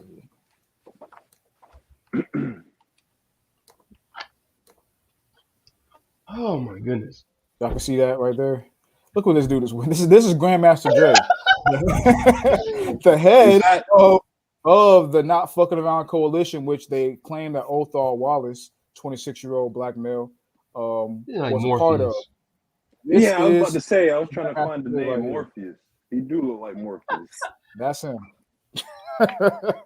You can take the red Nigga like pill, Nick Fury and shit. or you can take the blue pill. But in this case, we got the kingdom pill for you. I mean, look at this individual, bro. Look at this dude, man. I mean, tell me you an agent without telling me you're an agent. Man, look at this dude. Man. Exactly. He looks like a cartoon character, bro. Like, that nigga looks like Nick Fury, my nigga. That nigga's an agent for the Shield.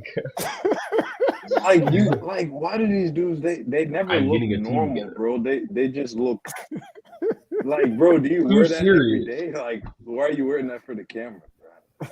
They look too serious, bro. It's like, bro.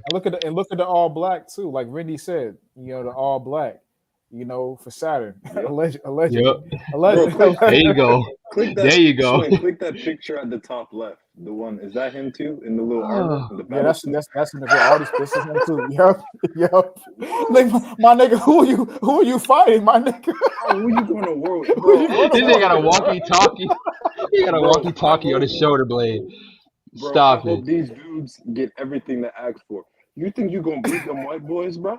You really think you go in a gun shootout, in a gun battle, you gonna beat them, huh? NFAC versus Proud Boys coming soon. NFAC.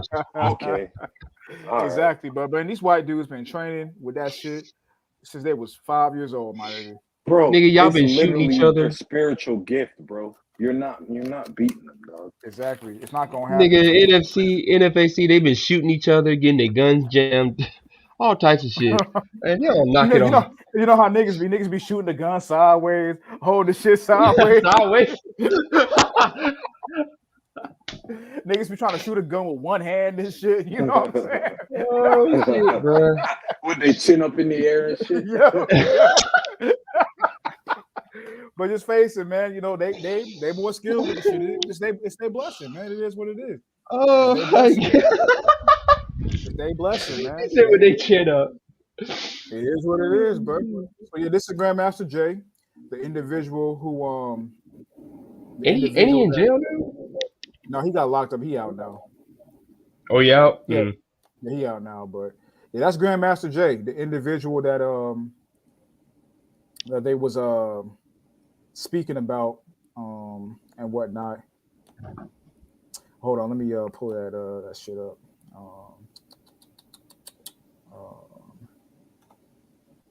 Here we go. I don't think I shared it when I had it up. I was just reading it, but yeah, this is the article right here showing like I said, murder of white officer Jason Raynor by black Hebrew Israelite and black militia. No, remember what we were saying earlier with Charlemagne, how he's grouping the black Hebrew Israelites thinking pattern with the white supremacist thinking pattern, because of both of them being hate group minded. You know, so you're trying to do the same thing with the black Hebrew Israelites, quote unquote, and the black militia. You know, both some niggas that, you know, want to take their heritage back and are gonna do it by any means necessary, even if it involves shooting cops and blowing up Jewish, you know, communities and stores and all that type of shit. You know what I'm saying? That's how they're trying to frame it, like we're some, some war, militia type, people for associating with this faith, and this the spiritual belief system, Max said Wakanda representative. Facts, man. And like I don't think I showed the picture earlier, but yeah, this is the brother. Yeah, I had to scream earlier. Like I said, but the brother looks like he zooted out of his mind. You can tell in his eyes. If I seen one, man. I'm saying, bro. Is he from Florida, bro? He from I think he say they from. I think they say he's from Daytona Beach, bro. God damn it! You look like a Florida nigga if I ever seen him. Hey, that nigga. It's funny how we could just tell. I could tell a Florida nigga from a mile away. Hey, that nigga zooted, no DDG. Hey, let me stop. Let me stop, bro. Cause you got me going this place like Elon Musk. I got a bad bitch in my shit. She'll care about that. Bro, is that really? It's crazy, bro. Like, he must have been. They must have got him when he joined that coalition. He probably wouldn't, cause he looked like an average everyday Florida nigga, bro.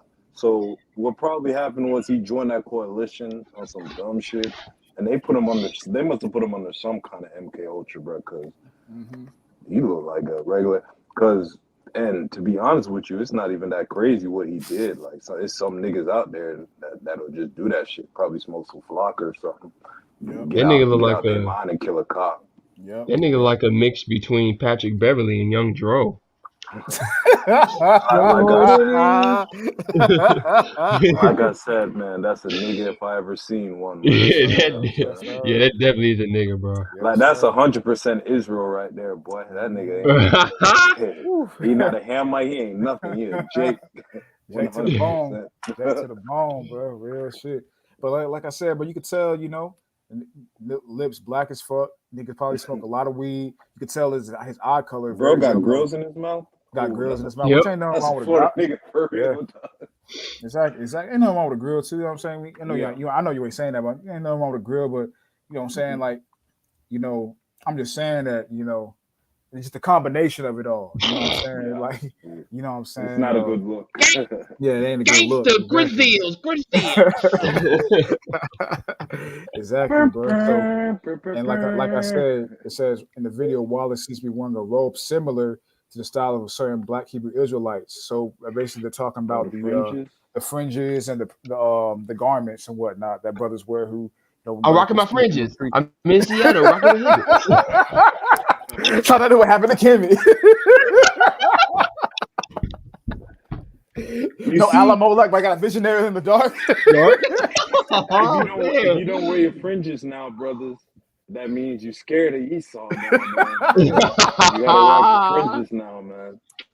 Exactly. And where the nigga beard at? Nigga like he's shaving. It says, notice it say too, who believe that they are the real Jews, the Bible references. See how they're trying to frame it as those who believe they are the real Jews.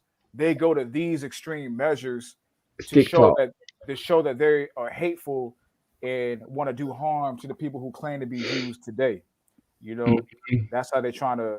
And this is just one incident of, you know, things that they're doing to attack the Black Hebrew Israelite. Like I said, I hate saying this shit, but Black Hebrew Israelite movement. It is what it is. So I want to pull up another clip as well with everybody's favorite Hebrew Israelite scholastic leader, commanding General Yohanan. Oh, you found it? No, I didn't find that. I wish I didn't find that. Okay. But I had another one that I wanted to show. Okay. As well. Yohanan like the dream, cuz. Johnny rock to the beat for your boy. Look at it. Do it. Look at it. That was my third red eye this month. About that song, bro. Sir? What happened? It does the work for you. Wonderful. Earn cash back that automatically adjusts to your top eligible spend category with the City Custom Cash Card. Those are some great times, boy. Yeah, that's true. It was classic music, bro. But this is a clip right here of the commanding General Yohanan's group, the ISUPK. Let's see what they up to. All right. It's titled "Shooting Guns with the Black Supremacists. Hate Thy Neighbor." Let's see what the ISUPK is up to. Okay. All righty. Don't say what you don't want heard. You shoot guns often? Leisurely, but I mean, I go pretty often. I go about twice a month. Yeah, it's fun, man. Look, let's see how these brothers is posted up coming into the gun shop. Look at these niggas, man. These big ass niggas, bro. They eating a whole lot of lamb. Bro, niggas can barely fit through that door, bro. What the hell's going on, bro? What the hell? Bro gotta go in the door sideways, bro. It's crazy. But why all these niggas coming in all black though? All these niggas got black on, bro. That's what. Yeah, because I'm black, y'all, and I'm black, y'all. Nah, bro, you're a Saturnian. Exactly. Yep, straight up Saturnian.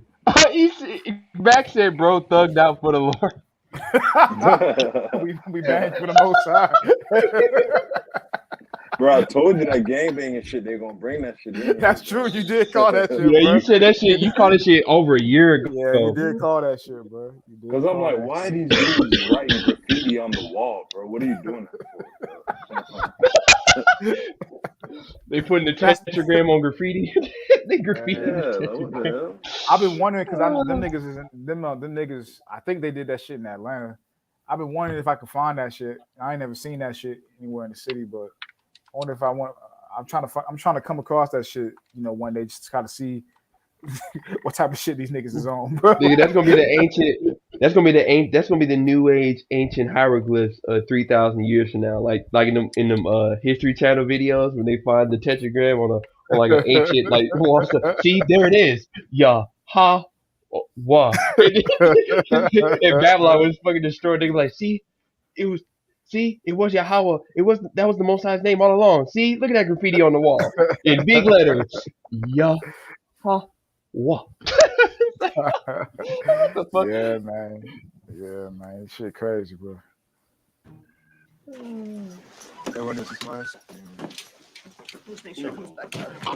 Okay, cool. Yo, back on another one today.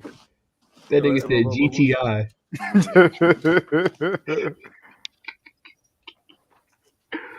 Where's Tazariak at? I don't see Cesariak in there. I guess he retired. But let's see what the RCPK is rocking, bro.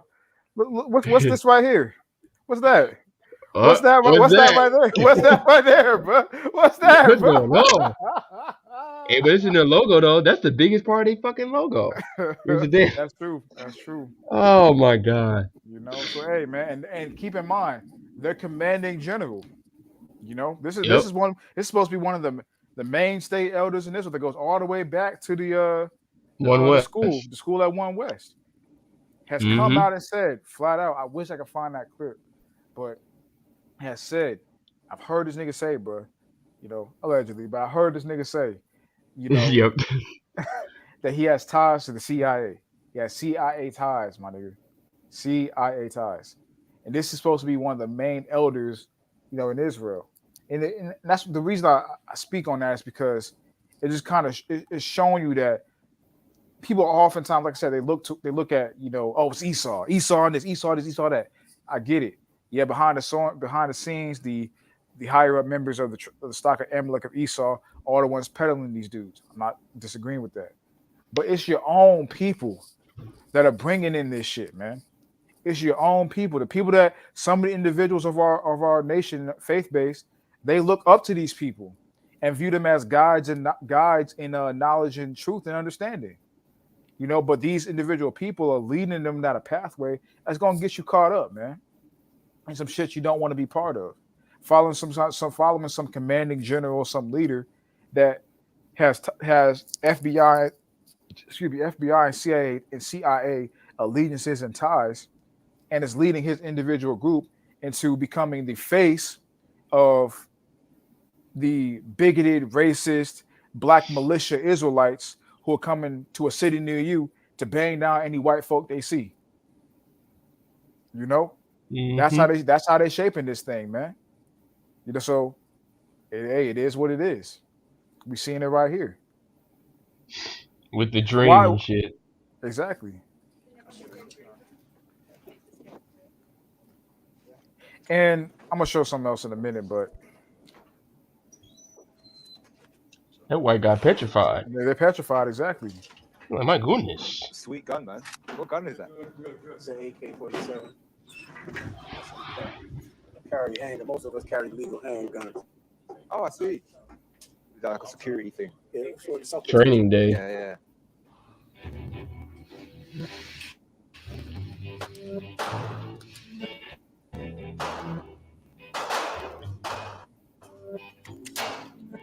Hey, real quick, how old is this video? This is 5 years old. Okay. And I want to show this as well too, because the reason I bring that group up specifically is because, let me see. because this is the individual group that are being used to push the Black Hebrew Israelite is racist persona and perspective.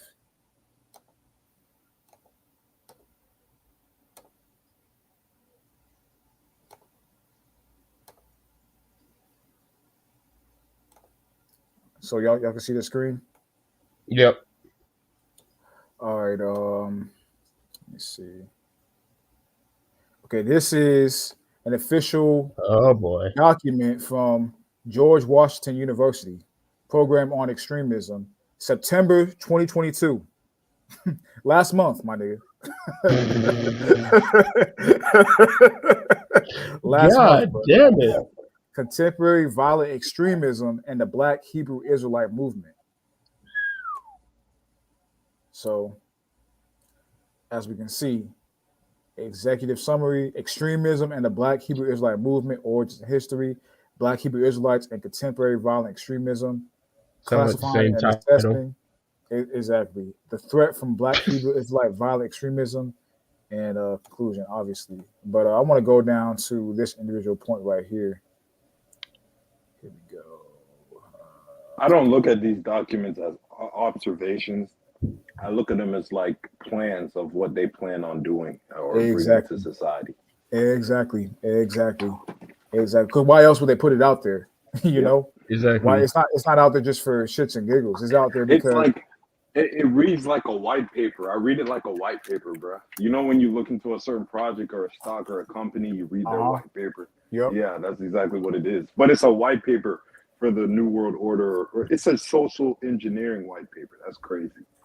And just an aside, you see that? Well, of course, y'all brothers in knowledge know this, but for the slow people in the back, you see the difference between brothers in the knowledge and some of these goofy motherfuckers get on the internet.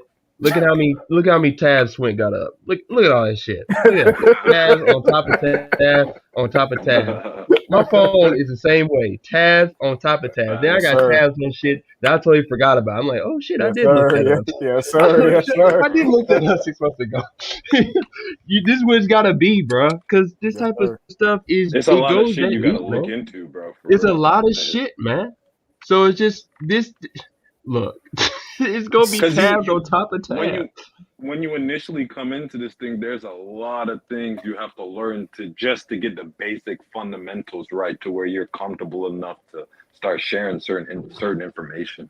Exactly. And you gotta critically think so you can explain it correctly. It's just this shit's a lot. Like this what That's where we at? This 4 hour mark is the condensed version of the work that we do, whether as individuals or stuff that we do privately on the phone. I said this the last time we was on live, but nobody's putting in 4 hour live streams anymore.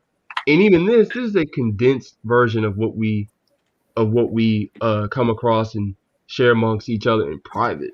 Yeah, we can't put everything into one line. Yeah, like that's not possible, bro. It's not possible, We're bro. gonna be on this shit for 24 hours, bro.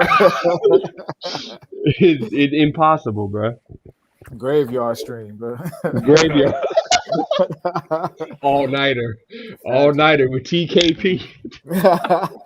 Hey, but you speaking facts though. This is what it takes, man. You know, and it's just what it takes to get knowledgeable about what came in the past, what's presently happening, and what's to come.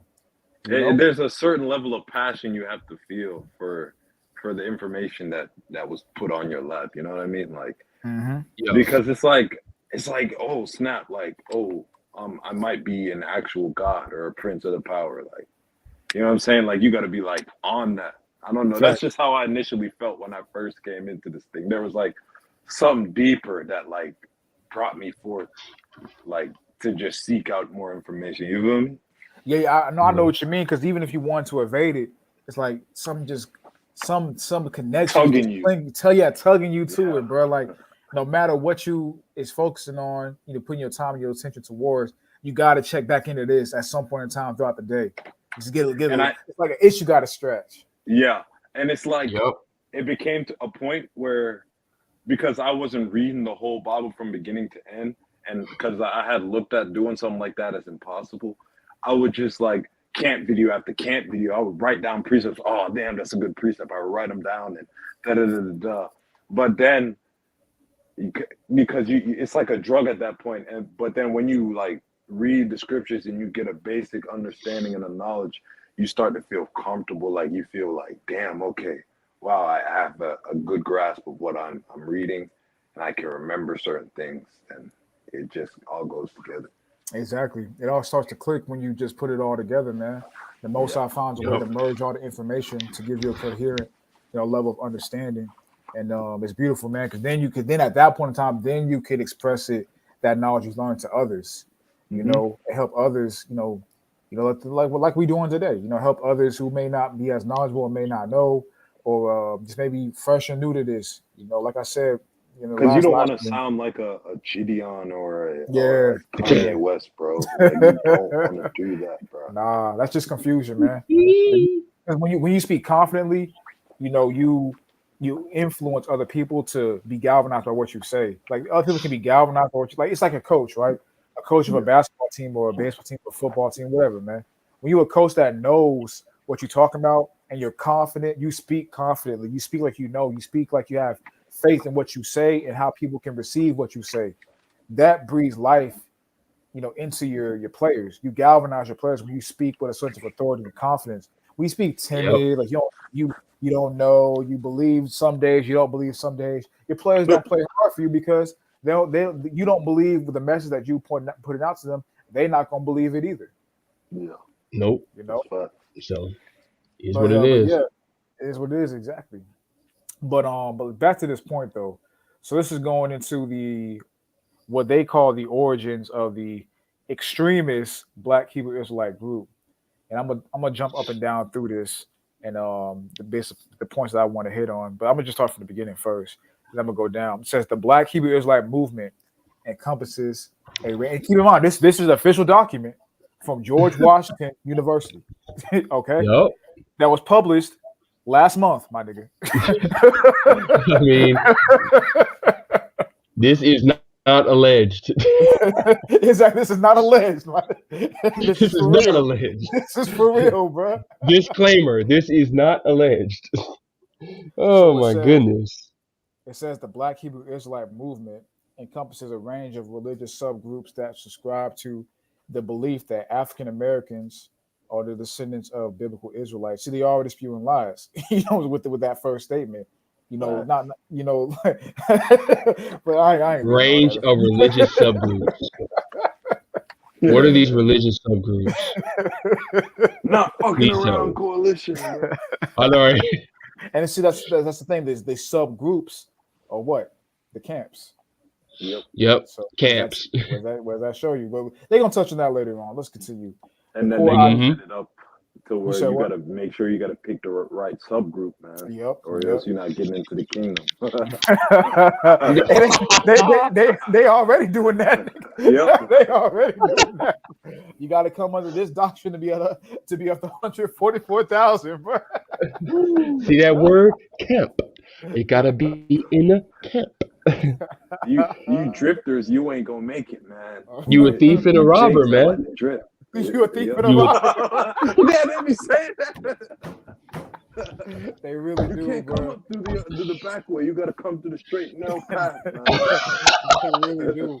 And it's crazy when you bro, you part of the camp. You've done no research into your own origin. I'm not even part of your shit. And I know more about the origin of your group than you do, my nigga. Ain't that a bitch? And when you're a part of the camp, you can't look at it from a perspective of criticism at all. You have to be down 100% with it, and that's not good. Because when we bring up Abba Bivens, it's just so comical to hear them talk about how he's Elijah. Now, how he's Elijah. Elijah. Man, he's the voice crying in the wilderness. If he's not Elijah, okay, let's just thanks, bro. I'm paving the way for the harvester. I'm a harbinger.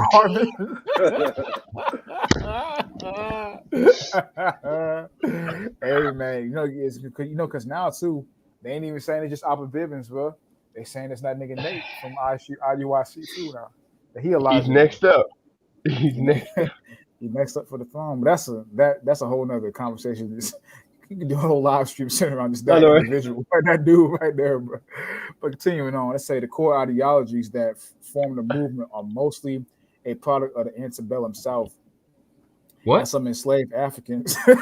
What?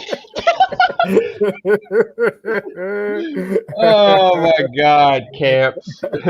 Camps. Man. As some enslaved Africans develop a symbolic identification with the plight of the Israelites And of they the Old always got Testament. to talk about slavery, bro. Even Yeah. with this, it's always slavery. It's Well, the the thing same. about it It's the is, same pro-black Enslaved bullshit. Africans. but they have to do that though. They got to start with the slave narrative because they got to paint the perspective of these are angry black people who are mad at white people for enslaving them, so they got to retaliate. So they become part of these groups not based off of understanding and knowledge, but based off of anger towards white people who enslaved them. That's how they framing it. But it's not even their fault. It's the camp's fault.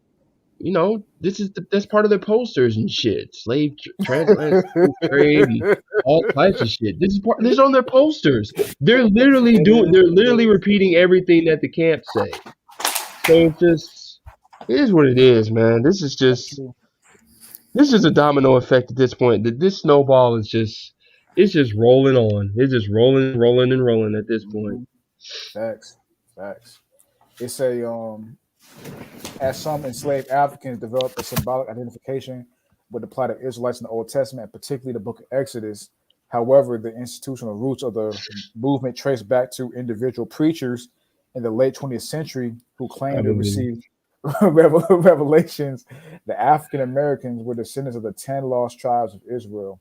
They're talking about the basically about the natives? Like the natives, and you think about the 10 lost tribes. They're talking because in conventional they're coming from the perspective that they're a part of the Jays. Exactly, because conventional perspective is the 10 lost tribes are the ones that were cast away by the Most High, and because the traditional Jays don't believe in the New Testament.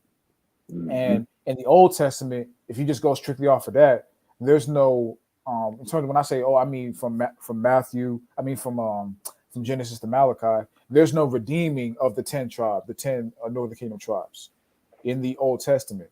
You find that I mean there is from a prophetic aspect, but just from if you just read it word for word and don't tie in a prophetic aspect, there's no redeeming. But it's not revealed in terms of the prophetic aspect on paper until you read the New Testament, if you know what that's talking about. So that's why they coined the 10 lost, like the 10 lost tribes, the ones who are it's being revealed today who the lost tribes are, but the Southern Kingdom before tribes, we didn't know what happened to them. They just disappeared. They just disappeared. Exactly. It's like they're trying to frame it as that black people are the 10 lost tribes and they're finding their heritage now. That's what they're saying, basically. No, and that's normally the go-to excuse. They'll be like, "Oh, so how can you prove that you're the 10 lost tribes of Israel?" Because, like Swin was saying earlier, what's conventionally taught is that, after the 10 tribes fell away into captivity, they're just gone. They just disappeared. Exactly. Nobody knows what happened to them. That's literally, I'm being dead ass. That's what they teach in conventional. If you go to church, if you go to if you go to church or any type of, if you ask anybody what happened to 10 tribes, nobody knows. They're gone. Disappeared. Sometimes they'll say they all died. Like, what I'm saying? And who cares? Because we can all get salvation now. So we're all exactly. Yeah, exactly. Excellent point. It doesn't matter to them. But continuing on to say, after the establishment of the first BHI houses of worship in the late 1890s, hundreds of religious institutions espousing the belief of Black descendants from the Israelites of the Old Testament were created throughout the 20th century. By the 1980s, Old Testament. Yeah, that's how they try to use or the Black Hebrew Israelites are. They're the only folks from the Old Testament. They're not concerned with the New Testament and the love of Jesus and the salvation of everybody. They just That's some folky shit right there. I oh, believe. Fopi's OT only. So with some of them like Quana and a lot of those guys. Of course, BJM isn't, but I don't know what the fuck he is. He's just a Hebrew Christian. Oh, that nigga's just weird. But but you get the point. Like Quana and them, I believe they're I wouldn't say necessarily OT only, but OT mainly, if that makes sense. Okay. If that makes sense. I could be wrong though, but from what I've seen from a little bit of what they do on the greatest conscious channel on YouTube, side of the studio. I heard one nigga say it's not side nigga, it's side nigga. Side nigga. That shit was funny, bro. That nigga BJ called him the god of influence, but I don't go through all the tangent, but anyway. But yeah, I believe they are OT mainly. But Okay. that's definitely some folky shit from what I've seen. That whole OT shit, because none of the other camps do that. Like they Yeah, most teach camps the are entire Bible. I don't know what they call it. most camps are messianic. I don't really know of any non-messianic camps. Yeah, so I'm not really quite sure what this. I'm not. I don't even know what the fuck this first paragraph is talking about. I'll say this. Originally, like that, the whole camps being messianic, that's a relatively new concept. A lot of the older Hebrew Israelite groups or camps of the 60s and 70s and whatnot were non-messianic. You know what I'm saying? Like a lot of the original Hebrew Israelite camps. I remember they called themselves like the Commandment Keepers. Yeah. Things like they were originally non-Mason, or some of them were originally non-Messianic, and then they transitioned into being Messianic camps after more, understanding and whatnot, came to them or whatever. But yeah, Okay. that's kind of, so I see, because this is talking about the origins of it, so that's why. Oh, okay. Yeah. They say that right there. But continuing on, to say by the late 1980s, some estimates claim that there were up to 40,000 Black Hebrew Israelites in the U.S., with several thousand more in Israel. Okay. The BHI movement is not a monolith beyond its central tenets. And I think when they say Black Hebrew Israelites with 7 more thousand, I think they're talking about the Orthodox African Jews, like the Ethiopians and Ethiopian, some in Egypt as well. Yeah. Basically parts of Eastern Africa. Exactly. The Book of Enoch folk. Yeah, exactly. But they try to group. That's the thing. They, instead of making a distinction, because even them, they still have to go along with the Black narrative in terms of from a skin color. They have to merge us together with them, even though they understand and know these scholars of these institutions. They know that we're not the same people, but they have to group us together to make the Black Hebrew Israelite movement seem obscure and a farce and whatnot. But basically debunking our talking points that we're separate from the African Hamitic people. You know what I'm saying? Yeah. Because that is what, brothers, we make a distinction of. Yeah, some of us do come from the West Coast of Africa and other parts of Africa as well. You got Jakes throughout Africa, but we are different. We're of a different stock than the natural African per se, or the Hamite. All throughout Africa as well. So you got Hamites everywhere too, but that's a those third Jubilees people. But it says the BHI movement is not a monolith beyond its central tenets described above. The various historical and current offshoots of the movement have been influenced by a variety of other strains of religions, social, political thought that results in a variety of disparate groups that, while they can be placed under the aegis of BHI movement, are dissimilar in beliefs and activities. The main dividing line in the movement between BHI and other groups that identify as Christian, including the earliest institutions associated with the movement, such as the Church of Living God, the Pillar of Ground of Truth for Nations, and the Church of God and Saints of Christ, and those identified more closely with Judaism, adopting traditional Jewish practices such as celebrating Jewish holidays, observing Jewish dietary and ritual laws, and using the Hebrew language in liturgy. So it's like they're trying to frame that the Black Hebrew Israelites are trying to take a piece of the white J's historical and national lineage. That's how they're trying to frame it right here. Like we're the fakes. We're the ones trying to leech off of their head. We're trying to be a part of their movement or their nationality and their practices. When really it's the opposite. You know, really it's the exact opposite. We're the original. Of course, we've fallen, but we are the original, and they have over time throughout history chosen to take part of our customs and tradition, which honestly isn't exactly wrong. You know, we know in the kingdom that these different nations are going to be following our laws and traditions and holy days and whatnot as well. We understand that, but but in this particular society that we in right now, they're trying to frame it as if they're the people and everyone's doing their thing when really it's our thing, and it's gonna be known in the kingdom as our thing, and they're gonna be doing our thing. So that's just the difference between it right there. But you can see how they're already trying to frame it that either violent extremism comes from the standpoint of wanting to cling on to something that's not theirs to feel important in the eyes of the Most High, due to, like they said in the first paragraph, their slavery and history of oppression by hands of the same white people. They want to be the same white race. They want to take part in a particular group of them. You kind of see what I'm saying. So I want to go down to this point right here because it kind of goes into some of the more stuff with the particular camps and whatnot, and how they're being used to frame certain mindsets. But it says the diversity of ideological influences of on the BHI movement also characterizes the range of socio-political engagement methods in use by the movement's followers. This is particularly true with the movement's extremist fringe, which expands the idea of Black descendants from the biblical Israelites to argue, inter alia, that white people are the offspring of Satan and that today's white Jews are usurpers or imposters.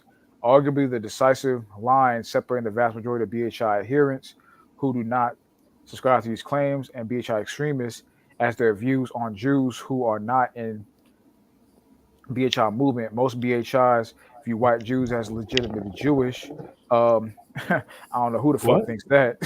The BHI fringe believes that they are Edomites, the descendants of biblical figure Esau, thus placing them outside of the fold of the. And I'm gonna continue, but I want to touch on that point right there first because you see that they're trying to juxtapose, and this is one of the biblical figure, huh?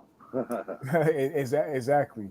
You see how they trying to paint it, like trying to divide and conquer.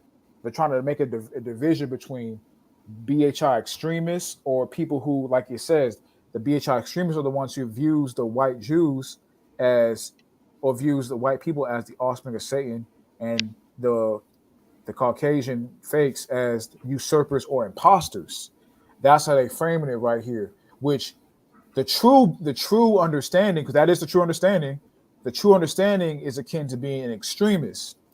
The ones who, and notice it says, as their views on the Jews who are not in the BHI movement. Most BHIs, and they're framing most BHIs as the ones who don't adhere to this sentiment.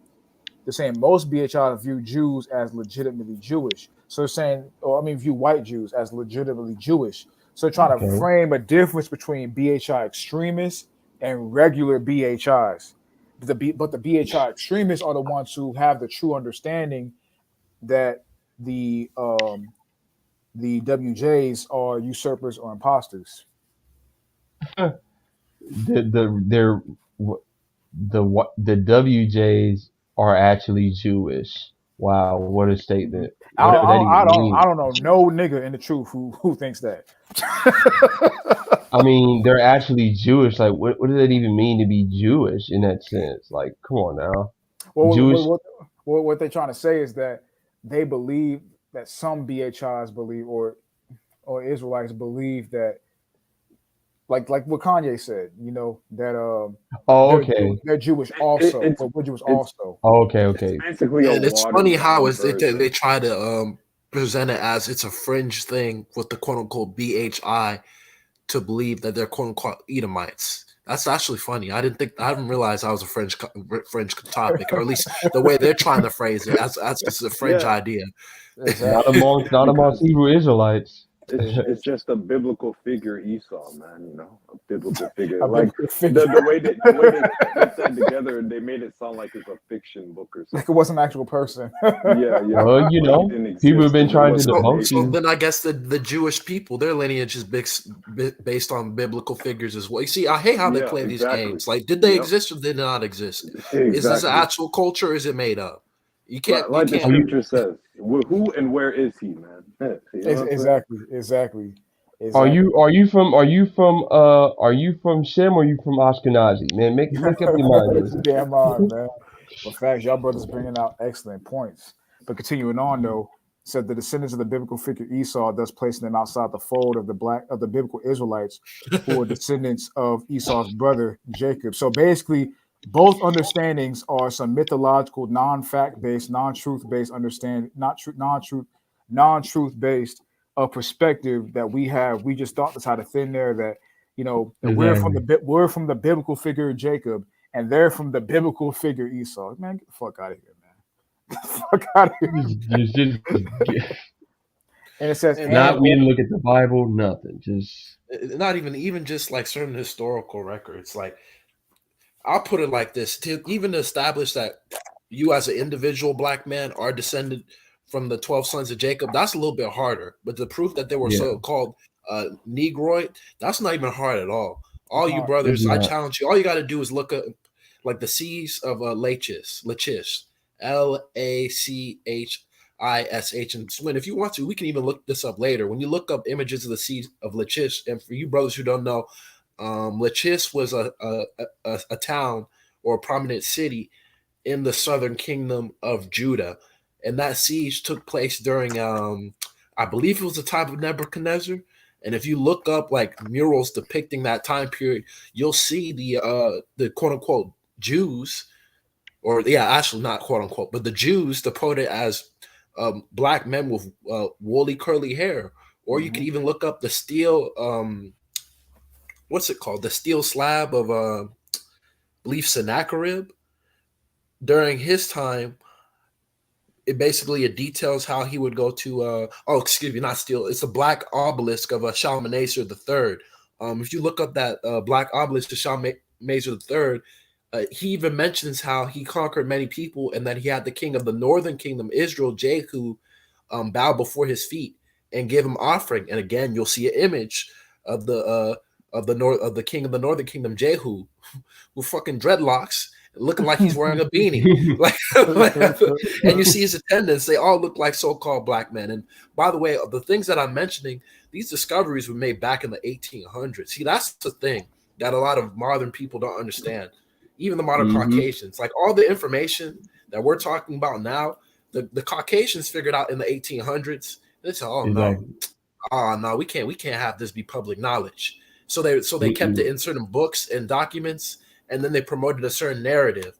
But it's actually funny. If you want to know the truth, all you have to do is look at some of the writings that existed during the 1800s and prior, because they didn't expect the average person to be able to come to this knowledge. The Caucasians and the historians during that period, when they were writing their books for the intelligentsia, they didn't consider there was going to be a future time where everybody would have access to the information. Baby Ben, like they always say, if you want to hide something from a nigga, put it in the book. Put it in the book. But you gotta like, even just reading this white paper here, they have the harder job because they're trying to call the truth a lie. They're literally trying to bend reality. So just like how D-Ben called them out before on, if you're calling these things biblical figures, then the whole you being Jewish must be a biblical figure as well, right? So they're gonna slip up and mess up here and there because they're trying to bend reality to create this false reality. They're trying to associate biblical terms with themselves, but they at the same time go out of their way to try to prove the Bible is fake. Exactly. Like, well, nigga, why you keep calling yourself biblical titles? Exactly. Doesn't make any sense, bro. You gotta make up your mind. Even Ashkenazi, that's a biblical figure. Yeah, it's only mentioned like once, maybe twice, but that's a biblical figure. You got that name from the Bible, bro. So you're just you're playing games. Whether you say that you're a descendant of Shem or Japheth, you got that from the Bible, man. So you can keep playing games if you want to, but all you're going to do is, well, I mean, it's going to fulfill prophecy. I'm just speaking very lame brain here. But all you're going to do is let the cat out the bag. So, I mean, but you know, it's prophecy. So we'll let it, let the good times roll. But in your case, But hey, yeah, keep doing what you're doing, man. Keep doing yeah, it. that's what happens when you try to bend reality, man. You're trying to turn Hmm. the lie into the truth. Most definitely, most definitely, Reality snaps back. most Yep. definitely. But yeah, y'all brothers bringing out some great points. Yeah, we'll go into that what Deben was speaking about as well with the siege of Lachish as well, because I'm looking at the images right now and oh yeah, Yeah, it's come on now. blatant, man. Yeah, I did a video on my channel a while ago. That's why I was able to remember that. It's just like they like you can't even debate it. Exactly. Even when you look at the Wikipedia page on that event as well, if you understand proper biblical terminology and imagery and whatnot, then it doesn't make sense for that to even be Caucasian people. But that's a whole nother conversation. But yeah, the images are blatant, man. But continuing on though, it says because this is the point I want to get to right here in regards to the previous clip we just watched about the members of the ISPK rocking that star of Molech in all black, headed by CIA informant himself, Commandant General Yohana, going to shoot AKs in the Oh gun man, range. Which ain't nothing wrong with shooting an AK, ain't nothing wrong with having a no. strap. I'm not saying that, but but you do have to look at things when a lot of different things come together and they all make sense as one. They kind of like what's going on here, you know what I'm saying, like kind of You just make you blinkied think. up. You blinkied up at camp. You got sticks at camp.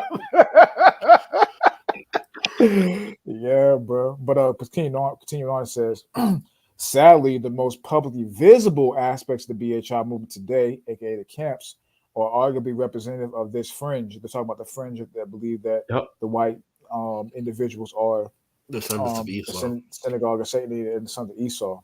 Residents of major American cities, particularly on the East Coast, which they're talking about specifically the School of Talk New about, York.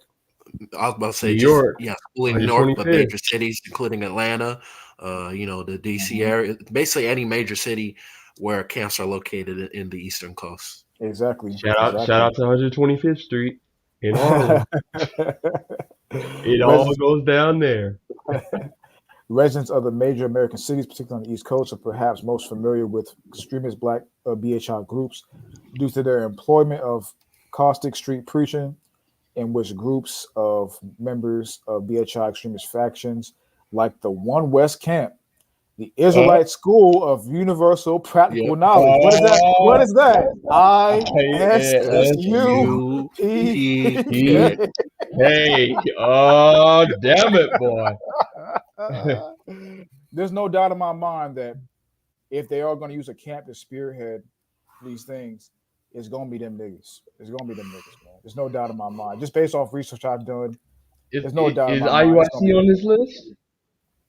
I don't think IUIC is, but Wow. IUIC, all the One West camps come from the ISUPK because they were originally UPK, and then when the camps branched off, Nate, I think the original guys were Nate, Sahar, and the dude who has GOCC. When they branched off, the I think I can't remember UPK his name right became the now. ISUPK. Yeah. Oh, that's But crazy. Damn, they they're just all from the said, UPK though. yeah. So they said, fuck all that. We just gonna sing about ISUP. Mm-hmm, mm-hmm. But Mm-mm-mm. see that's the thing. The ISUPK nigga, the head nigga, Commanding General Yohana, has on record saying that he has CIA ties, that he has tapped in with Yeah. CIA. So it makes Yeah. sense that they are the group that's being used on the face of martyrdom, or the ones coming up against the white man and on the front lines to fight for our people, and whatnot, and also why they be used as the face of BHI in terms of, like it says, most visible aspects of the BHI movement today. See, that's the thing. in order to have a visible movement, you got to have a group of people. That's why these guys are different from like a Kanye West or a Big Sean or Deshaun Jackson or Nick Cannon or Kodak or Kendrick. These entertainers who have said that they're Israelite, that doesn't hold as much weight as these groups who actually do speak the truth on a lot of topics, go out in the streets, have members behind them. It has a lot more validity when it's them. You know what I'm saying? As opposed to these entertainers that just say they're Israelite. Even though they don't have as much influence in terms of the people that follow them, their influence they do have has a lot more validity and weight to it because they actually have actions to back up the things that they say. You know what I'm saying? I'm an Israelite. My diamonds is real ice, man. that's Kodak right there, bro. that's the extent of Kodak, bro. That's the extent of that nigga right there, bro. So it makes sense that these individuals be used to bring forth these messages. But let's see what they say about the ICPK and other verbally accost passersby around busy intersections in the major public transportation hubs in New York City, Washington, D.C., Baltimore, Philadelphia, and other cities. BHI extremist demonstrations referred to by adherents as camps are highly confrontational, frequently imbued with extremist BHI fringe most vitriolic beliefs, including anti-Semitism, Holocaust denialism, misogynist, and homophobic beliefs, and calls for white people to be sold into slavery. Yo, that's brutal, bro. And you know what's funny? A lot of those things, if you were just some of those things are true partly without the context, though. You know what I'm saying? So everything sounds extreme. Everything sounds extreme without context. That's why, like, I hate using these extremist terms. It's Holocaust denialism, misogyny, homophobic beliefs, because then you can just dismiss what the person's saying without actually asking questions. You say they're a Holocaust denier. Okay, so what do they deny about the Holocaust? When you say they're misogynist, okay, what have they said about women? When you say they're homophobic, what have they said about these group of peoples? These terms exist just to ignore any conversation or debate about a particular topic. Because when you use these terms, there's an assumption. Oh, he's a misogynist. He hates women. He thinks women should be barefoot in the kitchen, and he beats on women. Holocaust denial. They'll just be like, oh, so the person believes the white Jews don't exist. It was all a quote unquote a staged event. Things along those lines. But that's why I hate these freaking terms, because they never delve into the nuance. They're just a term that's used so the average person doesn't have to ask any questions. Facts. Because you think about it, if you just use these terms and categorize the people who categorize people with those terms and similar and bring up like a synonymous relationship between those terms and those people are gonna be so turned off to those people because of the connotation those terms hold in society, in this modern society.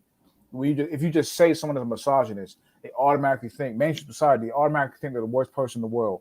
You don't, especially if you call someone a homophobe. Oh man, they're the worst person walking. They're the worst person on the earth. You know what I'm saying? And whatnot.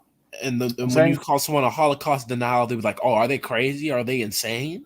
Exactly. What do you mean a Holocaust? Basically, these terms to make a person sound like hateful and insane. That's what all these terms are meant to do. So as we can see, based off of this official document from George Washington University, that this is how they're trying to frame anyone who associates with the term Black Hebrew. Even we don't associate with that term, but that's how they're going to categorize all of us, because they're going to look at you and say, "You're Black. You say that you're a Hebrew Israelite. You're a Black Hebrew Israelite. That's just what it is." You know what I'm saying? That's just what it is, man. And like I said earlier, these elders of these camps, some of these camps, and these mainstream celebrities, there's really not much difference between them.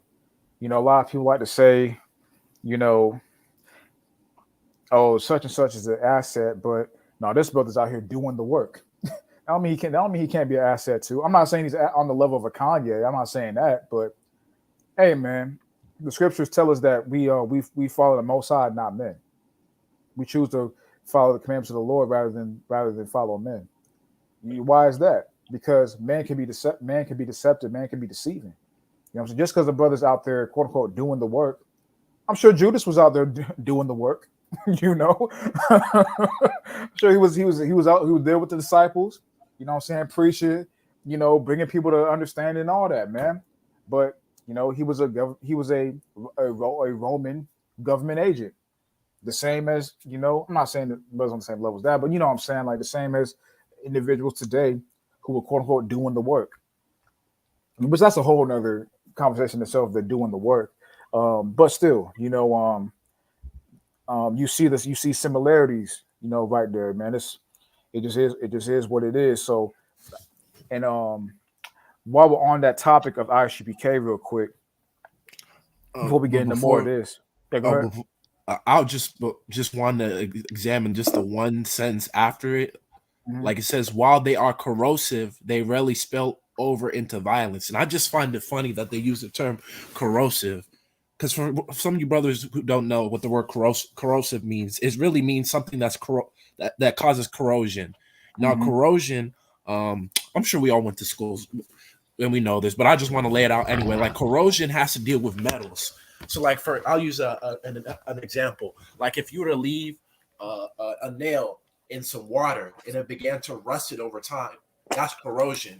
Corrosion is basically whenever a metal is basically weakened due to either weather, like rain, snow, sleet or hail, or like other forces. So the fact that they're using that term corrosion, what could they possibly mean by that? Well, number one, we know the quote unquote BHI is only meant, they're only reaching out to so-called black people, people of color. And what are they corroding?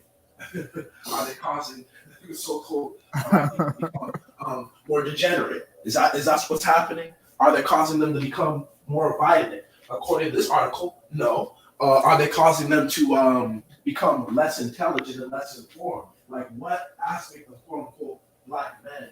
Because that's normally what these camps are focused on. Are they corroding? And I'm gonna tell you what they're corroding. They're corroding the quote unquote American dream. That's what this shit is. Because the BHI is corrosive to the American ideal of what a black person, specifically a black man, should be. It's toxic, it's poisonous. Because you as a black man, if you're able to understand that, look, man, these quote unquote biblical figures that you see in the Bible, that all these other races of people talk about, these are your forefathers. They had a certain standard and lifestyle that they lived, and you're supposed to live that style to the best of your ability. That's going to force you to change your conduct. That's going to lead you to quote unquote be misogynistic in this society, because we know according to the scriptures, the man is the head. The woman is supposed to follow your instructions, your directions. Now that's common sense. In this society, that's misogyny. We also know according to the scriptures, look, man, it tells you in the Old Testament that people with that lifestyle are supposed to be put to death. Now we do know, thankfully through Christ, you know, his death, burial, and resurrection, some of Israel can be redeemed from that lifestyle. But that doesn't mean we can say it's right. You can go ahead and be gay. So if you believe that as well, then you're quote unquote a homophobic. And then of course they want to get to the quote unquote anti-Semitism.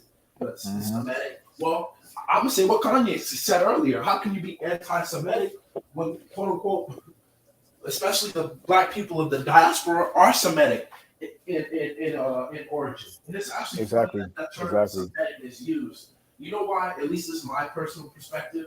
Why I think that term Semitic is used, because most people don't know what the fuck Semitic means. So they just kind of like if someone were to accuse a person of saying, like if you were to walk up to a person and say you're anti-Jewish, that person would be like, I'm not anti-Jewish, and here's why. But when they say anti-Semitic, most people are afraid to admit they don't even know what that means. They're just afraid of being that word. You know what I'm saying? It's like, I don't know what that means, but I don't want to be it. If the term was anti-Jewish, okay, that's more specific. That's a good point. Like, well, how am I anti-Jewish? Because of this, that, and the third. The same thing with if you accuse someone of being racist to a black person. Then they could be like, well, I'm not racist because of this reason. But if you just say they're racist in general and don't give them any specifics, it's harder for them to like really come up with an argument because they're just like, I'm racist against who? Like, I'm just racist. You know what I'm saying? Facts. That's a great point right there, brother. Just these terms that are thrown out, to categorize people with the associations of being anti this and anti that, and you merge that into a spiritual belief system they have. That's going to be in the future. That's going to be used as ammo against people who are with this specific spiritual foundation, like we read earlier in the scripture in Second Ezra, the 16th chapter, when it comes to the great insurrection upon those that believe in the Most High, follow these words and these commands and whatnot, and hold true to these spiritual beliefs. They're anti progression, societal progression. You know what I'm saying, in terms of the way that this society is headed, and also when you add in the technocratic aspect of it as well, that's a whole nother ball game as well, because a lot of the reprogramming of the human DNA is going to be with you know a lot of these new age belief systems in the code in regards to what a person's mindset, how and the thought patterns of how they're going to be programmed to think and move and shake and whatnot and express. But that's a whole nother conversation. We're going to cover that in the next installment of the technological reset, which is going to be coming soon. But that's a whole nother rabbit hole in itself. But continuing on, I want to just to add on to the point, the great points that all the brothers is bringing up. I want to bring out this right here because now this is another resource from source being the Southern Poverty Law Center. It's titled "Racist Black Hebrew Israelites Becoming More Militant." Now I'm gonna read this right here and go into this, and we're gonna go back into the other document from George Washington University. Now this is from August 29, 2008. So showing you that these things have been in the works. But look, what's the face of this right here? What's that name right there? ISUPK. So, hey man, to sum up with that group, man, and how they're being used to shape and frame our nation of people in regards to what we're capable of doing, what we will do, and the violence that will put on the others, because we're hate-filled bigoted racists who want to kill all white people. That's how they're trying to frame it. But it says racist Black Hebrew Israelites becoming more militant. So the black supremacist wing of the Hebrew Israelite movement is spreading, and its leaders are growing increasingly militant.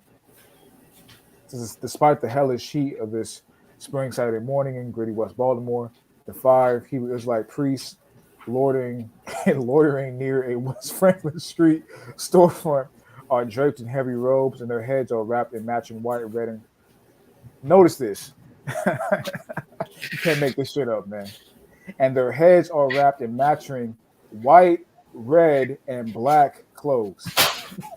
And yeah, so whoever pointed this out might be in the know, because the fact that they're pointing out black colors is very it's very telling. It's very telling. Exactly. Black are very important in masonry. You have the black and white, which normally represents the checkerboard or the coming together of opposites, and then the red is represents the blood or the blood sacrifice or exactly fire. You give your offering in fire.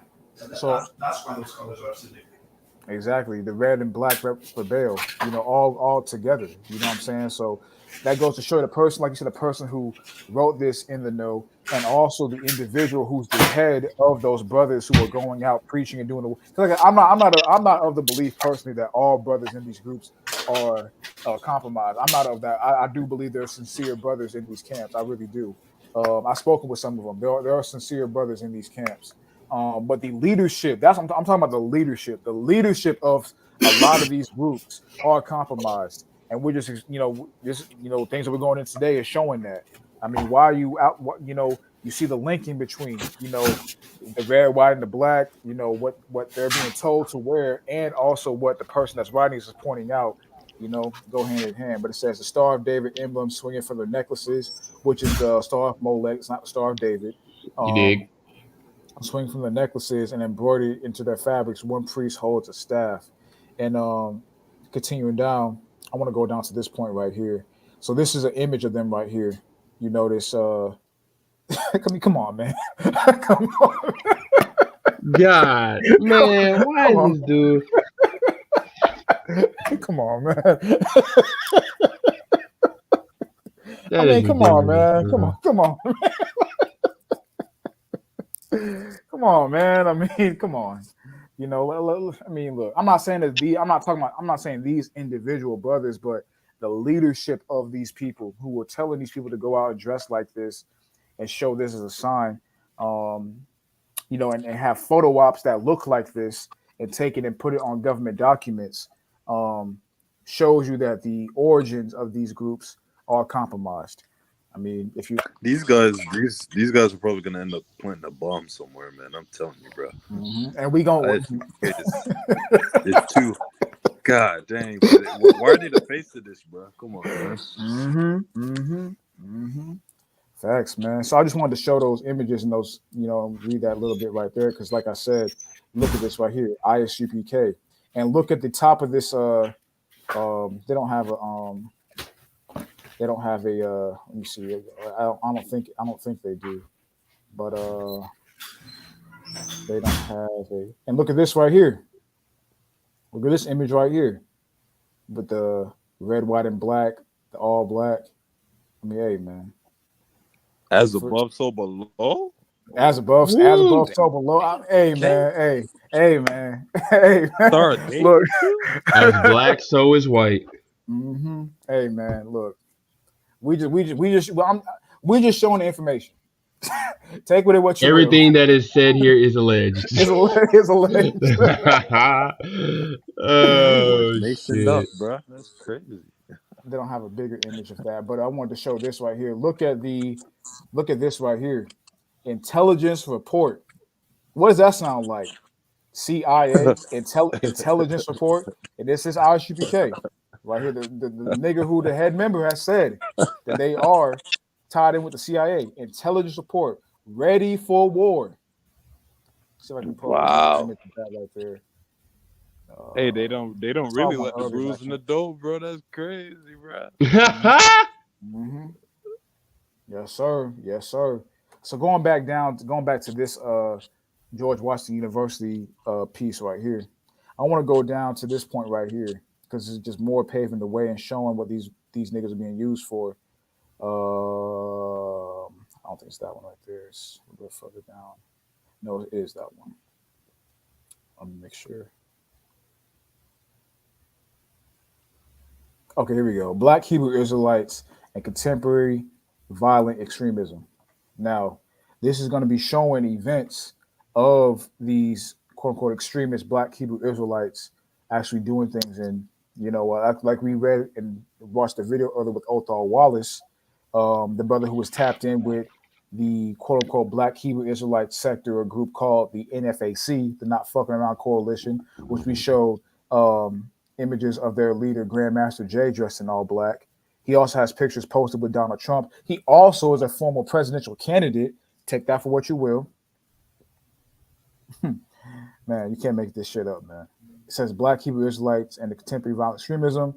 While BHI violent extremism has been a persistent concern for law enforcement in the past several decades, the last 7 years have heralded an unprecedented frequency and lethally of terrorist attacks involving individuals who participated in or were otherwise inspired by the BHI movement or its ideas. So not only is it you can't be a part of a BHI group, but you can't be inspired by the ideas, meaning what? You can't have the same spiritual foundation.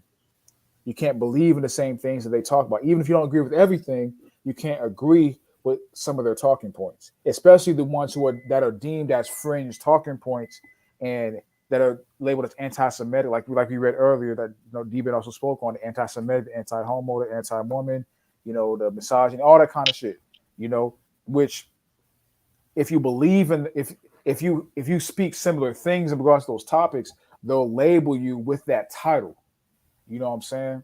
And they're using that and framing that and using these plants, these individuals who perform these actions, maybe real or not, who knows, but who perform these actions as part of that, either those particular groups, if they actually are camp members, or they're inspired by the movement per se, being that they believe in some of the similar talking points.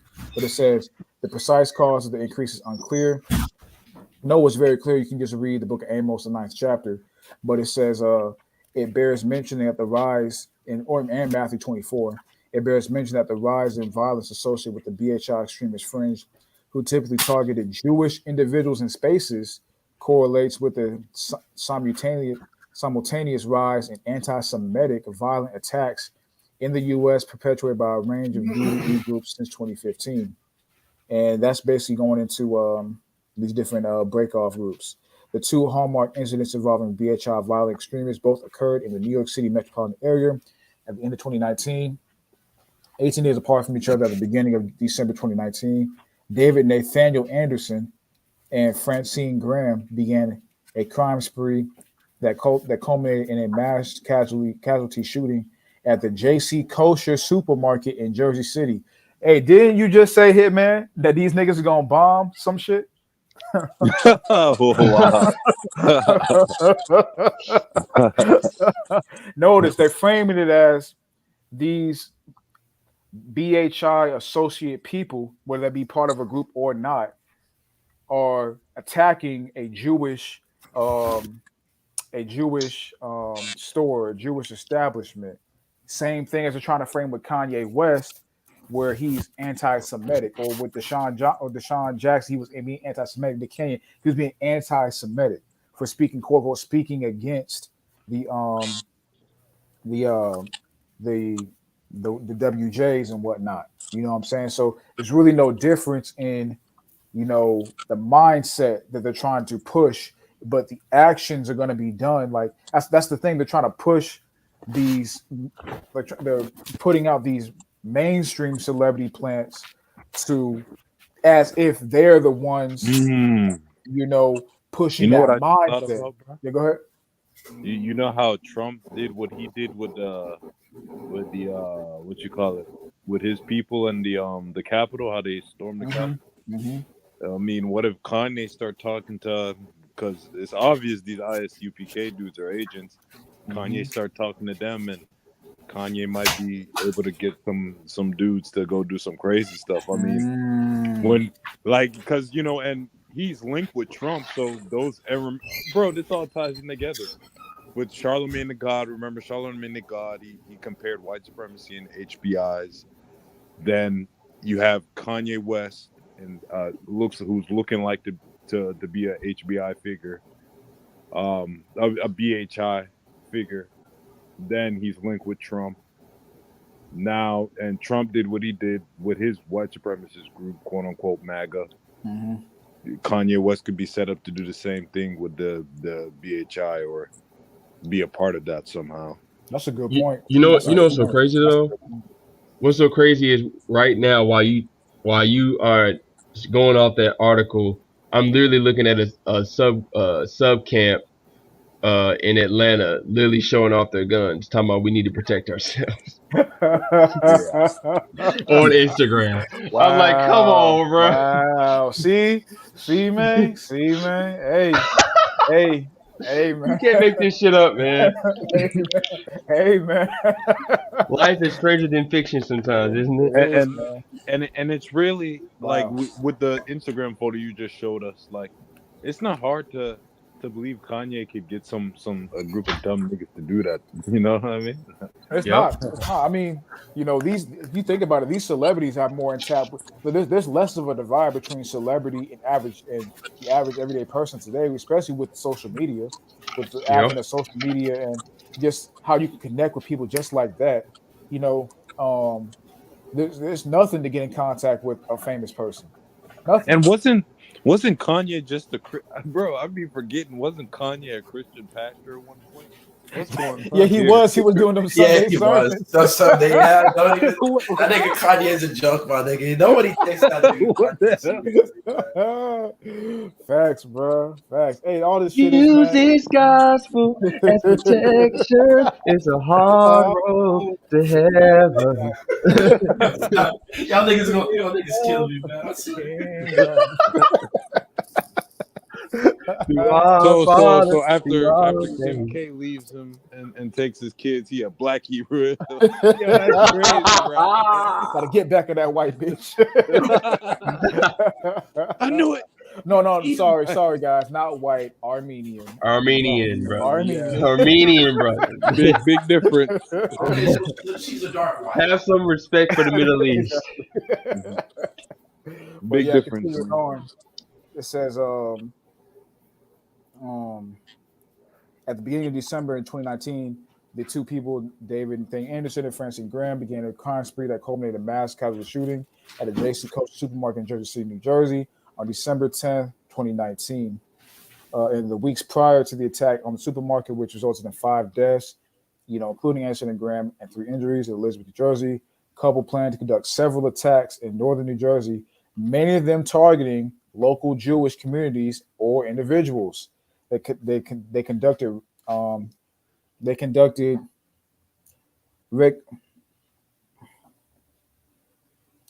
reconnaissance on the J.C. Kosher supermarket and several other potential targets, including a Jewish community center in Bayonne, New Jersey, and traveled to Ohio to train with firearms that they had purchased for the attack. man, oh man. Yeah, see, it is what it is, man. The frame, like we see the framing right here. We see the the people that are being used to either incite, either naturally incite this in certain people based off of the overt militant action that they show in association with their truth-based teaching, or the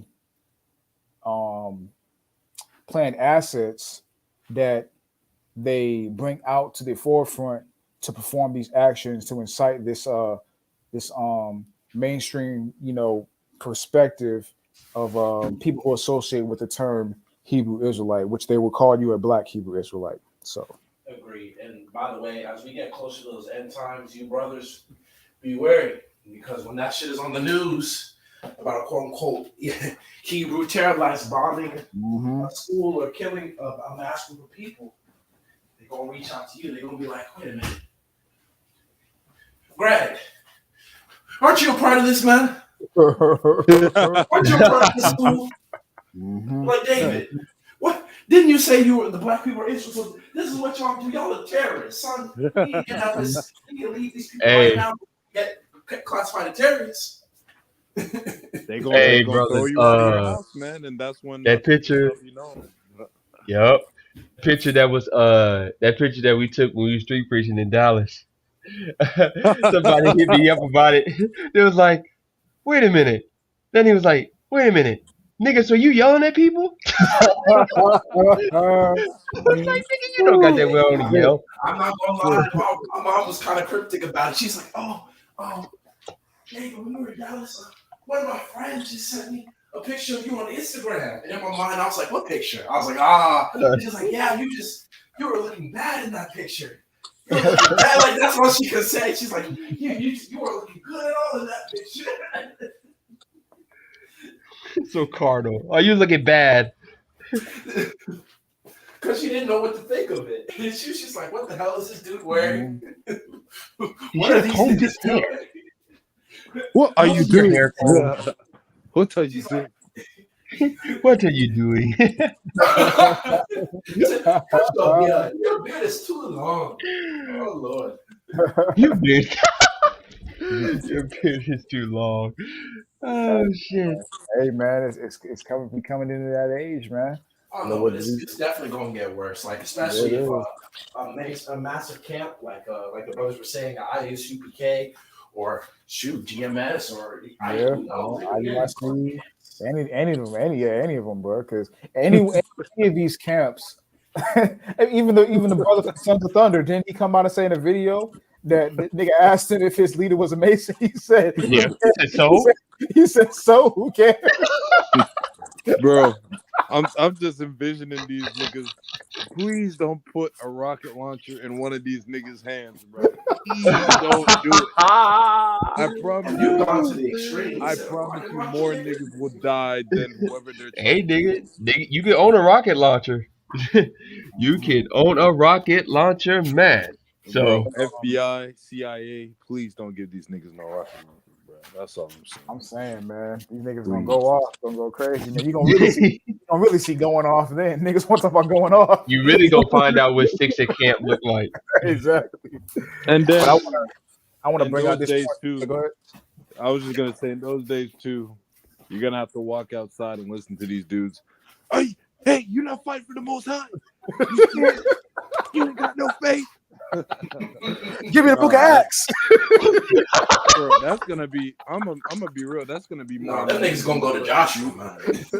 Yeah, that's right. No, they gonna go to Boca. They gonna say, man, I'm on the front lines like Peter, man. just like Judas of Maccabeus, we fight for the Most High. And nigga, we like Judas Maccabeus, and you like Judas that betrayed the Mashiach. What you doing, brother? Bro, that's gonna be worse than any other persecution, bro. Like, niggas annoying, bro. Look at that Judas over there. Look at him. But you ain't a real Israelite. Why you still wearing Edomite clothes, nigga? Put your fringes on, nigga. It's a war outside. You see that movie Judas and the Black Messiah? That was talking about you. That was you, man. Nigga. Yes, sir. Yes, sir. Hey, man, don't matter. Female, we gonna be in the streets preaching, nigga. I don't care. Oh, man. Martial law, nigga. Martial law. We gonna be in the streets, my nigga. Oh my God, bro. Man. Oh man, but hey, that's the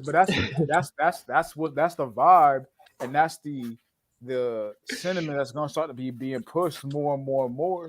You know, in the days to come, you're the scriptures tell everything is gonna be revealed, man.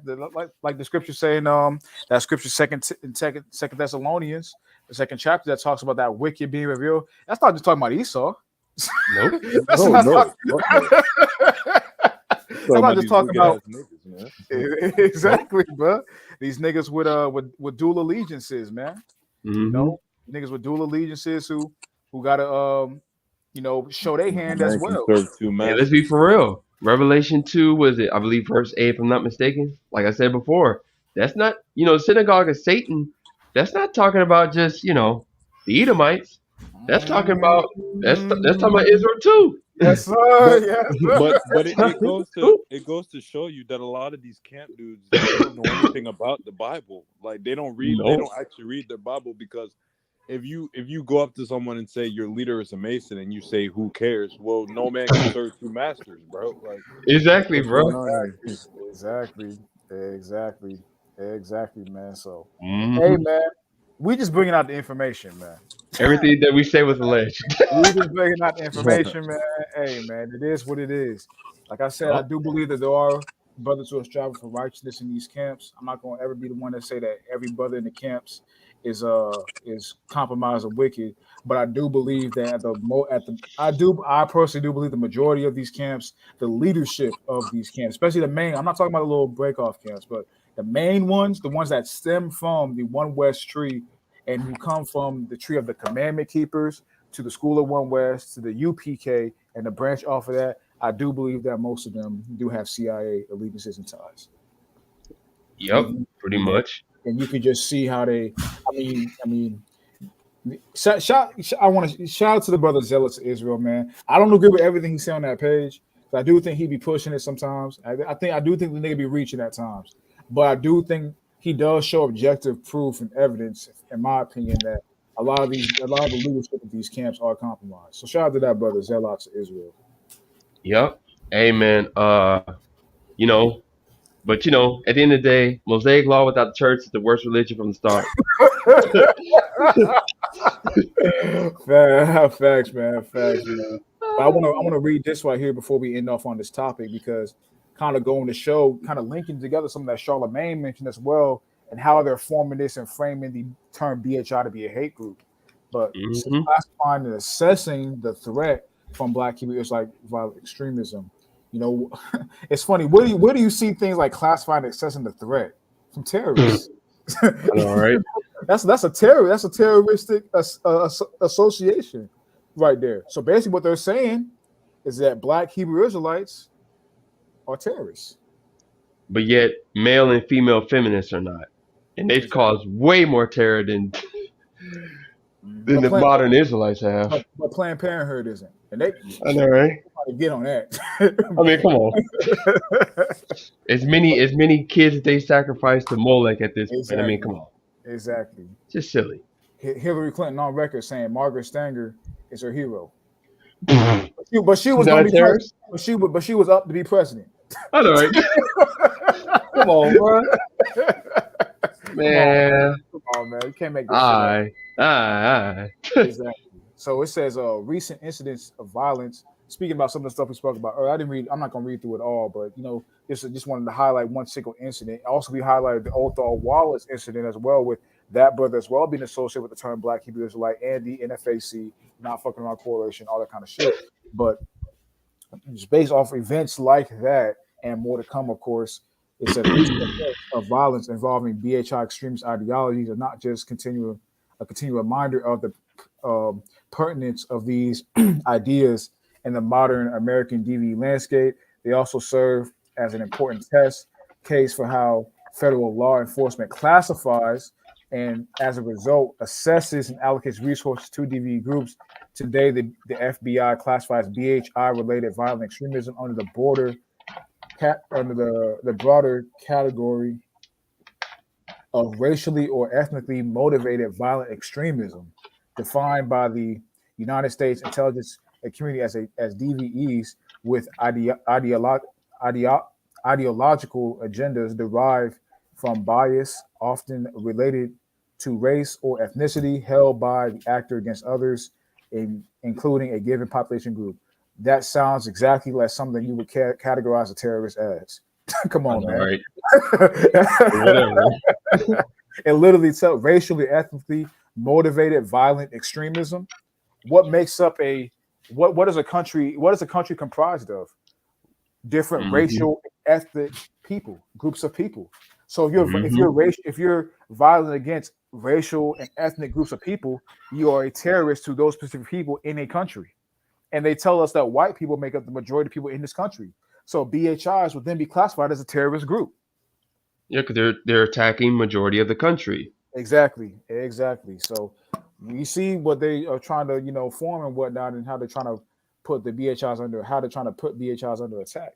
But it says from a purely definitional standpoint, it's easy to see why violent extremists motivated by fringe BHI ideologies are included under this category, though this was not always the case. So now we're going to go into juxtaposing some of the contemporary biblical-based understanding versus the quote-unquote fringe BHI understanding, which is more, separate and distinct in terms of non-inclusive of all these other different groups and, of whatnot of people, in terms of that be race, sexual orientation, gender, etc. But it says, until 2019, BHI extremists were placed alongside Black separatists, Black nationalists, violent anti-police activists, and other groups under the controversial header of Black identity extremism. Civil rights leaders and many counterterrorism experts decried this label which they argue was politically motivated. Grouped unlike actors together, describe an extremist grouping that does not exist in real life downplayed the threat from other types of extremism and had racist undertones. The FBI banned the term Black identity extremism in 2019 and began labeling the movements formerly associated with this term under the classification of RMPE, which is what we read earlier in terms of racially, ethnically motivated violent extremism, together with white supremacists. So labeling what they call Black identity extremism, which is BHI, which is what they're classifying BHI, what they said BHI was a part of earlier on in the article, but now they're grouping that BHI slash Black identity extremism together with white supremacists. Going back to what Charlemagne said earlier, matter of fact, we can go back to the clip. Actually, play the clip. Let's play the clip. I gotta no McQueen, but play the clip. Hey, someone breaking in your home, nigga? I heard some shit. Nigga, that was the cabinet door. Stop it.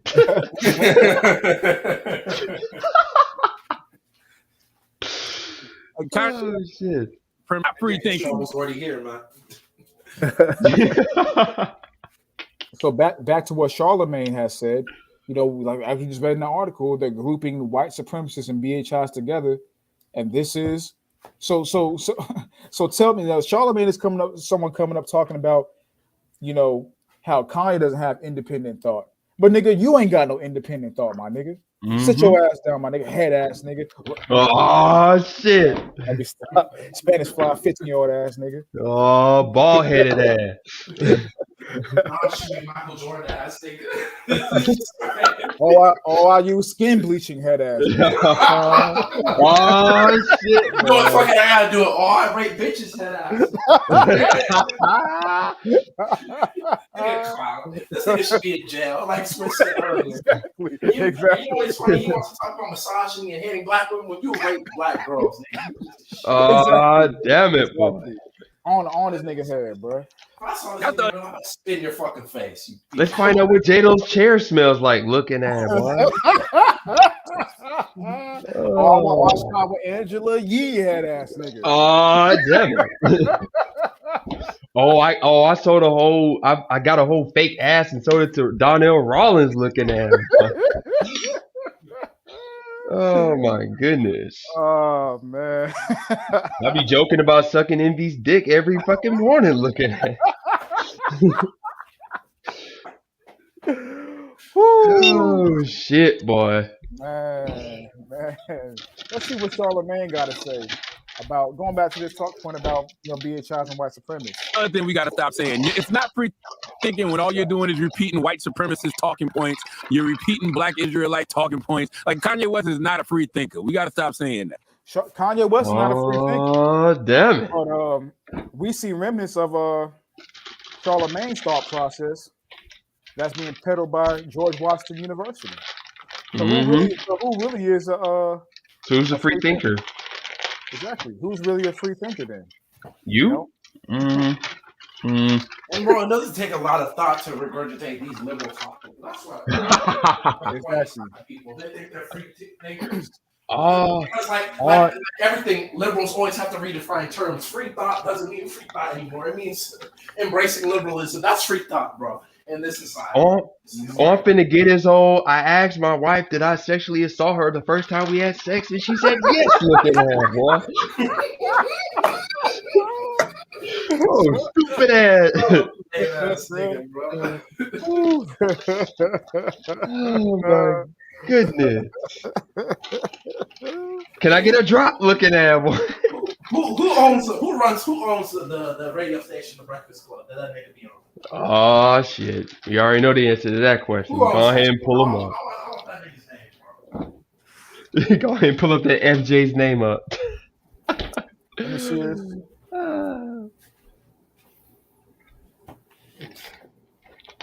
We already know who runs that shit. Let me see. It'll be iHeartRadio. I know iHeart does the distribution, the radio distribution, but I believe the show is distributed separately. iHeart is the radio distribution, but they the ones that handle a lot of. I think that's the one that runs the radio station now, because they film the stuff on Revolt, right? But I think iHeart runs that sector of the radio, like Power 105. Now, if you want to say that, who runs Power 105.1? You can look up that. Yeah. Look up that. I'll be surprised if it's a black man. So it says the person who owns Power 105.1 is iHeartMedia. So we got to look up Yeah. iHeartMedia. Yeah. iHeartMedia, not iHeartRadio. iHeartMedia. You already know the. What the? Thomas H. Lee Partners. Oh God, it's not even a person. It's a partnership. They really trying to hide this nigga, bro. Who the fuck owns? Oh my God, it's multiple of them. Instead of one FJ, it's several. We'll make it simple. It was founded by Lester Lowry Mays in the back in the day. Is he FJ? It doesn't say. Probably. Oh is. wait, it said he became an investment banker. So. Oh yeah.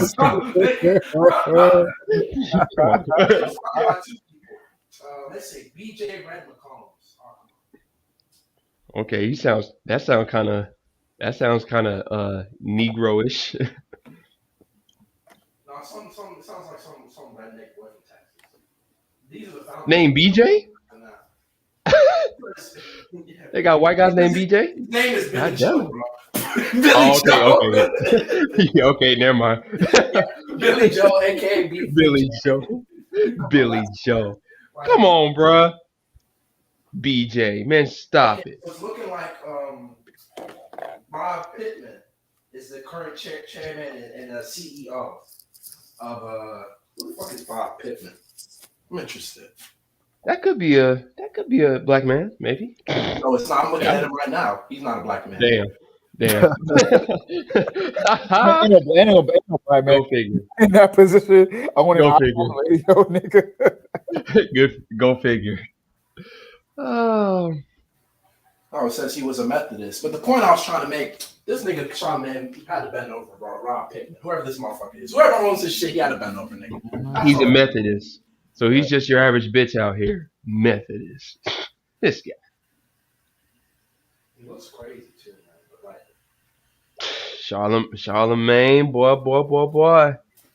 hey, Stop man, playing. you think of a nigga like Charlemagne, you know, he was probably a young nigga hype. He's like, yeah, I'm about to be good. I'm about to make money. And they pull this nigga aside, yeah, dog, we got you for life. All you gotta do is rape these bitches, all right? Just do this one solid, bro. You set for the rest of your life. Yeah, we saw you work them curtains on the Wendy Williams show. Oh man, the way you worked them curtains, that was so great.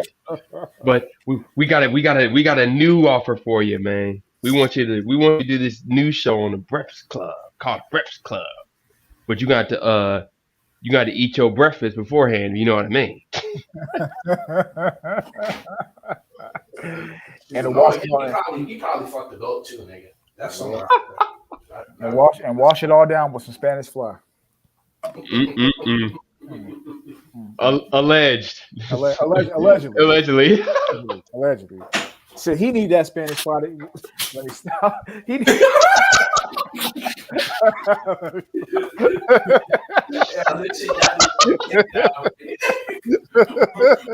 We recorded this, right? I'm done. You might have to break this up, bro. I might have to, man. I'm gonna have to private this video and kind of go through it. I might have to do that, man. Yeah, man, it's too late, bro. You gonna be doing that all. Nigga, this ain't no short live stream. You gonna be doing that forever. Man, real talk. You might as well go ahead and let it rip. I want to touch on this last final point about this article. You know, because like I said, we showed how they're already framing the symbiotic relationship between white supremacists and BHIs. It says right here.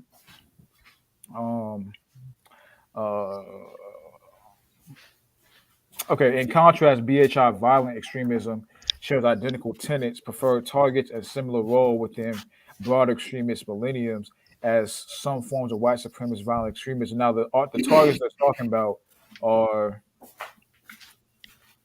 neo-Nazis, anti-Muslim, anti-Latino, violent extremists, talking about how BHIs have a similar leaning. It's just that the antagonist BHI ideology is white people, specifically white people of the stock of Amalek.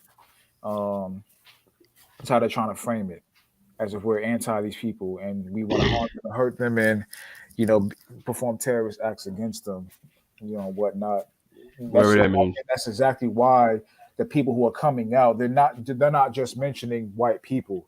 The people that are coming out and doing these harm and doing these acts of violence, they're specifically targeting and pointing out that they're targeting white Jays. But going on, it says the similarities between BHI violent extremists and white supremacists led Tom Metzger, a former Grand Wizard of the Ku Klux Klan and a founder of the neo-Nazi skinhead group White Aryan Resistance, to remark that BHI extremists are the black counterpart of us. Wow. Notably, the core tenet of extremist BHI thought the African Americans are the descendants of the biblical Israelites. Today's Jews are usurpers. So they're framing that as that's the extremist ideology. That's the foundation of the extremist ideology. That somebody got to be the real and somebody got to be the fake. So I mean, I guess that's the foundation of it. That's the root of it. Yep. So if you agree with that right there, regardless of regardless of everything else about you, if you believe in that point right there, you are a BHI. You are a counterpart white supremacist. Yep, you are a BHI. You're not an Israelite. You're a BHI. BHI, exactly. You're a terrorist, because as we read earlier, the things that they denoted BHIs as are terrorist associations. So that's how they are. That's how we're moving and shaking with this Israelite quote unquote movement and what that's where it's headed towards. But that's how you get in front of the narrative, right? That's how you get in front of it. Before these things really happen in nauseum, make sure that the point is established before you see these events on TV. So that way, by the time you see these events on TV, you've already been socially conditioned. Well, the masses that are not really aware of the Israelites, they've already been socially conditioned to understand that this is they're terrorists. There's an extreme group. The things they believe in is not correct. Blase. You've been conditioned to believe that in advance, long before you see it on TV. Because if they were just allowed these things to go to come to pass without them quietly getting in front of it, it would cause people to wonder. Okay, especially if some of them get on TV and say, these. When you look it up in Revelation, this synagogue of Satan, chapter 2. Look it up.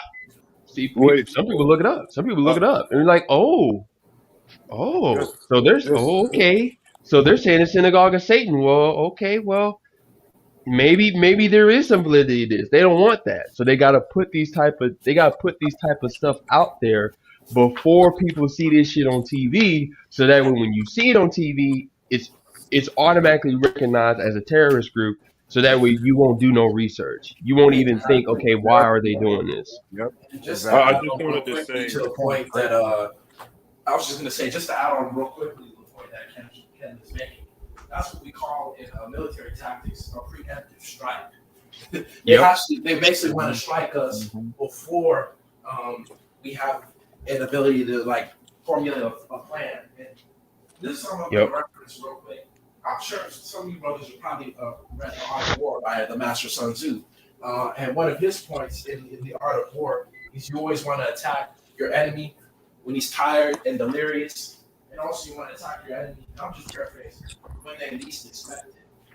And this is what they're doing right now. They're basically setting us up to be attacked. So when they have these different articles coming about the black Hebrew Israelites, and they have these different news stories about how they're radical and they're crazy. The average person, they're going to allow it to seep in the subconscious of their mind. Because I guarantee the average, especially black person in this society, even though they don't know what the black Hebrew Israelite is, they probably ran into a story or some type of news article that mentioned them.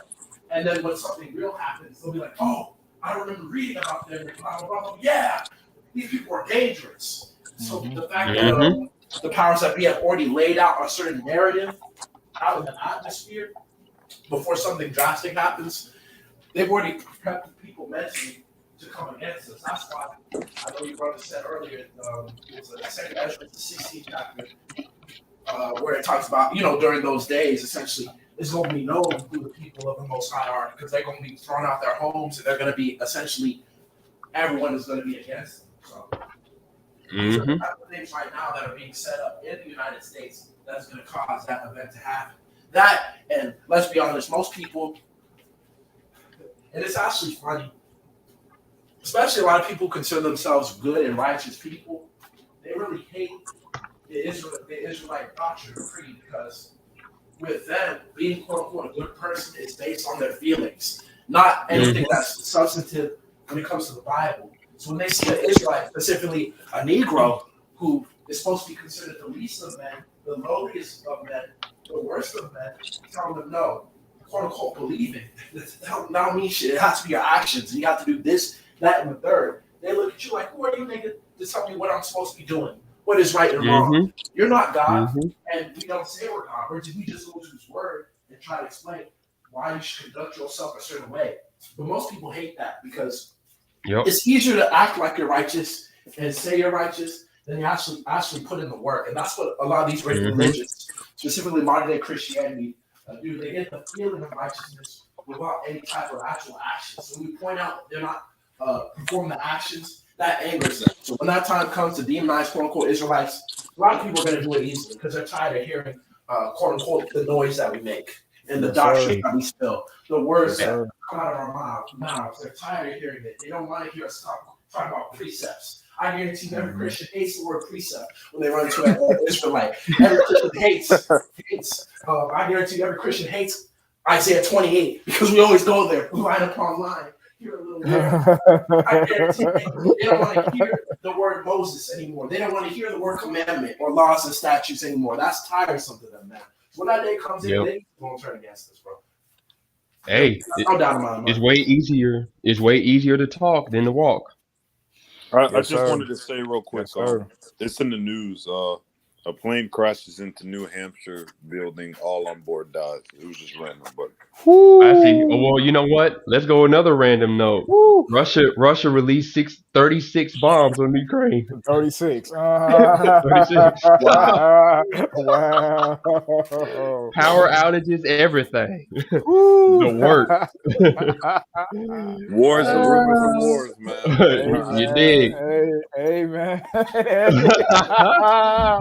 Hey, things is heating up, man. Heat up in the wintertime. Yes, right in time for that cold winter, especially out there in Europe. Hey, for all you brothers out there in Europe, man, pray for you brothers, man. It's gonna be tough. It's gonna be a rough Stay winter. strong, brother. It's gonna be a rough winter out there in Europe, and I even have no energy. It's gonna be a rough winter physically for brothers in Europe, and that's gonna trickle over to an economic roughness in the United States. Yep, because all this shit's connected. They're gonna be asking for more shit from the U.S. And the U.S. gonna have to give it to them to a degree, or maybe this could be the stage for the end of Revelation 17 chapter, when it says the other nation will hate the whore. Yeah, they'll shall hate the whore and douse her with great fire. Yeah. Who knows? We'll see. Yeah, we'll see. We'll see. It definitely could be. But I want to go to end out this this particular paragraph. And you brothers, I linked the article in the live chat. Shout out to Turner Classic. He asked me to link it, so I linked the article in the live chat. I encourage you brothers to read this whole thing. It's very very informative. But I'm gonna just finish out this last paragraph, and then we'll be done with this particular topic.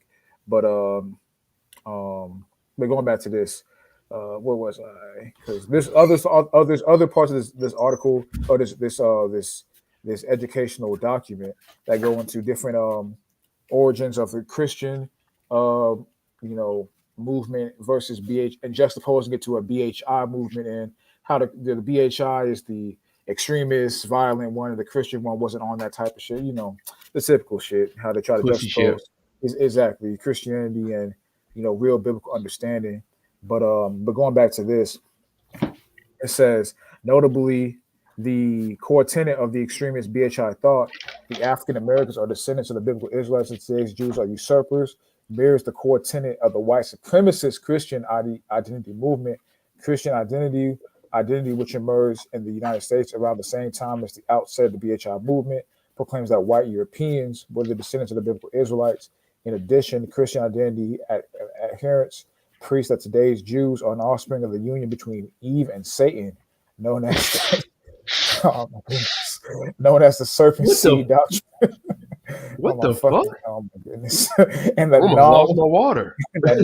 I know why they're saying that. You know, I mean, we know the what's that Genesis? The what's that? The third. What's that chapter in Genesis? Let me get my Bible. No, 3. I think it's Genesis chapter 3. That talks about Eve and the serpent and the seed and all that, and the misunderstanding of how people, interpret that chapter. Oh, they must think Eve and the serpent had sex. That's what they're saying. Yeah, that's what they're saying. Let me see. Doctrines on top of doctrines on top of doctrines. It's it's Genesis 3. So let me go to it. In verse 5? Let's see. Genesis 3 and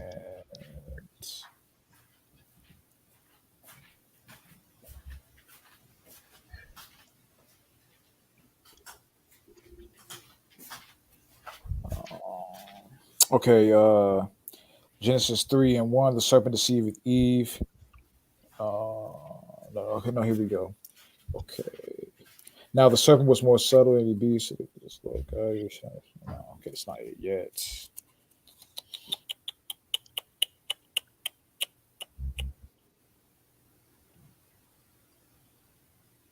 Let's see. Are you talking about when Eve was beguiled? Is that what they're trying to reference? No, that's not what they're referencing. When they're referencing the misunderstanding that people talk about when they say how the serpent and Eve had sex. I forgot what that is in Genesis though. Are you thinking of the 3rd chapter? Yeah, I'm thinking I'm looking through chapter 3 right now. That's where I am because I think it's in the 3rd chapter. I don't think there's any other chapter that mentions the serpent in at least the Old Testament. So it have to be Genesis, the 3rd chapter. But I'm trying to figure out what verse could they possibly use as a spin to to say that they were having sex. Other than being beguiled. That's more honestly that concept. I think that's more folklore than actually anything substantive. I'll be honest. Yeah, that's Book of Enoch. That's Enoch right there, boy. No, that's the Book of Adam and Eve, my nigga. Okay, this is what I'm talking about right here. It's Genesis 3 and 14. It says, "And the Lord God said unto the serpent, because thou hast done this, thou art cursed above all cattle and above every beast in the field." Going to how the serpent beguiled Eve. "Upon thy belly thou shalt go, and dust thou shalt eat, and all the days of thy life. And I will put enmity between thee and the woman, and between thy seed and her seed. It shall bruise thy head, and thou shalt bruise his heel." That's what I felt. Oh, so that's what they're trying to do. They're trying to say because it said Eve had her own. Yeah. It's like basically trying to say how, Eve and the serpent had seed, and things like that. Idiots. Nothing to do. That has nothing to do with transpired in that chapter. But that was straight up prophetic. But idiots. For those two brothers who don't know, in terms of the aspect of the prophecy, when it's talking about the seed of the woman, yes, it's talking about Christ, but it's a little bit more nuanced than that. It's really in reference to the nation of Israel. But that's a whole other topic. That's a whole other topic. So, yeah, like come on. That ain't got nothing to do with that. That's prophecy. It has nothing to do with that. That's nothing to do with what actually happened in the. Oh my God! Whatever. Well, think about it. Well, you remember, from a folklore and an Enochical perspective, they think that the serpent was an actual animal, and Eve and the serpent actually had sex, and you know how it's like a hybrid offspring and things like that. You know, because they go into the giants and the angels having sex with the women. Yeah, and all that, yeah. You know, Or even like, the so concept of Lilith, quote unquote, Adam's first wife. Lilith. Adam's first wife, Lilith. It that up. was a serpent woman. Well, I mean, of course, when you don't understand what it's actually talking about, you think that's actually true. But in reality, Lilith just represents Eve in her fallen state. That's why she's half serpent, half woman, because she hearkened unto the serpent. So another discussion too. The Bible is very. I know it's just. I know the Bible's fake anyway, but they'll tell you that the white man is a combination of Eve and the serpent. It's like y'all need to make up your fucking minds, man. But then they'll say like you said before, they'll say the black people say they're the biblical Israelites, but then the white Christian group of the early 1900s say they're Israelites, but they're wrong. So who's right then? Somebody gotta be some damn Israelites, man. Somebody some Israelites out here. Hey, we gonna see in the end, and we know who the winner gonna be. You know, it's what it is on wax, bro. That's on that's on hood, bro. That's on hood, nigga. That's on hood. That's on hood, nigga. On hood. I put that on me. That's on me. That's on me. On me. On me, Nah, nigga. them boys gonna be dancing in that little chair they be throwing up and down and shit. Yeah. Hey, y'all ever seen that clip on YouTube of like some kind of rabbi or whatever, and it's like Jewish man dancing like David, and it's like no rhythm, no swag, no sauce, no flavor whatsoever. It's so bland. I'm like, damn, this is a disgrace to King David. King David was a disgrace to King yeah, David. King David was pop locking and everything, man. That nigga King David was Chris Brown, nigga. Can you imagine, bro? That's crazy. Imagine no guidance come on, and all of a sudden, Bro, I would imagine King David had to be better than Mike Jack. So that's all right. That's something we'd have to be there to see, bro. Facts, exactly. That nigga was on roller skates, bro. That nigga was dancing on roller skates. Like this nigga David, boy. That nigga was dancing in the air, bro. and he was light skinned with it. That's crazy. He's definitely Chris Brown. That's a good point. Chris Brown? That's a good point. Let me see you can run it. And he was doing that. You know how Chris Brown that backflip? He be doing. You got friends. I got friends. You have them. But finishing off this paragraph right here, it says, aside from the difference in genealogical interpretation, with BHI extremists largely claiming Jewish descent from Esau and CI extremists claiming Jewish descent from Satan through Cain, both movements hold at their core that in their group are the true descendants of the biblical Israelites, and the modern Jews are imposters committed to satanic conspiracy to undermine the real chosen people. So this is what they're out. If you believe in any of that, you know, in terms of just the true understanding of who the real Israelites are and who the real 209ers are, according to biblical prophecy, history, lineage, and whatnot, then you will be classified as a BHI, which is classified as a, going back up to the exact term they used, is classified as a RMVE, which how they describe that is as a terroristic association. So, hey man, it's not me. This is not us. This is George Washington University. Mm-hmm. All right. So, hey, just letting y'all know. That was not alleged. Exactly. And these niggas right here are leading the way. Let me go back to that still image again. These niggas right here. Shooting down to the black supremacists. I hate thy neighborhood. Grand Theft Israel, boy. Shout out to Mac. Grand Theft Israel. Grand Theft Israel. Look how silly these niggas look, bro. They look like cartoon characters, man. Hey man, ain't nothing wrong with a GTI because the boys in the hood, they always are. Talking that trash will blow up your car. Ain't nothing like, but to be legit, don't pull me, boy, because I ain't said shit. Bro, who these fat ass niggas gonna kill, bro? This like Dog. this is the commanding general right here, bro. Johanna. That's Johanna right there, bro. Bro, this nigga is AKA, eating good, bro. that nigga eating good, boy. That CIA check is crazy. That nigga eating better than Rick Ross, nigga. That nigga eating better than Rick Ross. Hey man, that nigga he eating better than Wayne. He eating better than that Wayne style, bro. That nigga getting filet mignon, nigga. That nigga in Gladys Knights every night, nigga. Yes, sir. So hey man, we didn't put it out on Front Street on Wax. Hey, this is what's going on. This is what's happening with these celebrities, Hebrew Israelite celebrities, and these Hebrew Israelite so-called elders of these camps. Both are paving the way for the persecution of the saints.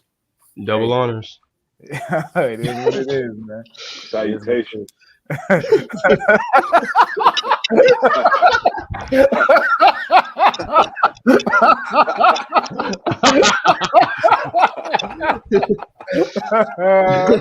rock my fridges. I'm in Seattle. Rock my fridges. The apostles have noticed that real well. Triple honors, brother. Triple honors. I got 12 Sakaris moving with me. We be moving like a pop. Oh man. But I'll say this about that nigga Deacon though. He do got a fire song. It's called War. It's called War on Amalek.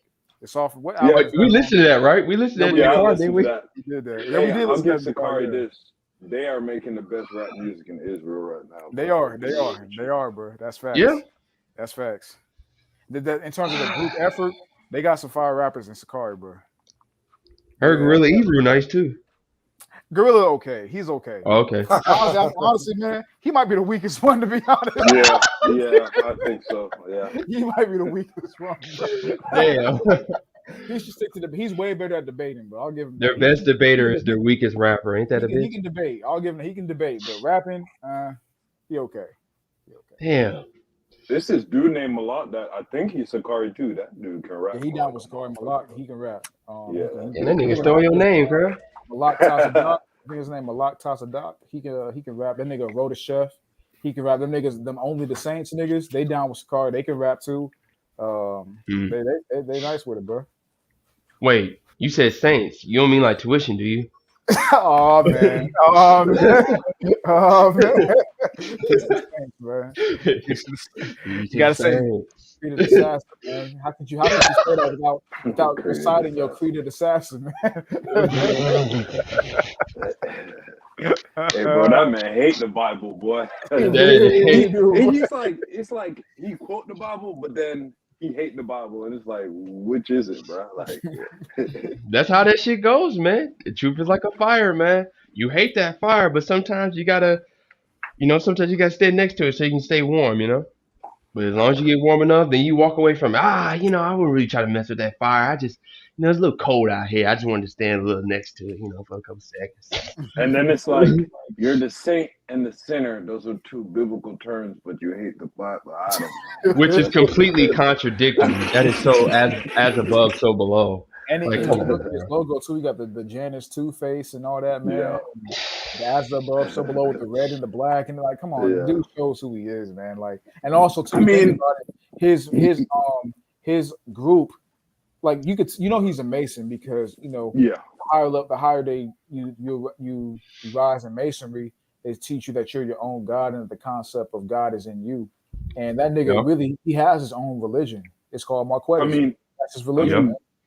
Think about it. This dude knows too many high-ranking people personally in Facts. government officials. So that dude is Book of definitely Alpha-Ronomy. or some kind of high-level fraternity that he's a part of. Exactly. Book of Alpha-Ronomy, man. It's Dr. BOA to you, man. It's Dr. BOA. That nigga is just a nigga, bro. It's like he is, bro. He's just a nigga, bro. Yeah, he is, bro. He's a Southern nigga, bro. Southern nigga, kicking that, you know what I'm saying, that game online, bro. You know, who he believes in the Most High. You know, he believes in the Old Testament. You know what I'm saying? Like he just online kicking game, bro. You know, so I fuck with some shit that BOA be saying, bro. It is what it is with these guys, but that's the whole point. We try to cover all the basics with these celebrities. Who else we got? Did DDG make a reference anytime recently? DDG. Anybody else call themselves Jakes? Anybody else call themselves Israelites? Man, Who else? Who else was in? Who else is DC Young Fly. I know DC Young Fly did it. DC Young Oh Fly yeah, did. I forgot about that. He did too. DC Young. Oh yeah, I Mello, was gonna Mello. say too. When this shit start hitting the fan, that's when you're gonna see a lot of niggas switch sides. Like they gonna switch up real quick, man. Mm-hmm. That's facts. They gonna change narratives real quick, bro. Facts. A lot of these niggas, you know, they trying to claim it. You know what I'm saying? But they ain't really down with it. You know, niggas like Mello. Mello down with everything. I really feel like the motherfuckers that was like, yeah, just going hard as hell for this shit. I feel like those gonna be the first niggas that really just hey, that's just get the fuck out, bro. That's a good point, bro. Because now it's like you gonna have to defend that shit, bro, in a real way. So you have to really stand up for like what you claim that you believe in, type shit. You gonna have to really, you know, you claim that you're gonna stand on the front lines, but nah, nigga, the front lines is you don't know what the front lines is. Front lines is nigga bullets flying at your face, nigga. Oh my, yeah. Exactly. That's when you know what the front lines is, when you in battle. We're not in battle yet, bro. You don't know. Of course, we mental battle. Because he on the sidewalk and he arguing with a white person. I'm on the front lines in battle. Okay, okay. Yeah, okay, nigga. What they gonna do to you, bro? Come on, man. What they gonna do to you? Get ready for slavery. Yeah. Look at y'all. Get ready for slavery. And the only reason you can say that is because you live in America. Hey, I want to bring out this point right here. Yours truly said, Saint and Sinner said, 1 John 4:8 don't make sense, and it's dumb because the dumbass claim he a scholar. Let me see what 1 John 4:8 says. I've seen that. Leah, let's hear what 1 John 4:8 says, or John 4:8. Sorry. No, it's 1 John. Okay, yeah, 1 John 4:8. 1 John 4:8. Ye are God, little children, and have overcome them, because greater is he that is in you than he that is in the world. So he says that that don't make sense and it's dumb. I think it was something else. No, I read 4. I read 4 and 4. I'm sure I read 4 and 4. Yeah. 1 John 4:8. He said, "He that loveth knoweth not God, for God is love." Oh, okay. Oh man. You don't understand that the only way to love the Most High is to follow the law. Yeah, you know. Okay. Yeah. That's yeah. I mean, tuition. That's it. He's probably one of them, because he's read the Bible. So he's probably one of them that looks at all the acts of the Most High in terms of the Most High's wrath, and probably says, how can God be loved when he's done so much, harm to people? That's probably what his mindset is. Yeah. You're not looking at the actual definition according to the scriptures. Exactly. Mm-hmm. So tuition.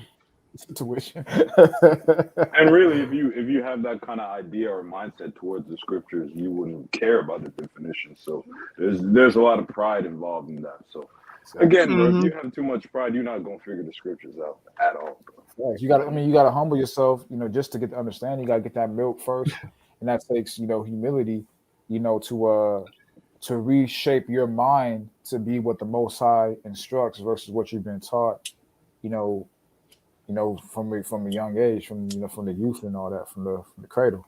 Yours truly said allegedly he read the Bible. Damn, everything's alleged at this point. Everything's the nigga said he's read the Bible, the Quran. He said he used to be a practicing Muslim, allegedly. I could kind of believe that, because he'd be spitting out the Arabic. Maybe I'm just getting confused. He do be kind of on that. Yeah, I mean he does have mention Muhammad a lot. He does. He has a lot of respect for Elijah Muhammad. He even calls him he calls him honorable. not honorable, the most honorable Elijah Yeah. Muhammad. I feel like that's where he picked up his masonry from. I think that's what happened, bro. And then he found out he could become his own god, and then he said, "Man, fuck this shit." He dropped all that for that ism, for that Marquettism. For Marquettism. And his congregation, in terms of his followers, his disciples, are the saints. and Marquette Elohim created heaven and earth. His Bible is the black box.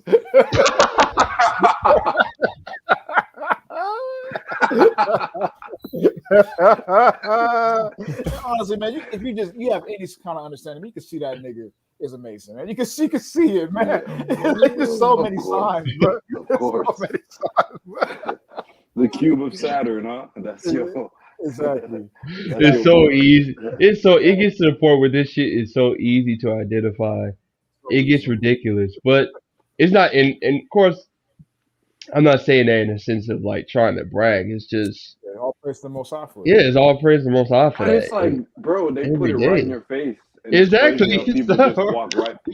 People just walk right by it, like they can't see the shit. And it's like, damn, maybe it's not right in your face. When you humble yourself for the Most High, it's not that hard anymore, man. That's the whole point. Like, this is just. I mean, come on. Some of the stuff is just too easy, bro. Now, some of the stuff is a little bit harder. Like, I could see people getting tripped up by what Kanye said to a degree, but that's why you gotta humble yourself for the Most High, because we already know Kanye hasn't. So when he said in the interview, he was like, "I am Michael the Father now." I was like, "What?" I was like, "What is this nigga talking?" I was like, "What is this nigga talking about, bro?" But then I remember, what the name Michael means, and I'm like, this guy. I'm like, oh yeah, exactly. He think he's slick. He's trying to claim that he the one with the power. He the one. He's God. Things like that. See, that's it's like, he trying to be slick. So I mean, it is what it is, but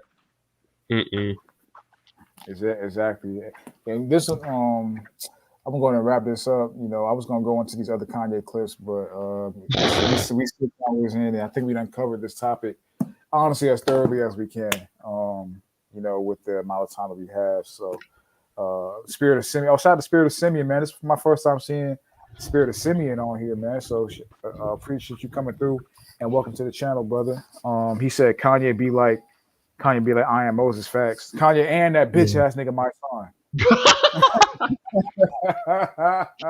Oh, you ain't gonna let that nigga go. I'm on that nigga neck, that fake ghetto ass, fake prophet ass nigga, my son, bro.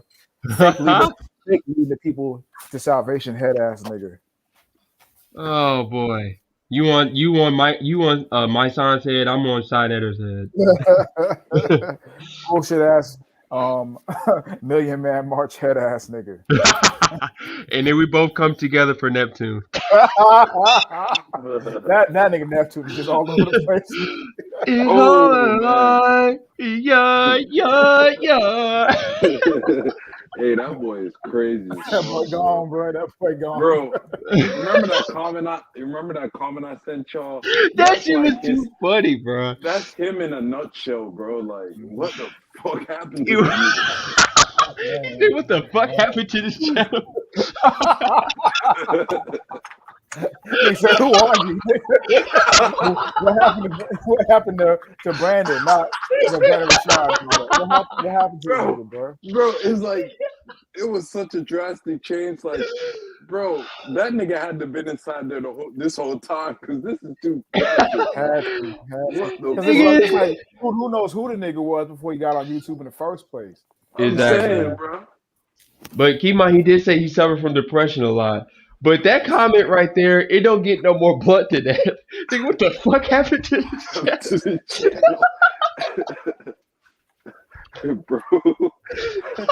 Bro, in that little cartoon music video, I'm like, bro, is this dude fucking a blue bitch, bro? I'm with a bitch, shit like Cardi B. Cardi B.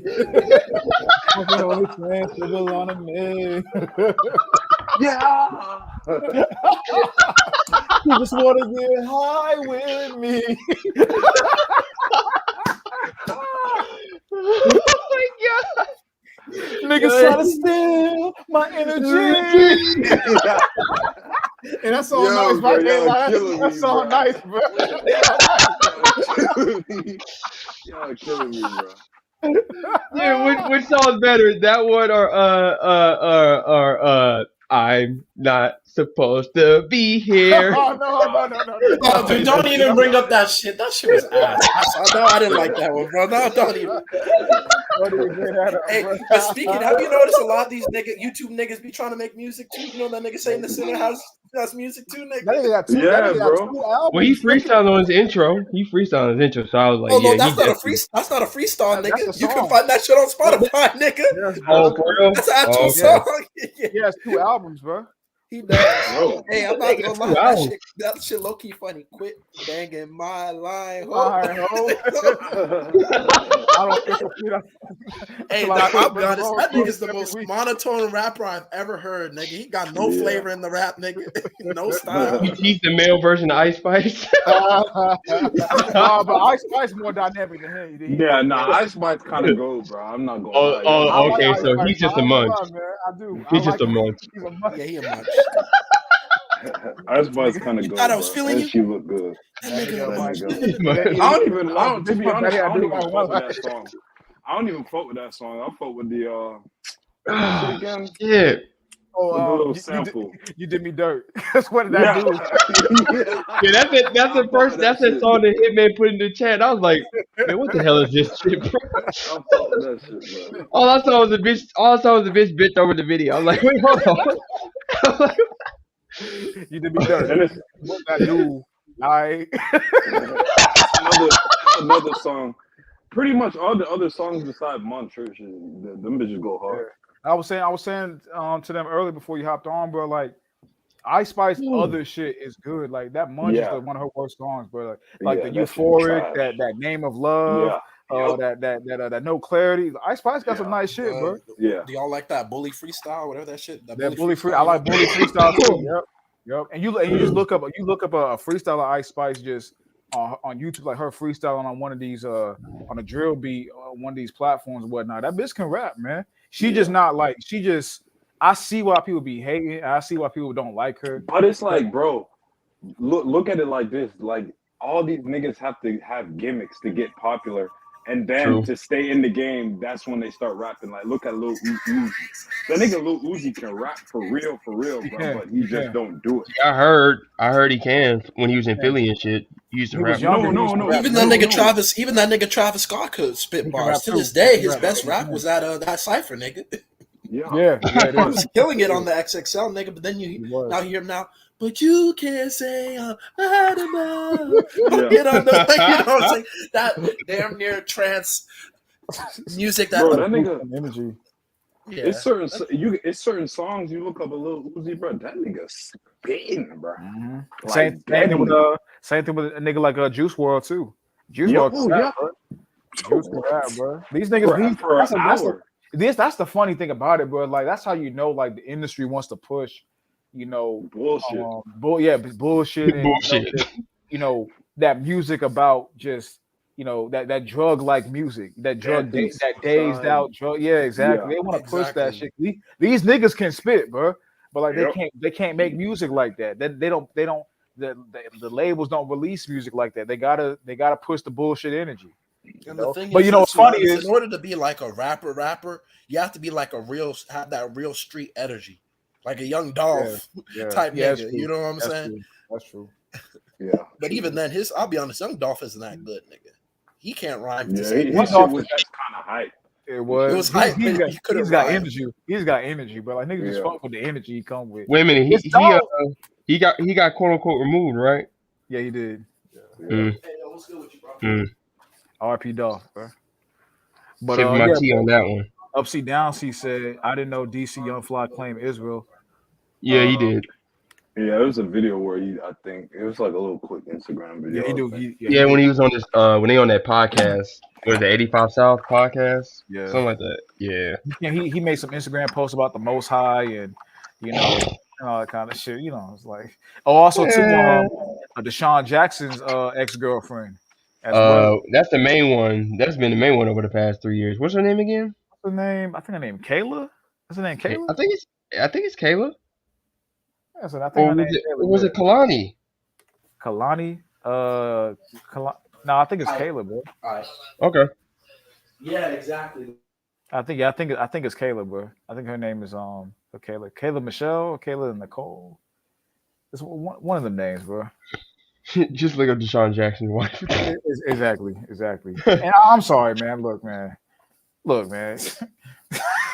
You with the nigga Sean Jackson for years. You got 3 kids with the nigga. I mean, hey, I have a hard time, believing that like all that shit is sincere, man. I just got a hard time knowing Yeah, what it that is. nigga It's part of. Kayla Phillips. Kayla Phillips. That's name Kayla Phillips. Yeah, Yep. Phillips. I don't know. I just got a hard time just thinking that like all that's sincere, bro. I don't know, man. I don't know. I mean, Yep. I know he's the asset, she not, but like you was with the nigga for all them years, bro. I don't know, bro. Hey, man. But at the end of the day, as we revolves our way back to Kanye, told people God was a mission. What have you been hearing from the Christians? Facts. But yeah, They be the first one to judge me. Yes, sir. But hey, we're gonna go ahead and close out this live stream, man. I appreciate all you brothers that came through. Support the message, come through, tap into the knowledge, and hopefully, this is edifying. And also appreciate you brothers' comments.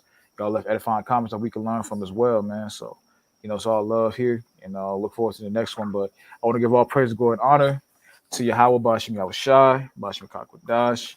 And like I said, appreciate all y'all brothers coming through. And y'all see what it is, man. We just lay out the information.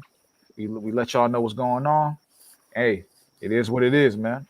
We see the narrative they're trying to push, and we see the mentality they're trying to promote, and the framing that they're doing of people like us who have this similar faith and similar spiritual foundation. So you see what it is, man. It's just a matter of time. All pointing towards persecution, the mass persecution of the saints and the Most High. But hey, you know what I'm saying, us brothers, we gotta stay strong, stay faithful through that time period, because after that come, it's time for us to rise up and be empowered, man. It's gonna be beautiful, man. It's gonna be beautiful to finally be in the driver's seat and to be able to actually be changed and be in our our right headship, our right position as rulers and kings and gods, lowercase g, of the earth, man. So nothing to fret over, nothing to be scared, nothing to be frightful of. The scriptures, Second Timothy, the first chapter, Most High did not call us to be fearful, but to be mighty, to be mighty and sound, sound mind, sound spirit, powerful, and that's how we got to come. That's how we got to come with it, man. But because we see how they coming with it strong, so we gotta come with it even stronger.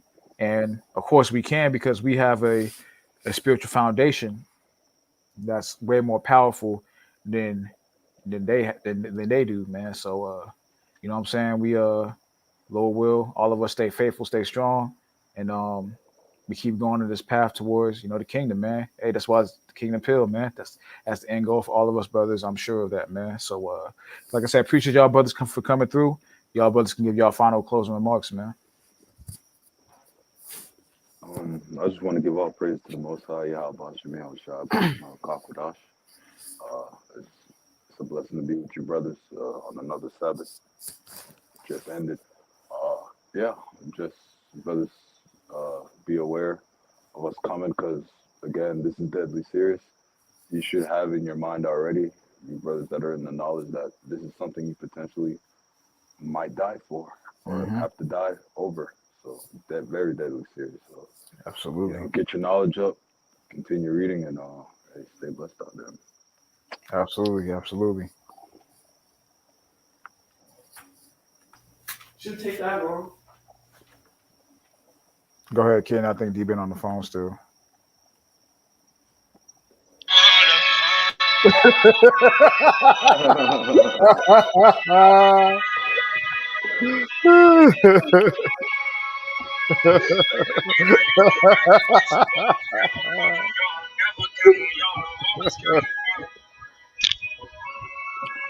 Tell him, Come on, bro. Kanye. Come on, bro. Let's play some. Let's play some. Let's do a throwback. Let's play some Tory Lanez for this one, bro. Oh hell no! He got a song. No, he got a song called "The Most High." He got a song called "The Most High." Yeah. Let's play Man, some stop Tory playing. Lanez. He Praise got to the a song Most. like that. Bro, let me see, bro. Let me see. He do got a song called "The I'm Most pretty High." sure he do got a song called "The Most High," bro. Let me see. Yeah, because people were saying he shot that girl, and all I of a think he sudden he's praising the does. Most High. Yeah, you do. Yeah. I don't know how the song goes. I don't know if I can time it right. But while Smith's looking at that, I just want to do that last joke because this, Kanye's a big ass joke at the end of the day. That's my favorite artist of all time, so that's saying something. But he's a big ass joke. I mean, it is what it is. He's controlled opposition, so got to remain vigilant. And what's the best way of putting it? Got to remain vigilant. Well, actually, 1 Peter 5:8. Got to remain sober. Got to remain vigilant, Yep. because the devil, your adversary, is a roaring lion, seeking whoever he can devour, man. So that's what it's all about, man. And then like we bring up random news stories and even the article from George Washington University, whatever. What was that? Revelation 16:15. Blessed is he that watcheth and keepeth his garments, man. Unless he walk naked and shall see his shame. So how do we do that? Always. Well, the foundation of all that is Kahala Yahweh Bashem Yahushai. Nagad Ha Kwatazah Mayan Ha Rashayat, man. Whoo, that Hebrew getting smooth, bro. That It's shit getting getting smooth, ain't it? smooth, man. It's That's getting getting smooth, man. smooth, bro. It's getting a little smooth, man. I ain't got the dialect quite yet. You know what I'm saying? I ain't got the accent But for it. the words is you was moving smooth through the words though. Yeah, I flowed through it this time, man. But the plan has been made since the beginning, man. And Lord willing, we'll see the end of the plan, the divine plan. So may we continue to watch and remain blessed by the Most High to continue to see what we need to see. So whatever truth that we have, there's still so much more to reach for. So let the good times roll as far as I'm concerned. Yes, sir. Yes, sir. Absolutely. Spirit of Simeon said, "When's the next live stream?" Shit. I don't know when the next live stream Whatever is the gonna fuck be. we feel like doing it. exactly. But I don't really have a schedule. I just go off when the topics are ready and just when I got time. Usually, just look out for the Sabbath. That's usually when we try. Yeah, that's usually when we do it. That's usually It's always Saturdays, brother. It's always gonna be that. So that's definitely the case. Unless it is an emergency, of course. Exactly. But the next live stream, yeah, go ahead. If we do the rap live stream, it'll probably be on a separate day. Yeah, exactly. The rap live stream is gonna be separate. And I do want to do that live stream soon too. But in terms of that, I'm sure you're talking about the next truth-based or knowledge-based live stream. I do know the topic. The topic of the next live stream is going to be volume 2 and the edition of the technological reset. We're going to be focusing on the latter half. We did the first half. We're going to do the latter half of the Singularity movie, and we're going to also be talking about technological and human DNA integration, and that's going to be real heavy filled with AI-based knowledge and robotics knowledge. Hey, we definitely got to go through that PDF. And then, definitely got to do the PDF too. Definitely got to do that. I said whatever the fuck we feel like doing it, because usually we don't have any idea what the next live stream is going to be. But shit, we already know what it's going to be. Shit, you want to set a date? Like a boxing match? I can't set a date, bro. I can't set a date, man. I can't set a date. I know why, because you failed last time. I can't set a date, but I definitely happen, man. It happened exactly. It happened when it It'll happens. happen when it happens. When it happens, it's perfect. Exactly, perfect timing, and it goes smoothly, bro. So when it come, probably within the next 2 to 3 weeks. But when it happens though, and it's gonna be great live stream. So yeah, be on the lookout for that. But I do want to do the rap live stream in the meantime as well, though. So we're gonna have to find a time to do that, and we're gonna definitely kick that off. But I'll put the title of the video and whatnot on the channel, prior. So if anyone wants to come through, can kind of see that. And, turn the notification bells on if you want to and whatnot. DG said earlier that it didn't even work for him, which I'm not surprised. Of course, they're not gonna get out no notification for this content. what do we expect? But hey, if it works, it works. Yeah, they be hating on D Real G, man. I don't know why, man. D Real G keeps it real. She Yes, sir. Yes, sir. come on, B. And shout out to yours truly. Shalom to you, bro. Appreciate you coming through once again and tapping in. And also the brother Randy, always coming through supporting, man. Leaving great comments, and all the other brothers as well. But shout out to Randy for coming through and tapping into the stream, and leaving edifying comments and engaging as well. So appreciate you coming through once again, my brother, and all the brothers that came through. From the beginning to the end, much love, much appreciation to all you brothers. And let me see if Devin's on the phone. Yeah, What's up, bro? So. What's up, bro? Yeah, he is. All right, so we're gonna leave out with this, man. Hey, shalom. Like I said, all praises, glory, and honor to Yahweh Bashim Yahweh Shai. And go ahead, bro. Hey, man. Once again, as you can see, TKP is the place to be. Hey, the place to be, man. Shit, man. Yes, sir. You know what I'm saying? We keeping it real over here, no vanilla content. You know what I'm saying? Mm-hmm. Keeping it real, getting into the real nitty gritty when it comes to these topics, man. And all praise to the Most High for allowing us and giving us the ability to come on here and spit this knowledge, spit this game, spit this truth, and hopefully, wake our people up from the sleep state that we in terms of anyone that might come across this content who's unaware of these topics and these concepts. So all praise to Yahweh Bashim Yahweh Shah for that, man. So unless y'all brothers got anything else to say, we're gonna be out. Black men are perfect t-shirts. The perfect t-shirt.